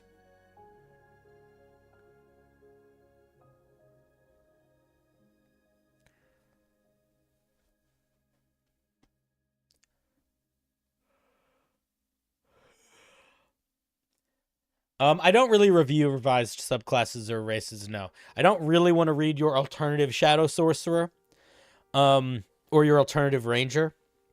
And I don't read re-reviews. So if I read something of yours already, I don't read revised versions of that either. Because again, I'm not really your editor. I'm just here to tell you how I feel about it, and talk, and then you can take it and do what you want.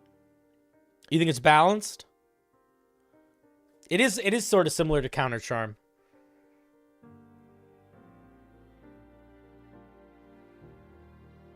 Would it be too powerful at 3rd level for the 2nd inspiration use?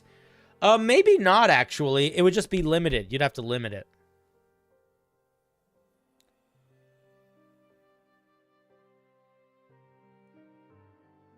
Did your item get reviewed already? I don't believe so.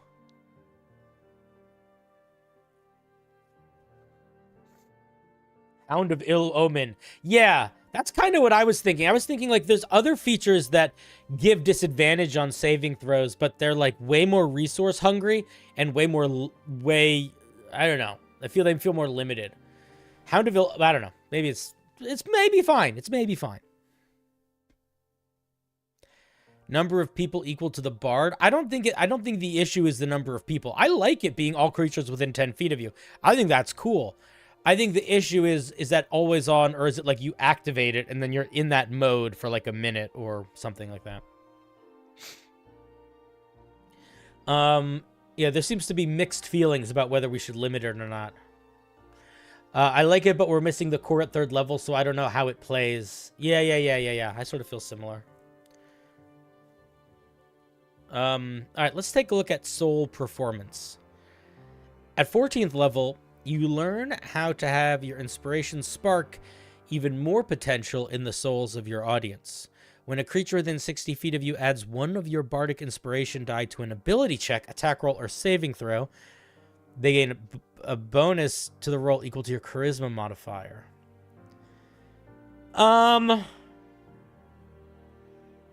We're getting our inspiration weird feature. This is not particularly interesting, I don't think. Here's what I'd say. What does this have to do with being an orator? Why is this the capstone of the singing bard?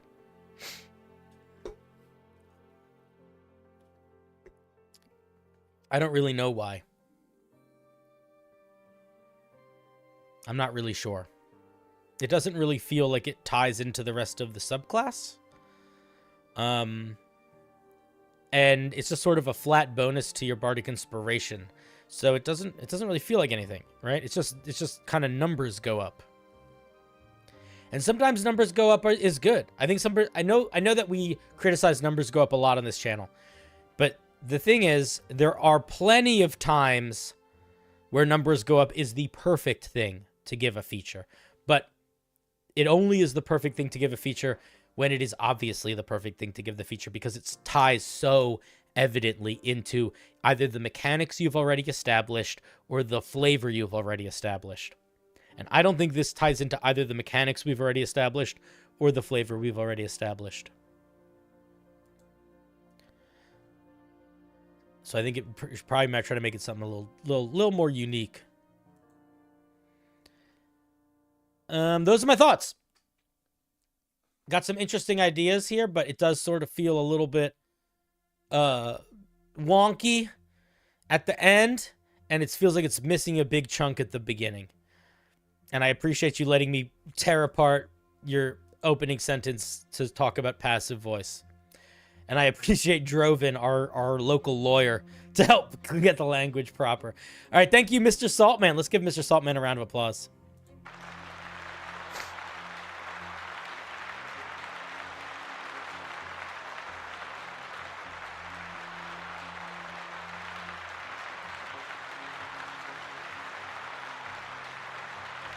Boop.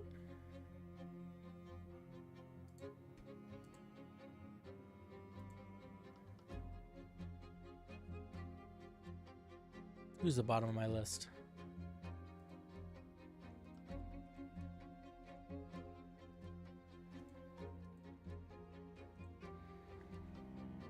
My general principle is if you could justify the numbers go up with a widely different flavor, then numbers go up isn't evocative enough. Rider effects usually help. Yeah.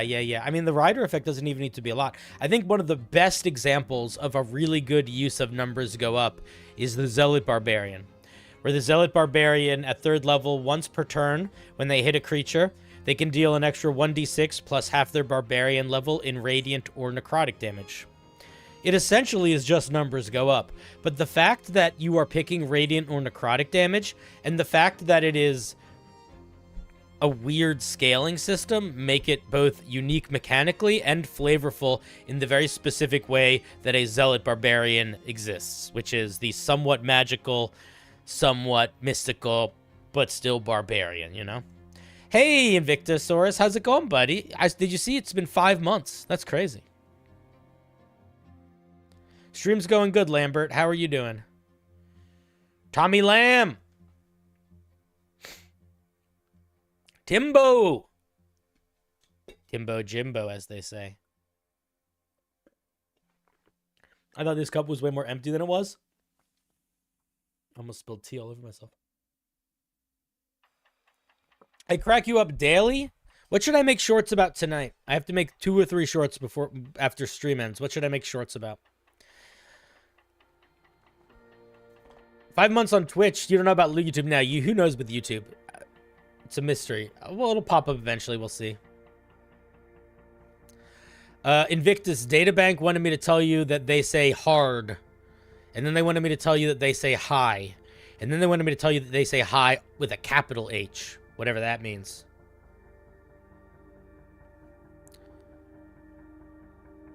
Whatever that means.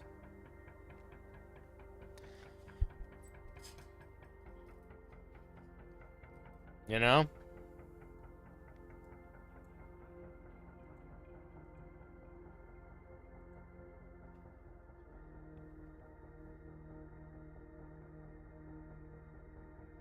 Do you guys think you would still watch my show if I just stayed in this camera the whole time and most of it was just me doing stuff like this?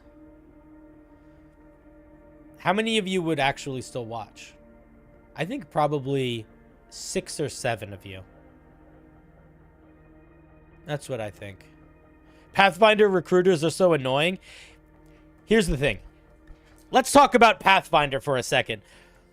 There is no worse marketing for Pathfinder than people that love Pathfinder. Because the number one way that people try to introduce people to Pathfinder is somebody complaining about something in D&D, and then the Pathfinder person being like, whatever, Pathfinder's better.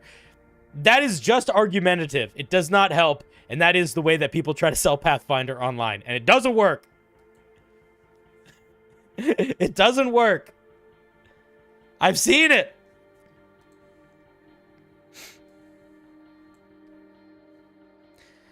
I'll do a short. I'll tell you what. I'll do a short tonight. That's just my nose flare. And I'll try to remember to dedicate it to you, Thomas. I might forget. I just farted. Did you guys hear it? Let me take a little note, actually.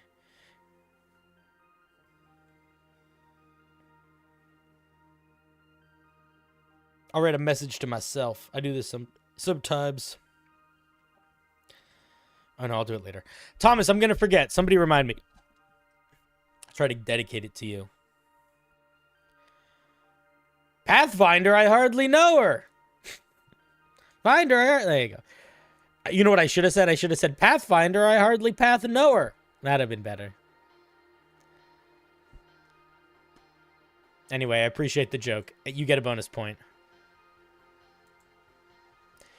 Okay, I have a genuine question that I don't know the answer to, and then we'll spin the wheel a little bit more. Genuine question. You don't know the answer either, but I'm just going to vocalize it. I don't know what's better.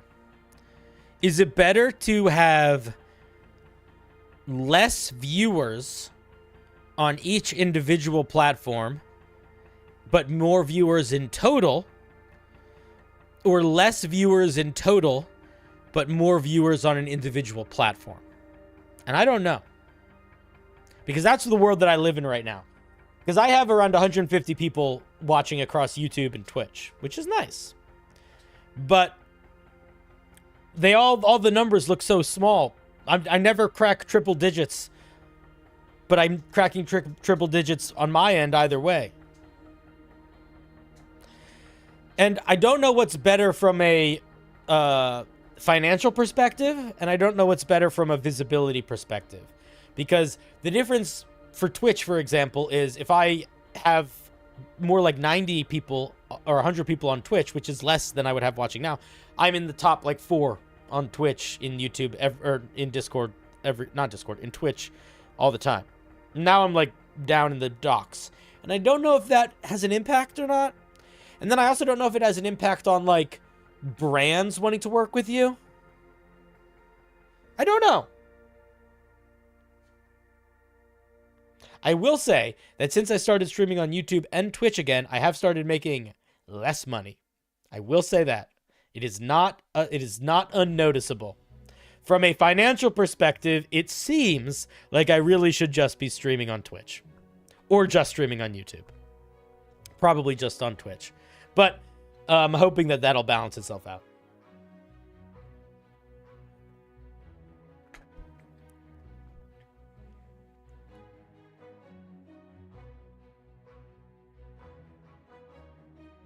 Yeah, I appreciate all of the advice. You guys are literally saying the opposite of each other, which is fine. I didn't really expect to get any answers. I just wanted to share the dilemma that I'm thinking about.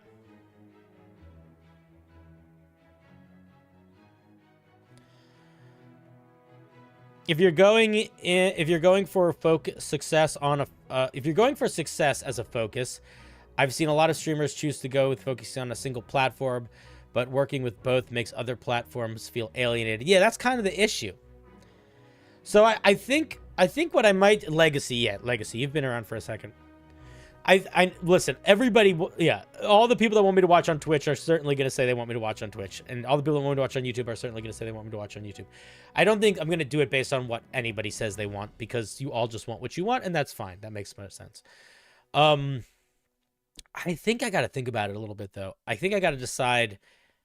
It is March 13th. I think by the end of March, or realistically, somewhere in April, I'm going to make a decision about whether or not I'm going to keep streaming on both YouTube and Twitch, or if I'm going to do some shows on some platforms, some on the other, or just try to just stick to one. Because I do think that is probably the move. Maybe what I'll do is I'll do more streaming on Twitch, but I will do the Homebrew open forums stuff on YouTube still. Maybe. I don't know. I want to say that the more viewers equals more playing towards the algorithm, which equals more money. That is true if they're all in the same platform, but it's not always true when you're splitting them between many platforms. Just make sure to do what works best for you as the YouTube crowd. I must admit the most of the streamers who have kept streaming focus on Twitch. Yeah, it's just easier to get seen on Twitch, I think. I don't know, though. We're going to think about it. There's not a right or a wrong answer here. I do think sticking to one is probably the move. We'll see. It is easier to stream on just one platform also. Like, significantly easier. Like night and day easier. I can do way more integrations. All of the back end is just takes 2 seconds. You believe in me? I believe in you.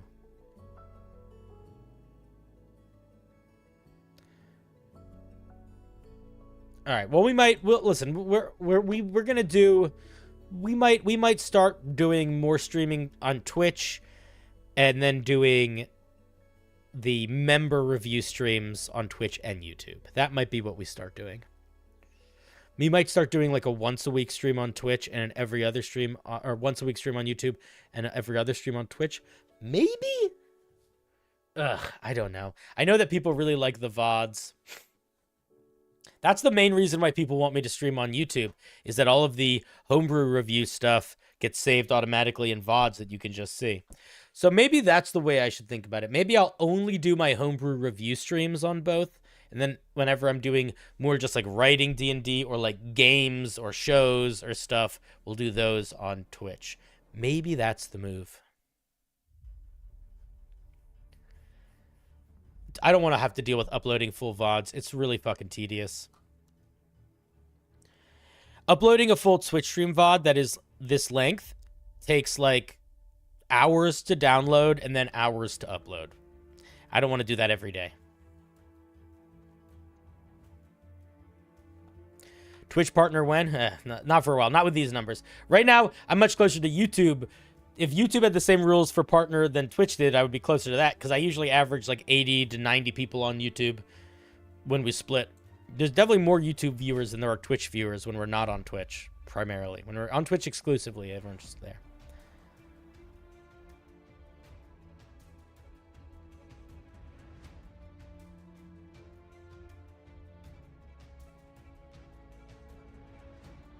All right, I'll think about all of these things. We'll think about all these things.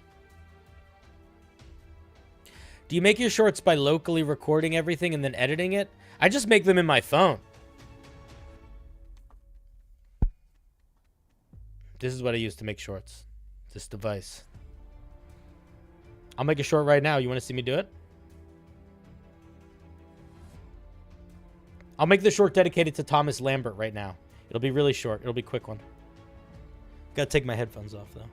And I gotta, like, get my poof. Good. Alright, this is how I make shorts. This is quite literally how I make shorts. Okay. Green screen is ready. Need to get the right picture for the background. We'll just use my glorious head. And here's what we do. Oh, this light doesn't actually... Dude, this does me no favors. Hey, Thomas. Okay, no. I don't even want to say your name. We're starting with the nose. What should the opening line be? We got to have a good opening line. I think the opening line should probably be something like... It's got to be like a, hey, you won't believe it kind of line. Baba's advice is to do the best thing, Not the bad thing. Yeah, that makes sense. That makes sense. Please post it too. I'll post it later. I'm not going to post it right now. Now's not a good time. Actually, I could post it now. Here's what we'll do. I'm going to do this. Okay, I have an idea. We do need an opening sentence. No, I don't want to do Hey You Won't Believe It because I know how I want to end it now. So I'm going to film all of it except for the beginning, and then we'll figure out the beginning. Here it is. Big zoom in. I'll zoom in here too so you can really get a good angle of what I'm doing.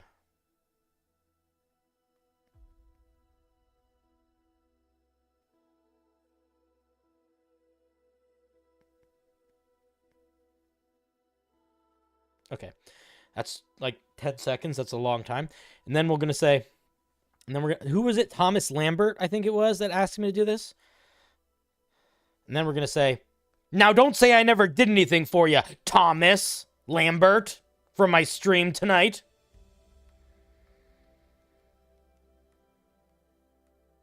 Because this one's for you. I think that's pretty good.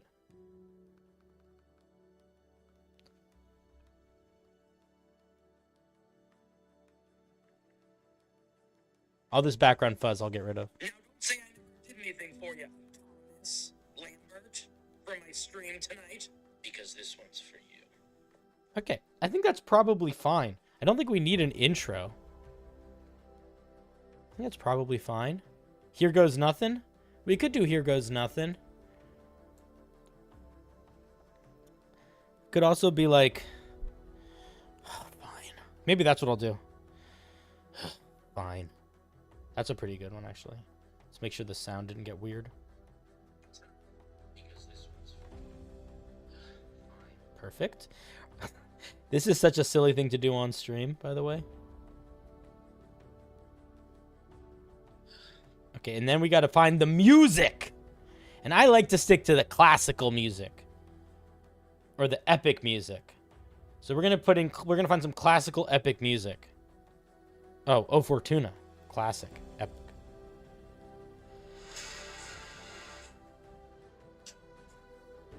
That's pretty good.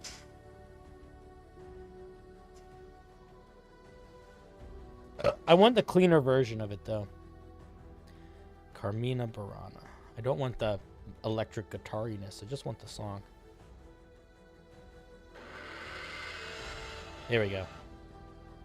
Okay, that's the original. Oh, shit. Let's do that. And then we got to find the right part of it.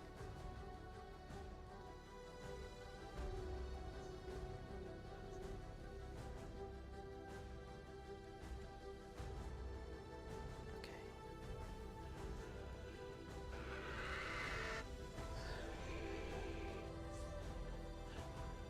Lower that.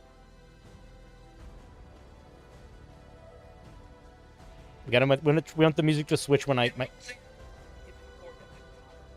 Perfect. Perfect. Did you see that? It dropped... The beat dropped right when I said his name. Perfect. Alright, and then I think that's the short. There you go. We made a short on stream. Normally I put a little bit more thought into them than that, but there you go. That's what we're doing tonight. What should we, do a big zoom in on my eyes for the thing, and I'll be like, what's the thing a king would say when he's like a gracious king? I am a gracious king. How would I say that? What's a really like pompous kind of shitty way to say that? Am I not? Something like, oh, I looked benevolent. Yeah. I'm gonna write benevolent. Benevolence. Oh, I know what we're gonna write. We're gonna write. I know what we're gonna. How do you spell benevolent? Benevolent. Is that right? It is right. Okay, so we're gonna call it Benevolence Made Manifest, I think is the title of that. Benevolence Made Manifest. That is a good title. It's not gonna get any views. It doesn't need to get any views. It's just for fun. That's how we do it. And then we become content creators. All for our dear Tommy Lambie.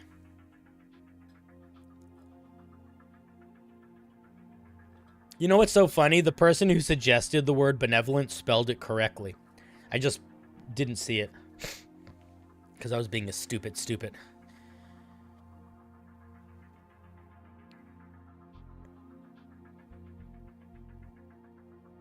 Oh my god, I fucking hate drama videos so much. Why is it that the D&D community wants to... Why? Everybody loves drama. It's so stupid. Who cares? Why is my feed exploding with drama videos around Daggerheart? It's... Shut up. Stop. Guys, who cares? Read it, be excited for it, or don't be excited for it. But it's just a game. Everybody gets so emotional.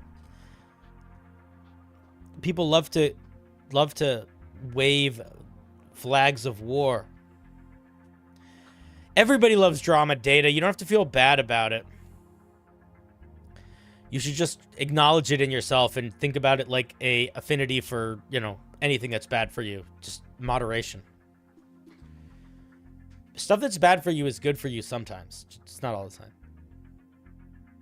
Because drama is fun.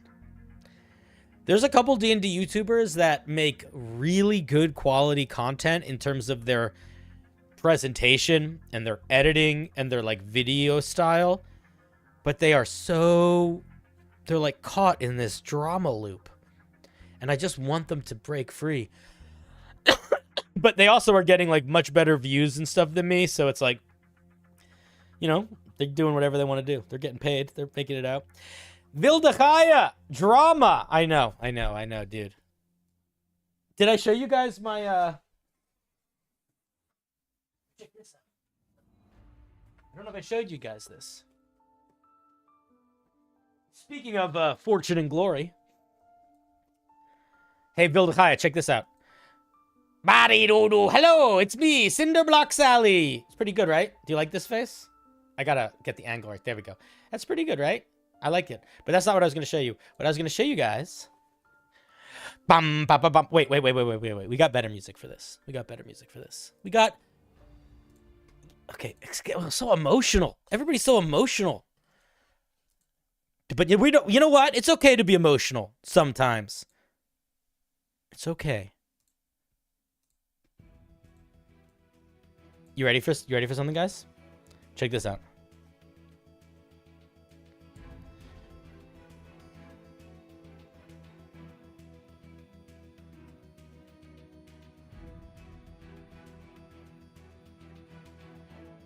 We gotta put it more here.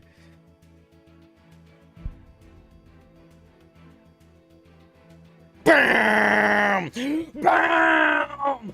Bam! Bam! Bam! Bam! Boom! Bam! Bam! Bam! Bam! Boom! Blah la la la la la la la. Bam! Da da da da da da da da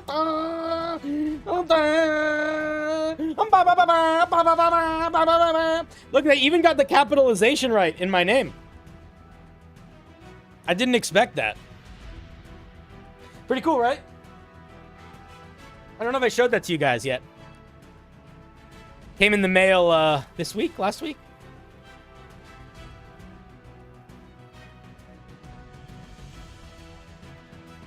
Which is pretty cool. Nice little automated pat on the back. I gotta figure out where I'm gonna hang it. So, oh, the music's getting really intense now. So I've decided that I'm going to change my stream room around a little bit. Look how hairy I am now. I decided I'm going to change my stream room around a little bit. When my new computer comes. And I think I want to just do a general redoing of the space. And I don't know exactly what that's going to look like yet because there's a lot of stuff in this room. And I kind of like where a lot of it is, but I don't like where everything is. And what I think I'm going to do... You guys are not going to like this, by the way. I already know you're not going to like this. I'm thinking about moving everything. Like... So you wouldn't get to look at my sink anymore. And you would look at this back wall that has nothing on it. And then I would put stuff on it. Because I want to be able to hang more stuff, and I want to have more control over the background. And right now the background is literally just, here's a wall covered in shit. You know? Did somebody just do something while I was giving that speech? I saw a little thing pop up. I don't know. I don't know anything anymore. Wait, why'd this song come back on? No, we're not going back there. Let's go back here. It was you? You did? We need the sink? I know you guys love the sink. It's a nice sink. I got my little dragon sculpture next to it. And you can see part of a Swiffer handle and some paint and a broken cup full of all sorts of stuff. It's very helpful sink. It was me, Barry. Was it you, Barry?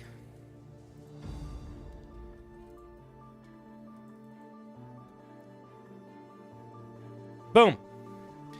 Where's the bone bag? Bone bag's over here. I took some of the bones out. Some of the bones are on the shelf now in the darkness.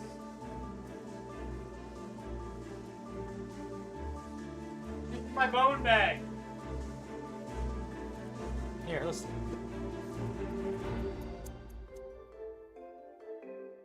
It's from all of my past Dungeons and Dragons players.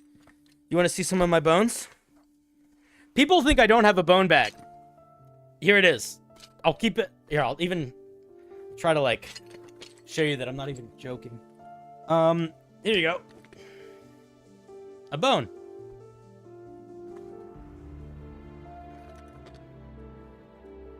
What was that? What kind of creature did that come from? I bet you don't even have any idea. Big one, though. Why do I have this? Here's another one.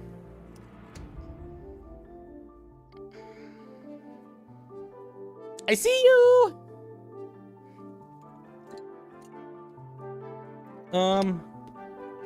Some of these are a little incriminating, so I'm not going to show all of them. Let's see here. More spine. I'm trying to find the turtle. I have a part of a turtle in here, too. A lot of these are just regular bones. Turtle? No. Where's my turtle? There's another bone.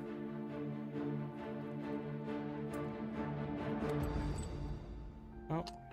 Well, there's part of a turtle in here, too. Anyway, gotta keep them. Keep them. Gotta live your bone. Gotta live that bone life, you know? That's my bone bag. Yeah, if I move my room around, we could show more bones, too. Pinky? Vildachai, you want to see something weird? Check this out. Look at that. That's 2 full digits. Not everybody can do that. Oh, God. It's getting late. Cinder's starting to get weird. We're all watching an eldritch being that keeps bones of his players that he taught D&D since mankind started walking upright. Maybe. I will say, can I tell you? All right. Okay. We're putting the wheel away for a second. Oh, there we are. Okay, everybody calm down.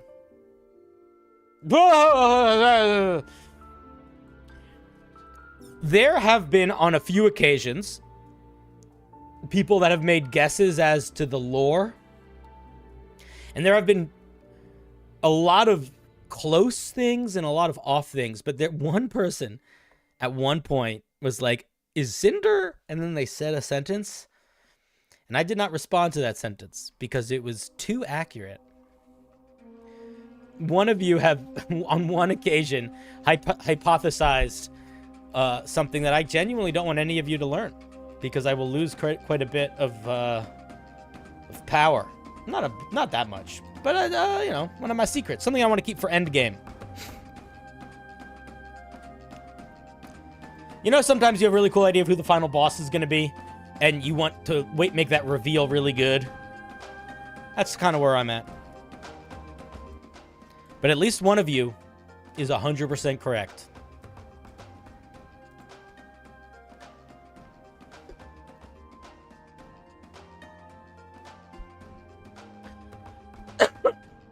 So that guy plot of The Good Place, what's the guy plot of The Good Place? The Afterlife show? I don't think so. You fart all day? I wish I farted all day. If I could fart all day, I don't think I would ever go to work. I would just be like, hey, to one of my housemates, and I'd be like, hey, and they'd be like, yeah, and then I would fart. But I would just keep doing that until time ended, and I would never get anything done. I'm not the BBEG. I want to be the BBEG. Oh, we got chat in all sorts of places. We got YouTube chat. We got Twitch chat. We're chit-chatting around the realm. So, guys, yeah. But basically, I ordered a new computer. I spent too much money on it. It feels weird to spend that much money on a thing. But the way that I picked it was really cool. There's a company called Power GPU or something. But basically, you reach out to them. And you just tell them, like, this is what I do, this is what I want, this is what I need. And then they're like, cool, we could do this to build it, or we could do this, or we could do this.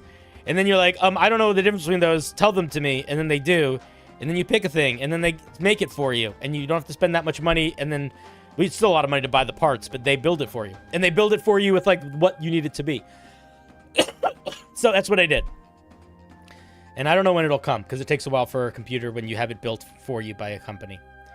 But I did the smart thing, and I had it sent to my parents' house, because they are more likely to be both home and have a parcel delivered to the house and not have it grabbed. But yeah, I think we're gonna do a little bit of a room change, something. We gotta change something up, and I don't know what it's gonna be. I really want all my setup to go this way. I want to change the angle of it, but I don't know if I can do that safely.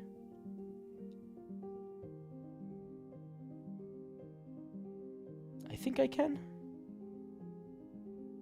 Whatever. We're not going to talk about that right now. We're done talking about that.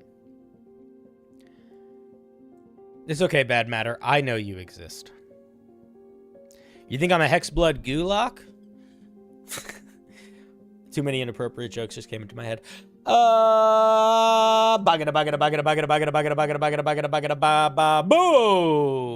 Ooh, it's Ifu, pronounced Ifu. Thank you for the pronunciation, because I would not have guessed that. There was a guy that I went to high school with whose name was spelled Sayki, and it was pronounced something like Sergi. Bombay Bergamot, thank you very much. I need help with how to convert a homebrew D&D class into a humanoid named Monster. What class? If it's a homebrew D&D, okay, here's what I'd say. Every class in D&D has sort of a core thing it does. Barbarians rage, druids wild shape, wizards have books, sorcerers do meta magic, paladins smite and have auras, rangers have a pet dog, rogues are sneaky and poke you with their little needles. So you need to figure out what the core thing that your homebrew class is doing, and then don't worry about the monster doing anything other than that one core thing. Because you can make, I'll tell you what, if you take any ordinary ogre and you just put the rage mechanic on it, it's a raging ogre. Feels like a barbarian ogre. You take any ogre, you let it smite twice a day and heal twice a day with its touch, boom, it feels like a paladin. You take an ogre, you let it stealth and sneak attack, feels like a rogue. So you don't need to add much, just pick the core feature and build out from there. All right, let's take a look at this. Ifu. This is designed as a lone monster that the party would fight either in a cave or on the surface at night. Okay. It is largely inspired by American Indian folklore, but with a small bit of inspiration from the game Until Dawn's depiction. I don't know what that is. The Wendigo would fit very well in a horror-themed campaign like Curse of Strahd. Oh, it's a Wendigo. Now, I have seen quite a few of these lovely creatures before, and it is always interesting to see the way that different people interpret sort of like broader folklore into D&D. Whenever you do, it's sort of the same as making any monster in D&D, where really the most important thing is that it feels the way you want it to feel when people are interacting with it. And that's going to come down to basically two things. It's going to come down to how easy is it for the dungeon master to implement it the way that you intend it to be implemented, and how evocative are the features in a way that all works towards a singular goal. Because if you have a bunch of features that are all really cool, but they sort of are divergent and they're pulling you in all these different directions, then it's not going to feel like a thing. It's just going to feel like a bunch of bleh. And there's also a bunch of features that you could give a monster that might be features, but they're not going to actually feel like something that unique. So it's a weird game that you're playing. You're trying to put into the stat block. Ideally, you want to put into the stat block as little as you need to, because every single one of these things, and I'm not saying that there's too many, I haven't read it yet, but every single one of these things is something that the Dungeon Master needs to either be able to keep track of actively in their memory, or needs to be able to look up the details of very quickly, and have that not eat time. Anytime a Dungeon Master doesn't understand something about how a monster works, that's time that they're either going to be misinterpreting it in the way that they interact with it in your world, or the way that they misinterpret it in based off, they misinterpret your intention of the design, or it's going to be them needing to look down at their book and like find a feature inside the monster, you know? So let's take a look. With all that in mind, let's take a look at the Wendigo. Wendigos are humans cursed by nature itself after becoming lost in the wilderness and turning to cannibalism in order to survive. After being reborn as a Wendigo, they no longer need to eat. However, they eternally crave the flesh of humanoids, especially that of the race they once were. Oh yeah, it's a classic cannibal monster myth. Let's see what these things get. CR13, these are beefy boys. CR13, you're dancing with, like, not too small dragons and like remoras, and like you're pretty close to beholders in power. This is a beefy boy. This thing punches hard and tickles very aggressively. What does that mean? It's not as strong as I would have guessed. It's more quick than it is strong, but even then, I feel like I might go over 20 for its dex. Once you get to this high level of CR, it's okay to, like, push these boundaries. The 21 con is fine, but let's make it strength or dexterity inhuman. At least a little bit inhuman, you know? It's vulnerable to 3 damage types. That's crazy. This thing is going to die so fast. It's resistant to necrotic damage. It's got a bunch of immunities. And it's got some condition immunities. I don't know how I feel about it being immune to charmed, frightened, paralyzed, poisonous, stun. I don't feel like, I'm not sure why it's immune to stunned or paralyzed. I feel like that's not, you're not making SCP-1, you're not, it's, what is it, SCP-096? The Shy Guy? This isn't the Shy Guy. I think that this is probably like a, you know, I don't understand why it's immune to those things.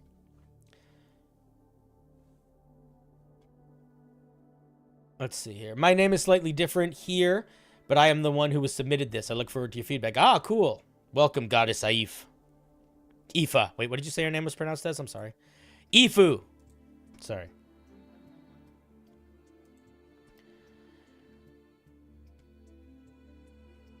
People are suggesting get the dex up to like the higher 20s, 23, 24, that sort of thing. I agree. Blind Sight 240 is kind of whatever. It's fine. Again, I would not have guessed this thing to be a blind sight creature, but if you want to give it blind sight, that could be cool. It means that they can hunt the invisibles. Motion vision. I might give it less blind sight. I might do like 30 feet of blind sight and then like 120 feet of dark vision. Maybe. Motion vision. Wendigo's blind sight relies on motion. Then it's not blind sight. rendering non-moving creatures and objects invisible to them. They do, however, have a near-perfect sense of spatial awareness, allowing them to nimbly avoid running into walls and terrain. So how does that work mechanically? So if a creature doesn't move, do they have disadvantage on attacks against that creature?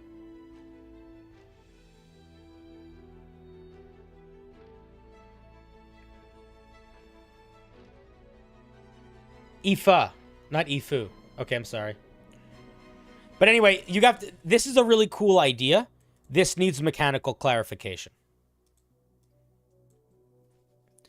There needs to be some mechanical benefit that we see to characters not moving versus mechanical benefit to this thing if creatures are moving. Maybe if a creature, maybe it has disadvantage on attack rolls against creatures that did not use any of their movement speed on their last turn, and it has advantage on attack rolls against creatures that did use their movement speed. Something. We need some mechanic in here.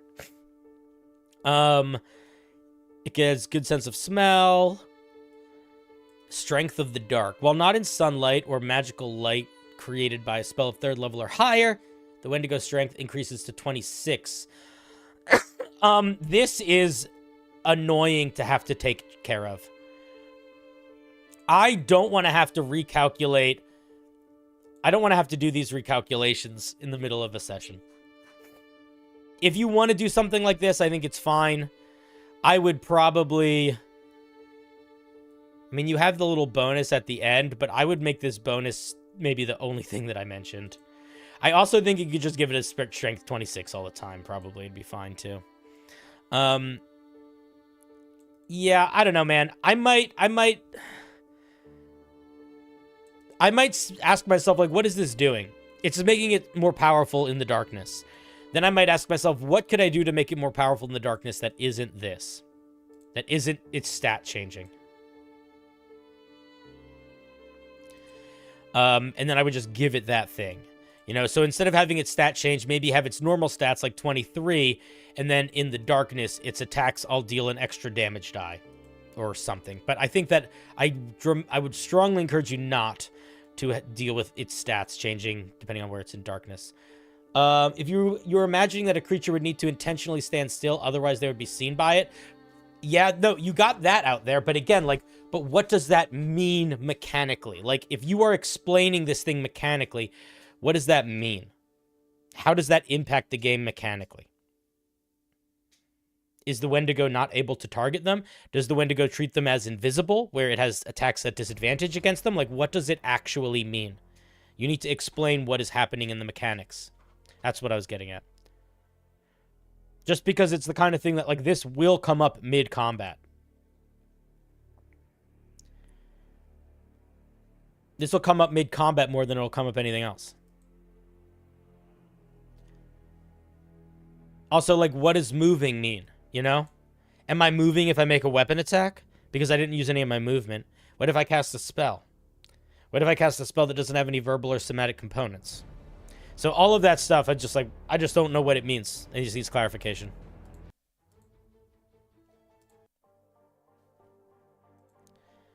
Regeneration. 30 hit points is too much. This is too much. This is too much. If it takes fire or radiant, it only takes 15. This is too much. Holy shit.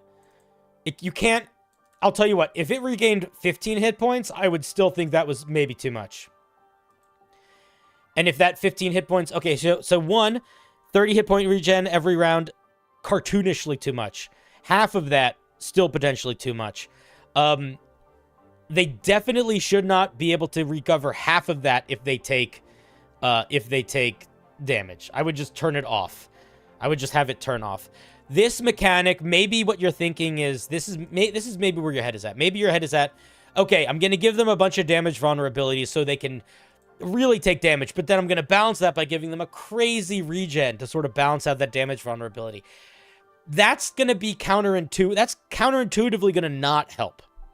Because what that's going to do is it's going to make this fight feel like all of these cool vulnerabilities don't do a goddamn thing. Because you're going to be like, oh, I did so much damage to it. Yeah, but it just keeps regenerating. And this is just going to get frustrating. This is just going to get frustrating.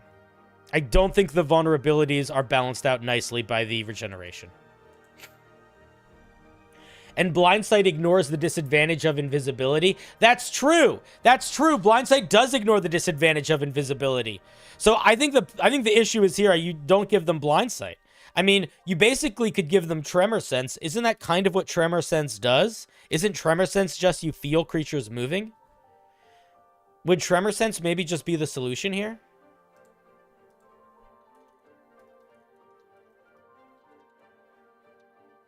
How do you spell Tremor Sense? Is that it? I don't fucking know.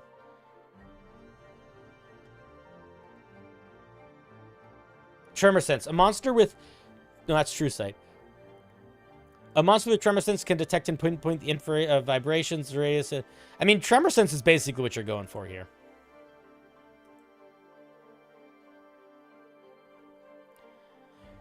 Yeah, but this isn't a dire troll. I don't care where you got it from. That might be where you got it from, but I still think it's way too much. I mean, I could take a look at it if you feel like it's comparable.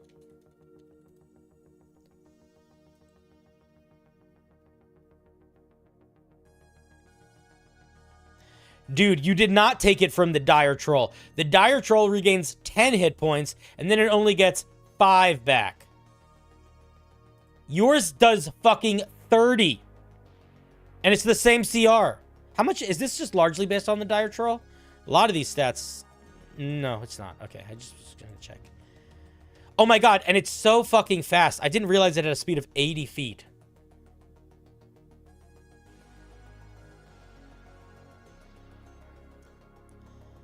You need like 2 crits to kill it. You need more than 2 crits to kill it. But it's still going to take a fucking long time to get killed, for sure. Did I get pickled while you were gone? Of course.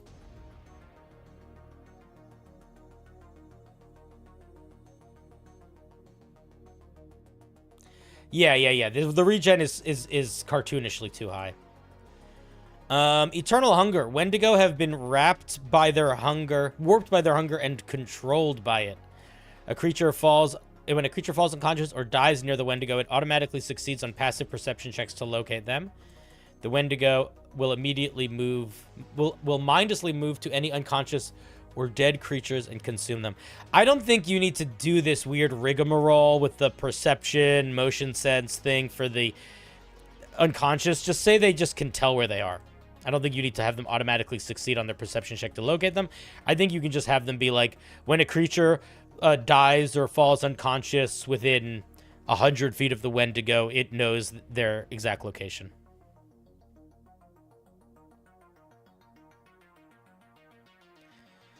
Talking from experience, as a level 5 thief with 2 crits, I'd be able to kill it in a turn. But imagine trying to get 2 crits and max damage. You're not going to get 2 crits in a turn as a thief 80 times out of 100. A level 5 thief is still only making 1 attack per turn. They're not making 2 attacks per turn, unless they're attacking with the dagger, in which case their first attack is going to do an extra 3d6 damage, 4d6 damage. Even if that was crit max damage, that's not getting you anywhere fucking near this. Your second attack, you're making a dagger attack. Let's say you roll max damage and crit on that. That second attack is still going to do 8 damage. So, Lithium, I appreciate what you're talking about. You have no fucking idea what you're talking about, though. Or you are using rules that aren't D&D rules to come up with the ideas of how much damage you're doing. Yeah, you're just talking out your tuchus, which is fine. I do love when people loudly proclaim things that are just very clearly wrong from, like, a very blatant perspective. Regardless, guys, it doesn't fucking matter. What I'm telling you is the regen is too high, and I disagree with all the damage vulnerabilities. Now continue to tell me how your level 5 character did 172 damage in 1 turn. Eternal Hunger is cool. I like the vibe of it. The idea that you can always tell where a dead body is or an unconscious creature, I think puts like a really cool pressure. And I think that that's what I would probably lean into here, is that like this thing will make it so you can't bring your buddies back because it's going to eat their bodies. That's fucking dark and scary.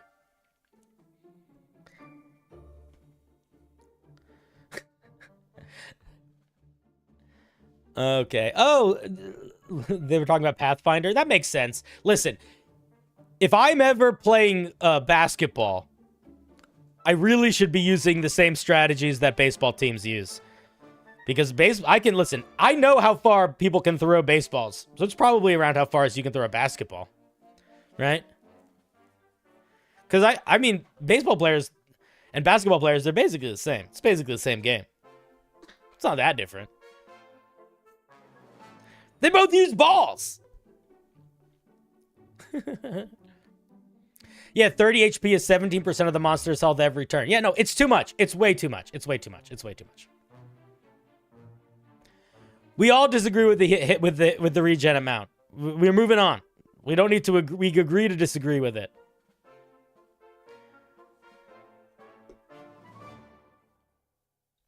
Let's take a look at the actions. It's got a bite attack. Again, you're going to fix this strength, so it's just regular high, I think. So this is going to be a reasonable damage amount. Necrotic damage. And the target is to make a con save or take some poison damage and become poisoned on a failed save. No damage on a successful one. Say the on a failed save first. Must make a DC 15 saving throw. On a failed save, they take this and this.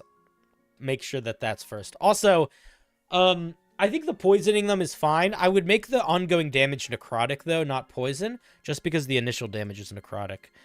If the initial damage was piercing, I think this being poison could make a lot more sense. But this creates, like, a vibe of, like, necrotic decay element that I think the poison could represent with the necrotic better. Oh, yeah. How long are they poisoned for? Good call, Pure Platinum. We don't know. That needs to be clear. Also, how often can they continue to attempt to make the saving throw to break free from the poison? Can they do it every round? Can they do it after a minute? All of those things matter and impact the power of this. It does a D12 claw. Why are the claws magical and the bite? No, I don't. Just say slashing. You could, if you want to make their attacks magical, give them a feature that says their attacks count as magical. Don't put magical slashing damage here. Feels weird. Consume. It targets one creature that is undead or unconscious and begins to devour them. Unconscious creatures automatically fail one death saving throw and must roll an additional death saving throw at the end of the Wendigo's turn. A dead creature or a creature who dies from this action is consumed by the Wendigo and can't be revived by any spell of 6th level or lower until the Wendigo dies. Well, that's kind of... What do you mean? That kind of makes it not that scary. I thought... It's, like, easier to kill creatures that are consumed by the Wendigo than it is to get... I don't like the ending. It's like, you can't use Revivify. But yeah, you couldn't use Revivify anyway because they're inside it. You know? 172 is not that... I mean, there's precedent for it with the Dire Troll, which is, I think, what they based it off of. But the Dire Troll also has pretty solid regeneration.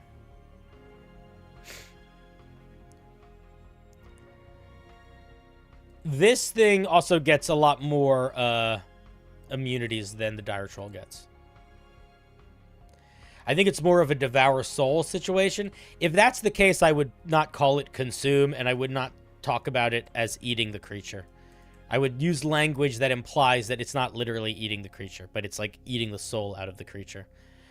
Because if it's not literal consumption, it probably shouldn't be called consume, you know? Because the only language that's being used to describe it is consume and devour, both of which imply are literally eating. Why 6th and not 7th if there are no 6th level revival spells? That's a great question too. No idea. Great question though. Reincarnate only needs a piece of the creature to work. So I think that's why they made it 6th level or lower. What level is Reincarnate? Because it says fails on 6th level or lower. Oh, I see. Yeah.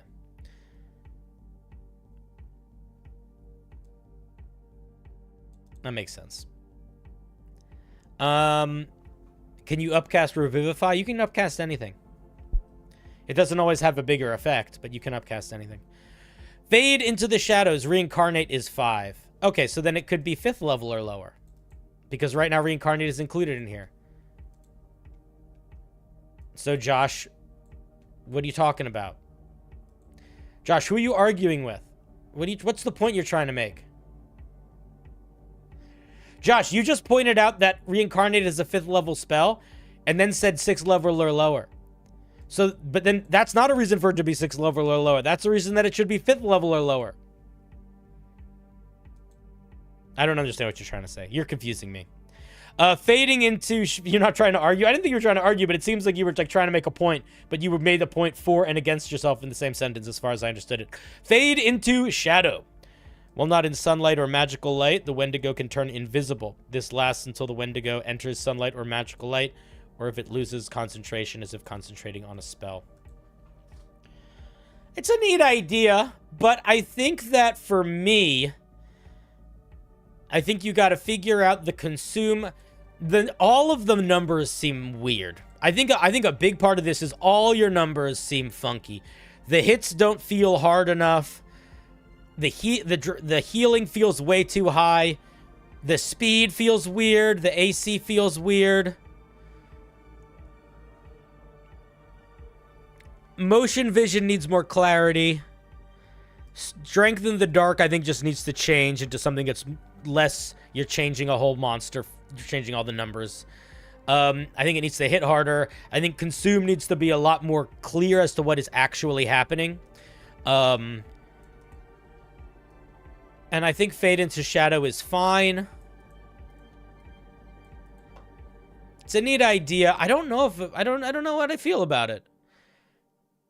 It feels a little bit all over the place right now.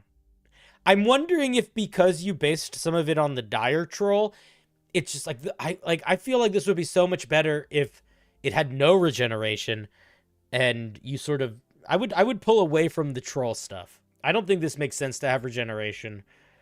I would lean more into the frantic, frail voraciousness of it. But yeah, it definitely needs to hit harder. It needs a little bit more clarity for some of the more unique features. Those are my thoughts. What if a creature is downed? The Wendigo immediately starts eating the creature, with it taking 3 turns to eat the whole creature. That way you can leave the healing. Then what's... I mean, I think the whole point of it is that you potentially don't even have 3 rounds. I like that. I think that makes it scarier. So I would probably keep that. I might also make it slower.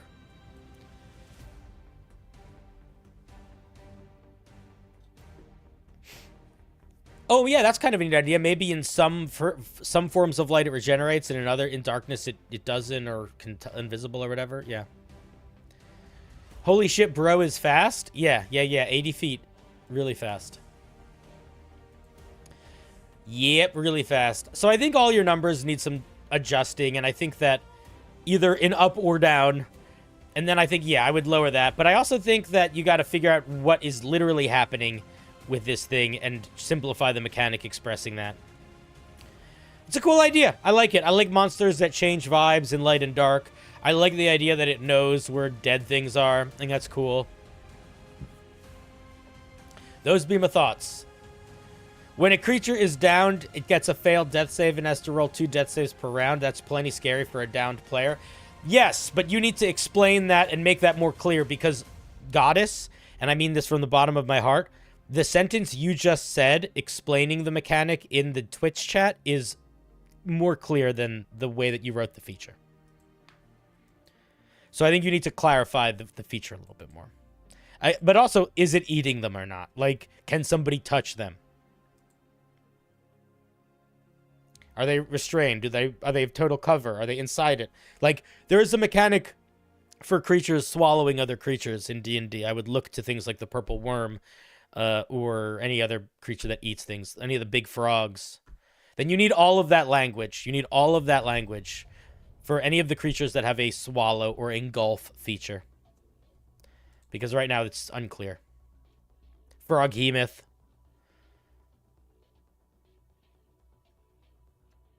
We have to remember that this also gets them up twice as fast depending on the rolls. Oh, that's true. If they roll successfully on their death saving throws, they don't necessarily get them up. It'll just stabilize them. I want to steal this monster if it's cleaned up. Yeah, it's a cool idea.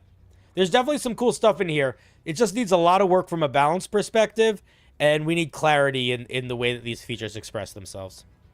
But I think it's a fun idea. I think it's a fun idea indeed. I do like the abilities based on sunlight or darkness. I think is cool. Yeah, and I really like the eternal hunger, where it can just know where creatures are. I think that's cool. All right. Thank you, Aoife. Goddess Aoife. Thank you very much. Let's give her a round of applause.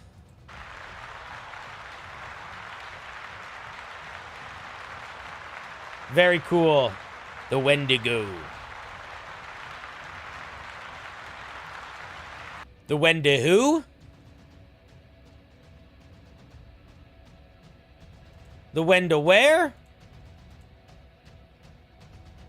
The Wendigo why?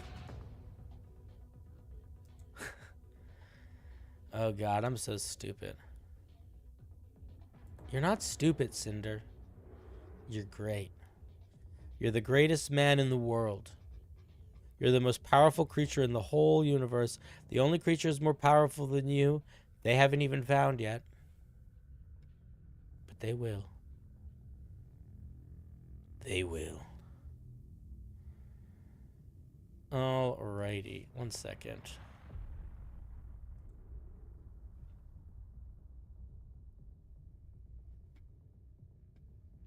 I need to check something. Okay. You're not stupid. You're just not that smart. I'm not that stupid, but I'm also not that smart. I think I'm pretty average. And anybody that thinks they're really smart is usually pretty stupid, as far as I can tell. You know how you can tell when you're talking to somebody that knows a lot about something? When somebody's... You know how to tell when somebody's genuinely an expert on something?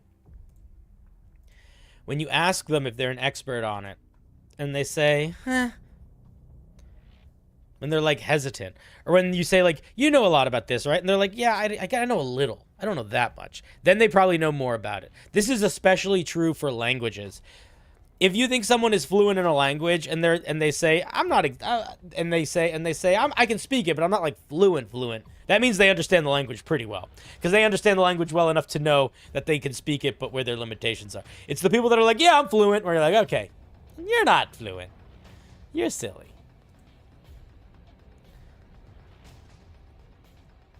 You ready? Ready for what? Are any of us ever ready? I don't think so.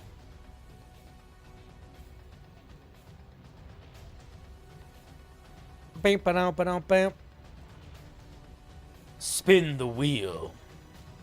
A bucket, a bucket, a bucket, a bucket, a bucket, a bucket, a bucket, a bucket, a bucket, a bucket, a bucket, a bucket, a bucket, a bucket, a bucket, a bucket, a bucket, a bucket, a bucket, a boo. Ooh, Furrow Loro. That's a fun name. I wanted to make a team player, more support barbarian. This will be the second barbarian we would have looked at tonight that is a support barbarian. People want their barbarians to be supportive. Why is this 2 pages? Why is this so long? It's a barbarian subclass. You don't need this. You gave us too many features, I think. That's what I'm guessing. Yeah, I'm almost positive you gave us too much. Why is this 2 pages? It's so many words. I'll tell you what. Sometimes you read a piece of homebrew and you're like, this justifies being 2 pages. It's so rare. It's so rare. We're going to take a look at it. But I'm going to bet you $11 that the main piece of feedback I'm going to have is this doesn't need to be 2 pages. Path of the Bound Brethren. Whether it was learned from a majesty of monks near where you grew up, some wise words past blah, blah, blah, blah, blah. I don't care. Immediately, I don't care. Can anybody tell me why I don't care? Why do I immediately not care? I got to about here before I stopped caring. And it has nothing to do with the quality of the writing or the quality of the piece. The piece might be great. Can anybody tell me? Passive voice is part of it, sure. let me ask you a question. Okay, so here's the first sentence. Where in the first sentence do I start learning about the subclass?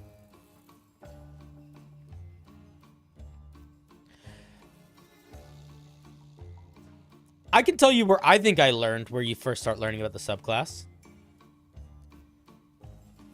But I'm curious where you guys think we start learning. Yep, you've learned to. This is the first piece of information we are given about the subclass. This is a lot of very vague and not particularly inspired suggestions for where your subclass might come from. But not only do we not know what it is yet, so this is kind of uninformed and confusing, the examples are not particularly evocative, right? They're very surface level. So this whole thing is not particularly evocative or interesting until we actually get to this. So get rid of all of this. Or make it unique and evocative, but don't open with it. Open with what we are. You've learned to keep your rage separated from the sanctum of your mind. What does that mean? You are aware that it is more than your brute strength alone that will allow you peace into your soul, as it is your allies and friends around you that will allow you to find what it is you search for. There are so many extra words here. What it is you search for could be what you search for. As it is your allies and friends around you that will allow you to find. Your allies and friends around you are what help you find what you search. Like, you're so many extra words. Holy shit. Allow. Maybe English is not your first language and you put this through a translator, or maybe ChatGPT helped you write this, but this is very long-winded and like tiring to read in the way that it's written.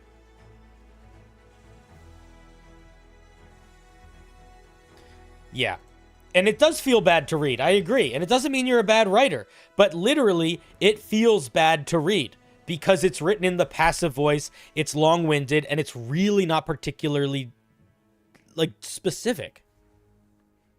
What are your thoughts on horror, dark fantasy themed campaigns? I think it can be fun. If you have any background with it, how well do you think Call of Cthulhu I have never played Call of Cthulhu, so I can't. Not just 2 allows, but 2 will allow you. Yeah, it's tedious, so you got to clean that up. The sheer strength of your will and internal control of your primal rage has given you a deeper understanding of your being and your essence. This is another sentence that doesn't mean anything.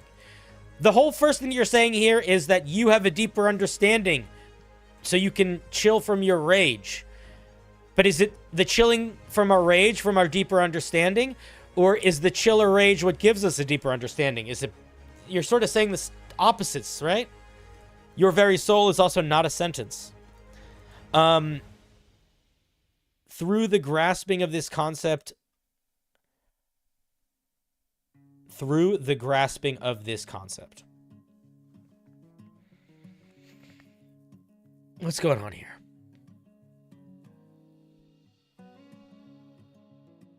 Why not say through this concept? Why not say through this? Why not say through this process? Through the grasping of this concept. So many extra words. And the reason why I'm hitting you hard with this is because this is gonna be the difference between this subclass feeling cool and not. Mechanics are important. They're really important. But they're really not the most important thing. If you have amazing flavor, you can sell mediocre mechanics. If you have mediocre flavor, people are not gonna read your amazing mechanics. Think about it.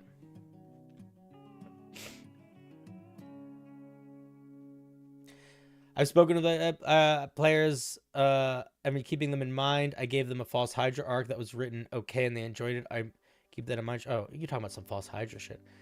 I remember this being wordy. There's a chance a middle schooler I don't think a middle schooler wrote this. Let's not be rude, idiotic mayhem. Because this is not written by a middle schooler. I mean, it might be written by a middle schooler, but we don't want to make assumptions based on writing style. Like I said, this could be someone where English is not their first language. There's a million reasons why it could be written, why it's written.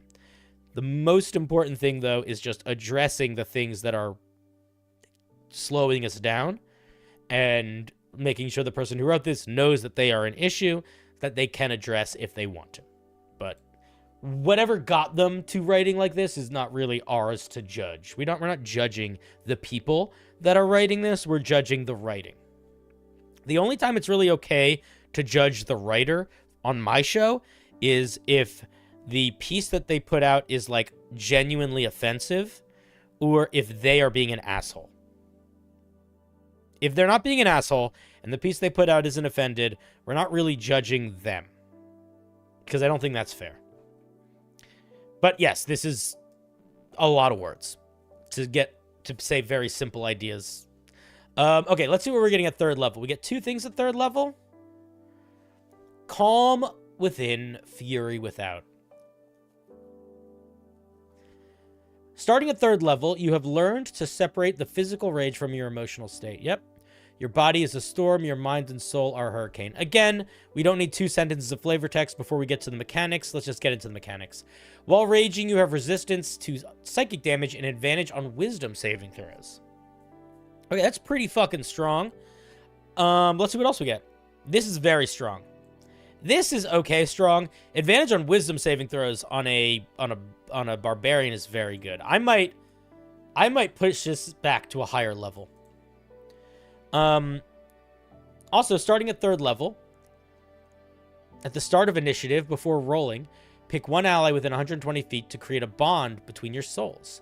You and the ally gain temporary HP equal to your con modifier plus their con modifier plus your barbarian level. While you're raging, your bonded ally gets advantage on wisdom saving throws and can move at your movement speed if yours is greater. This bond is only broken at the end of combat or when both of you end your turns more than 120 feet away from each other. All temporary hit points gained through this feature are lost if the bond is broken. If the bond is severed before the end of combat, it can be reestablished by using your action and bonus action once within 120 feet of the ally. Your bond... Okay, here's what I would do. Drop the bonding to 2 allies thing. Drop all this. I would make the bond activate when you raged. The bond would not be something you could do when you weren't raging. It would be tied to the rage. Every single barbarian at third level, their core feature is tied to their rage mechanic. This I would tie to their rage mechanic. I also probably would not give myself any temporary hit points. I would probably give all the temporary hit points to the ally.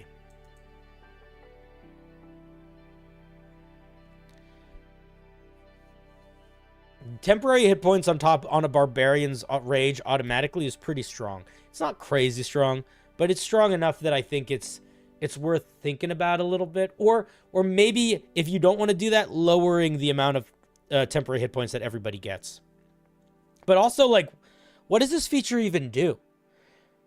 You and an ally get temporary hit points, and the ally gets advantage on wisdom saving throws, and they get a little bit of bonus movement. It's kind of all over the place, right? Like, I don't feel like it's selling a fiction that I could... Why are they getting our movement speed? Why are they... I kind of get the advantage on wisdom saving throws, because it's like they're mentally getting fortified by you. But I don't know why that's being represented by temporary HP and by movement speed bonus. It just feels a little odd. Like, I'm not sure what this thing is supposed to feel like. Especially, like, the flavor text really doesn't match it, right? Like, aside from the advantage on wisdom saves, the flavor text is sort of, like, yeah, I just don't understand where any of that's coming from. If it's shared, then you'll only support the party member with the highest con modifier. Maybe. Maybe.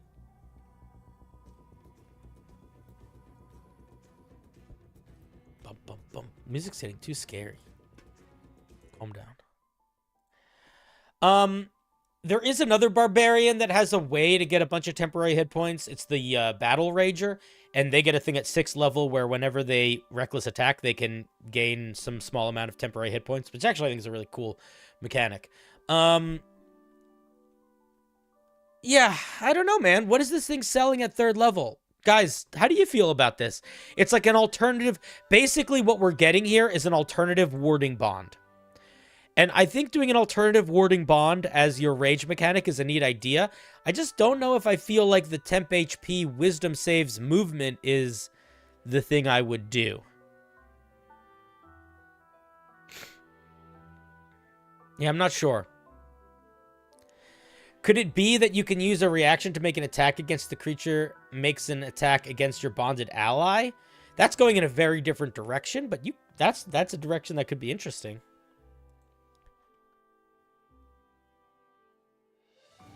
Yeah, I don't know, man. I don't know how I feel about it. I'll tell you what my thought is. The movement feels out of place. I agree, boss. You literally just said the same thing I said. Who just came here? Who's raiding me? Who's coming into my little show? Madaloon! What's up, Maddie? Dude! How are you? How's Baldur's Gate? Dude, Mads is a really funny content creator. She's like... I don't know how much she's on YouTube, but she's definitely on TikTok, and she's definitely on Twitch. You guys should follow her. I strongly recommend. Legitimately clever and funny. She's also a friend of mine. She also plays in a D&D game. That's a Curse of Strahd game that I only played in once or twice, and I want to play in more, but I never have time to. But her role-playing in it was, like, intimidating. She's very fun, very good creator. Go follow her. Madaloon. Here, let me post it on YouTube, too. If you're watching on YouTube and you didn't get to see the shout-out, here's the link to her YouTube. What if you cried? You're allowed to cry. Do whatever you want. Hooray! Crying's awesome. Mad, sometimes what I do, sometimes at night, I just watch really sad things to make myself cry. And then I just, like, stand in my backyard, like, looking up at the sky, listening to, like, the city. Think about how much, like, me and my dad love each other, but don't know how to express it. You know? You have, like, weird... You remember those weird moments? I love those moments. Those nights where you get into, like, that existential sadness. It's strange. You just rip off your fake eyelashes. I'm amazed at people's ability to wear fake lashes or contacts. I get so fucking weird with my eyes. When I used to do Baltimore Rock Opera Society stuff and did a lot of theater, we'd have to do our makeup for shows. I cannot tell you how long it took me to be able to put eyeliner on without, like, flinching. And I actually don't think I could do it now. I had to really, like... I had to really practice it to get comfortable doing it. Baldur's Gate 3 is awesome. The only reason why I don't play it is because I cannot run it on my computer and stream at the same time. But I am going to get a new computer. Anyway, Maddie's cool. I hope the game was good. Thank you for the raid. We are reviewing this homebrew right now, which is the Path of the Bound Brethren. And so far, the idea is that when you rage, you're sort of binding your soul to other creatures, maybe. And I think the core concept is neat. But what we're struggling with is the expression of that concept. The writing is very passive and repetitive. And the core feature feels a little bit tangled in its vision. But let's take a look at the 6th level feature. Storm Herald with Tundra environment also deals with temp HP. Yes, that's a good call. It does. Go prep for D&D. Thank you for the raid. D&D. I've been pronouncing D&D, D&D lately, and I did it, I think, 3 times on stream tonight. And I don't know where that came from in my brain. I don't know why that's happening, but it's been happening. Let's look at shared strength. At 6th level, you learn to not only share in your strength, but your vitality as well. When receiving healing, you can choose to have it rounding down, And instead, you can split that amount amongst yourselves and your allies affected by ties that bind. You can use this feature a number of times equal to your proficiency bonus or gaining uses after a long rest. That is a cool feature, but fuck me, man. This writing is killing me. You could say this so much more simply. You need to say this so much more simply. At 6th level, you learn to share your vitality with others.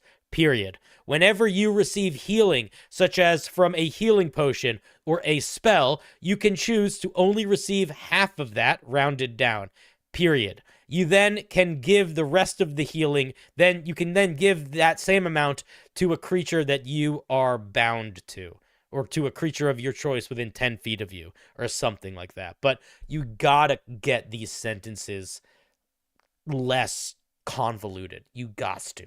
And I believe in your ability to do so. You're writing these like you're writing a college essay, and you need to hit the word count.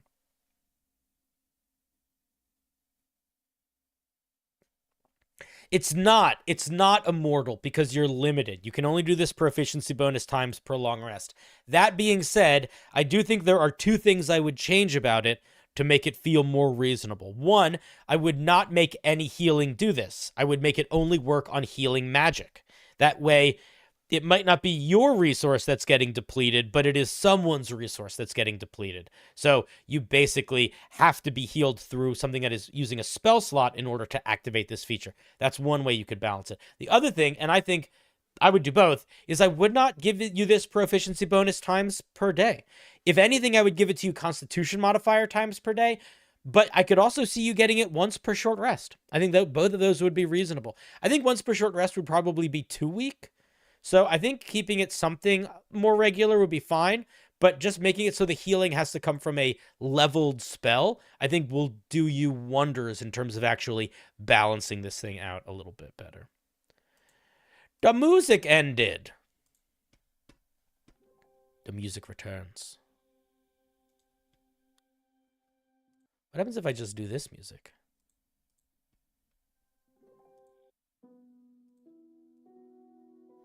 We'll see if this gets a little bit weird. Or hopefully it seems fine.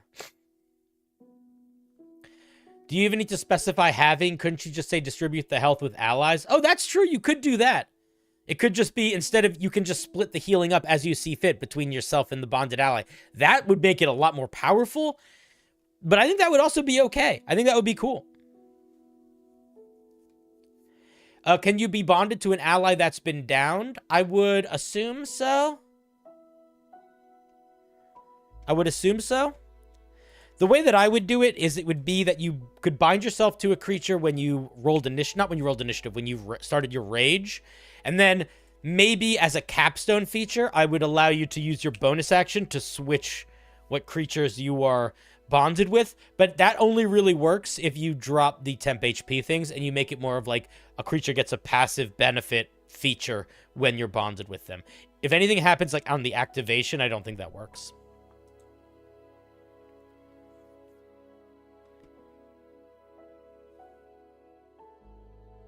It's not necessarily a lot stronger. It just allows you to be more efficient with your distribution of resources. Healing a downed creature through a bond would be cool. Yeah, I agree. I agree. I think that would be really cool. And then at 10th level, we get something else. Let's see. Oh, we get 2 things at 6th level. There's another thing that we get. Also at 6th level, you have learned how to spread your reserved might to those who are bound by... all of these sentences are so too long. Oh my god, your flavor text is destroying my brain. You have learned how to spread your reserved might to those who are bound with you when they are in desperate need of it. Fuck me, man. That's a long sentence to basically say you can share your power with allies in need. Level 3 ties that bind. While raging, you can use your reaction to expend a hit die and add that to your ally's saving throw. Is that a suggestion or is that a thing that it does? Oh, that would be very different. That makes it very different. It's a very different feature then. I don't know if I would suggest something so radically different. What is this going on?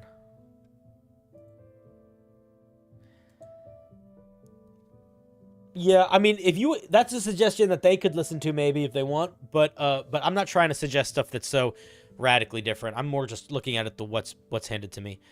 Okay. When an ally you are bound with is reduced to 0 hit points, as a reaction, you can expend up to 2 of your hit die to prevent them from falling.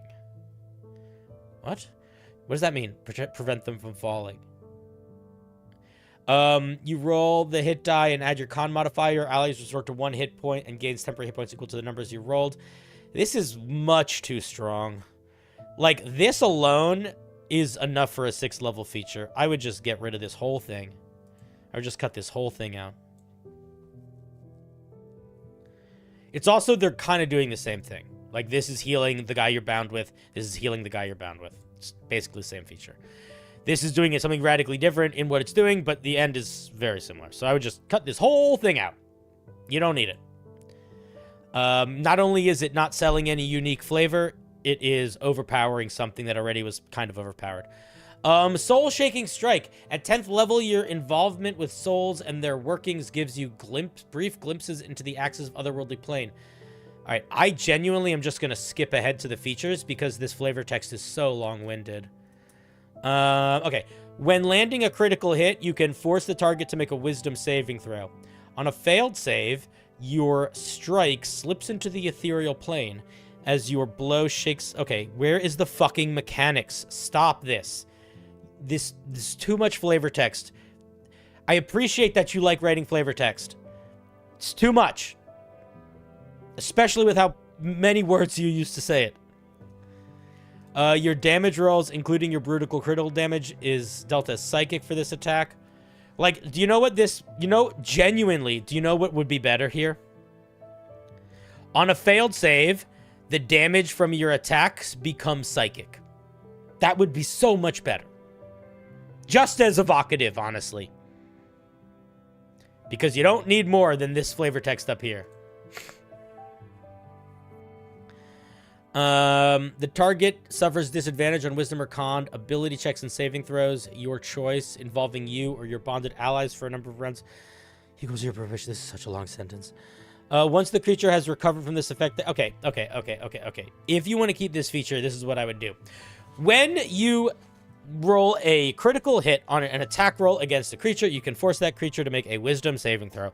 On a failed save, that attack deals psychic damage instead of its normal type, and the creature has disadvantage on wisdom or constitution, ability checks, and saving throws, your choice, until the end of their next turn, period. Done. Or until the end of your next turn. Done, period. That's it. That's the whole thing. You don't need half these words. The way this feature is written right now, it only triggers when you critical. And I feel two things about it. One, I don't like a feature that only triggers on a critical hit. Straight up. The player has no control over using it. In fact, it's likely that they will go many sessions without using it. How would you feel if you just went 4 levels and you just got your next subclass level? It's been 4 levels. Realistically, it might be like, I don't know, 6 months before you got a subclass feature. Maybe less, but that's not an unrealistic thing to go 4 levels in like a couple months, 5 months, 6 months. And then you get your new subclass feature and you can't use it. You get all the way to 10th level and then you can't use your feature. And maybe you'll get to use it, but you don't know. You can't control that. So I would not have that. I would come up with something different here. And then in terms of what it actually does, if you're going to be giving us stuff that's like, we are affecting debuffing other creatures, I think we need to get that way earlier, and that needs to be a core part of the idea. Or we shouldn't get it. Like, it needs to build more naturally. So, like, I'm going to give you an example of it building naturally, okay? I'll show you a perfect example of it building naturally. The Ancestral Guardian Barbarian. At 3rd level, you bound yourself to a monster, and it can only attack you, and it sucks at attacking other creature. At 6th level, you get this thing called Spirit Shield. Now, you can prevent damage that your allies might take. And that damage can be up to 46 by level 14. That's cool. And then at 14th level, when you prevent the damage from your 6th level feature, it deals damage back. So suddenly, at the very end as a capstone, we are getting some damage in this subclass that primarily is really support. But the way that damage is dealt is so intrinsically tied to one of the main features of the subclass that it makes sense. This isn't tied to anything, you know? And then at 14th level, we get Unbroken Bonds. At 14th level, you have spent so much time connecting your soul to your allies that it has left a mark on everyone around you. The ties that bind you to your allies run deep and have left etches in your soul. Again, oh my god, this is too much flavor text. When entering a rage while having allies bound to you, you can give your allies resistance to stuff. Additionally, you get your allies gain +3 to any damage they inflict, and it becomes +4 at level 16. This is just, everybody just becomes a barbarian. Nah, man, I disagree. I disagree so strongly. I'll tell you what would be reasonable. If you can only be bound to one creature at a time, you can only be bound to that creature while you're raging, and the 14th level feature is just this. Just this.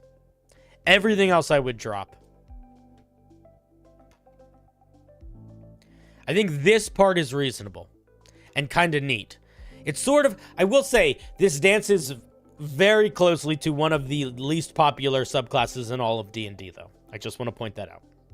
Which is the Purple Dragon Knight, which is entirely built around being a fighter that can give other people fighter features. And this is kind of feeling like a barbarian that is giving other people barbarian features.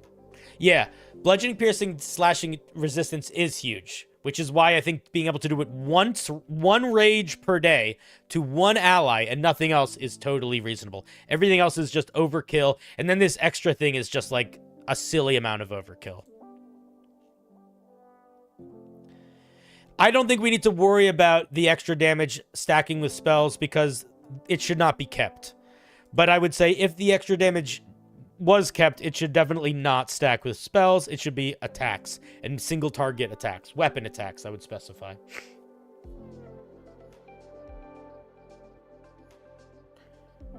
It is only on one ally? No, it's not, dude. 100% no, it's not. Pocket Potatoes, I appreciate you, but if you ever correct me again and you're wrong, I'm going to reach through the screen, I'm going to poke my fingers through the ethereal plane, and I'm going to rewrite your memory so that you remember a deep love for moldy potatoes. And that is going to make you have a hard time when you feel like you love moldy potatoes, but in reality that you're grossed out by them. Because if you remember from the beginning of this thing, the amount of creatures you can bond to increases, you silly goose. Read the thing. Anyway, you could also use context clues. For example, the multiple times that the plural is used to describe your allies. But yeah, the way that it's written, you can target multiple creatures. Purple Dragon Knight is in the Sword Coast Adventurer's Guide. It's the same book that the Oath of the Crown Paladin came out in originally. And I think maybe the Battle Rager Barbarian? Maybe? Maybe? It's very Sword Coast lore focused.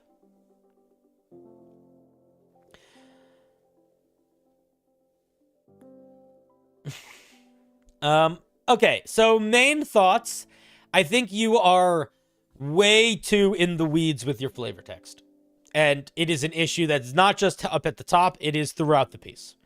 It is dramatically making the piece tedious feeling to read, and I think at the end of the day, it is actually taking away from the feeling of the piece. Because it feels... It's like... Have you ever heard like somebody read poetry and they're not a professional poet, and they've worked really hard on it?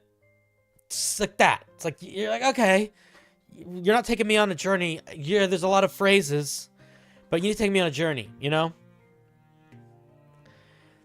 With that being said, I think that the lack of clarity and the sort of general malaise of the flavor text is pretty dramatically maybe impacting the mechanics. Because there is a lot of disjointed stuff here. And I think that there are some features here that work nicely. I do really like the core idea of you being bonded to a creature when you rage and that creature getting benefits or you getting benefit. I think that's cool. But I think that soul-shaking strike feels like it makes no sense. I feel like bound vigor is kind of like it's overcomplicated for what it is. I just don't think it makes sense. I would just drop it. But yeah, I think the main thing is that I want to feel like I'm feeling this fiction of this thing sold more clearly in the way that it's written. And right now, as crazy as it sounds, the flavor text is what's I think taken away from it. And I think the mechanics need to do more work to sell the fiction of it. Which is, I've never said that before, but I think that's what's happening here. There's a big conflict of interest in who you want to bond with at level 14. In the beginning, you're incentivized to support squishier characters, but at 14, you're incentivized to bind other frontliners. That's true also, but I don't know if that's a big deal. I think that's probably okay.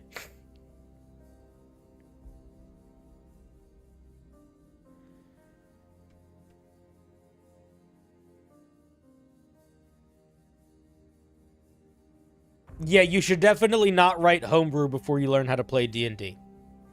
If you want to write Homebrew before you start playing D&D, write your idea down, keep it in your back pocket, and learn how to play D&D, and then figure out if you can make it work for D&D later.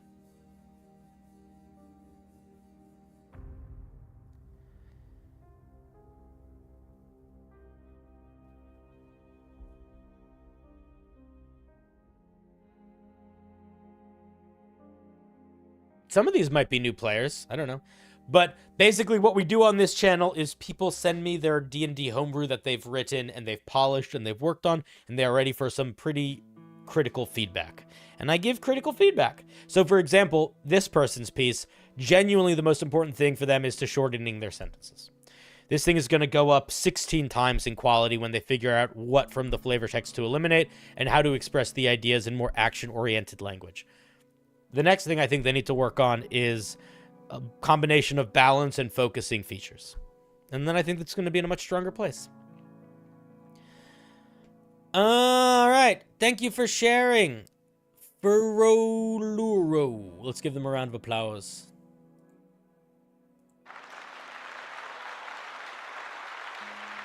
Yeah, we're going to be wrapping up now too. That was the last one. There's a couple things. First of all, before we wrap up for the whole night, I do want to do, can we just get one big applause for everybody that sent in homebrew tonight? What a wonderful showing. Big round of applause to everybody that sent in homebrew tonight. Really nice. Really good show. Really good job. Very nice. Very nice.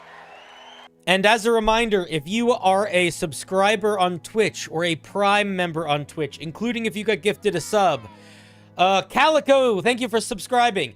And if you are a YouTube member at the very cool level or higher, or you are a patron, then tomorrow we have another homebrew review stream that is just for you guys to submit stuff to. So the wheel will probably be a little bit shorter, a little bit smaller, but it's similar, structured exact same way as tonight's stream.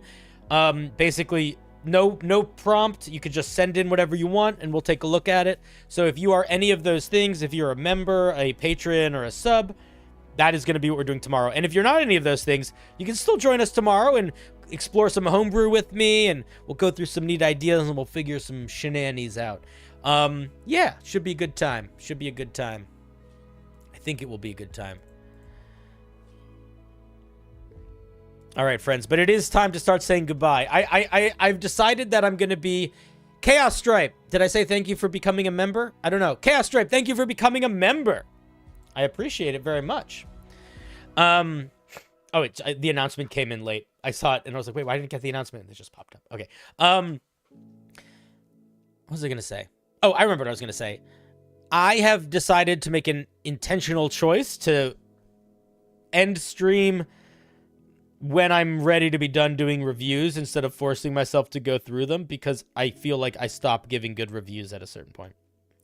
And I think that I could push myself to go crazy long, but I just don't think it's good for me. I don't think it helps in the long run. I just think it's not helpful. So we end stream when we end stream, and I appreciate everyone being comfortable with that. Okay, with that being said, it is time to end stream. We're going to start wrapping up. What a day, what a day. Guys, it has been so long since we had a tried and true D&D homebrew review. Like, it's been a hot minute. Right? It's been, I don't remember the last, it's been like a week. Too long. Too long if you ask me.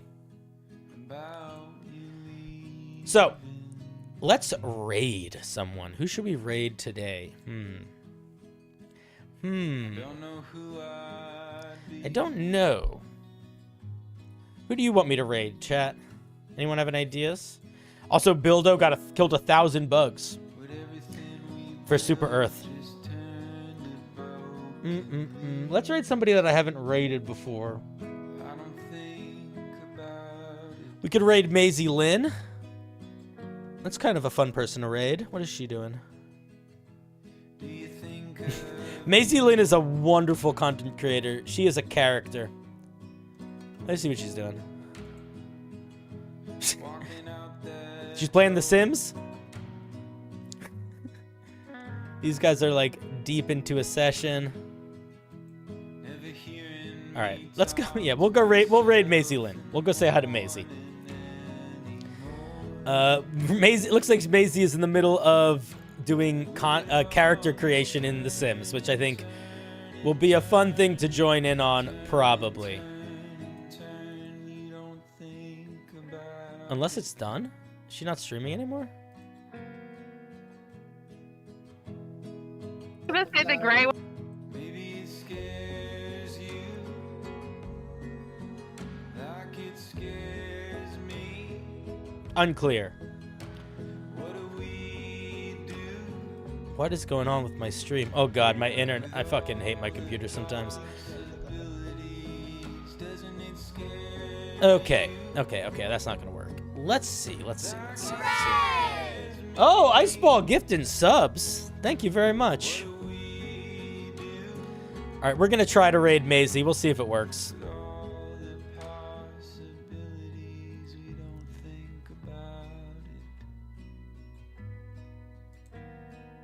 We'll see if it works. Guys, have an absolutely amazing night. Be good to each other.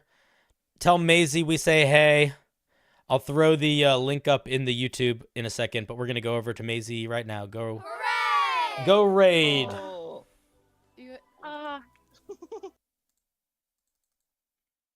All right, YouTube, you want to join us? There you go. All right, YouTube, have a good night. I'll see you all tomorrow. Bye. Love you.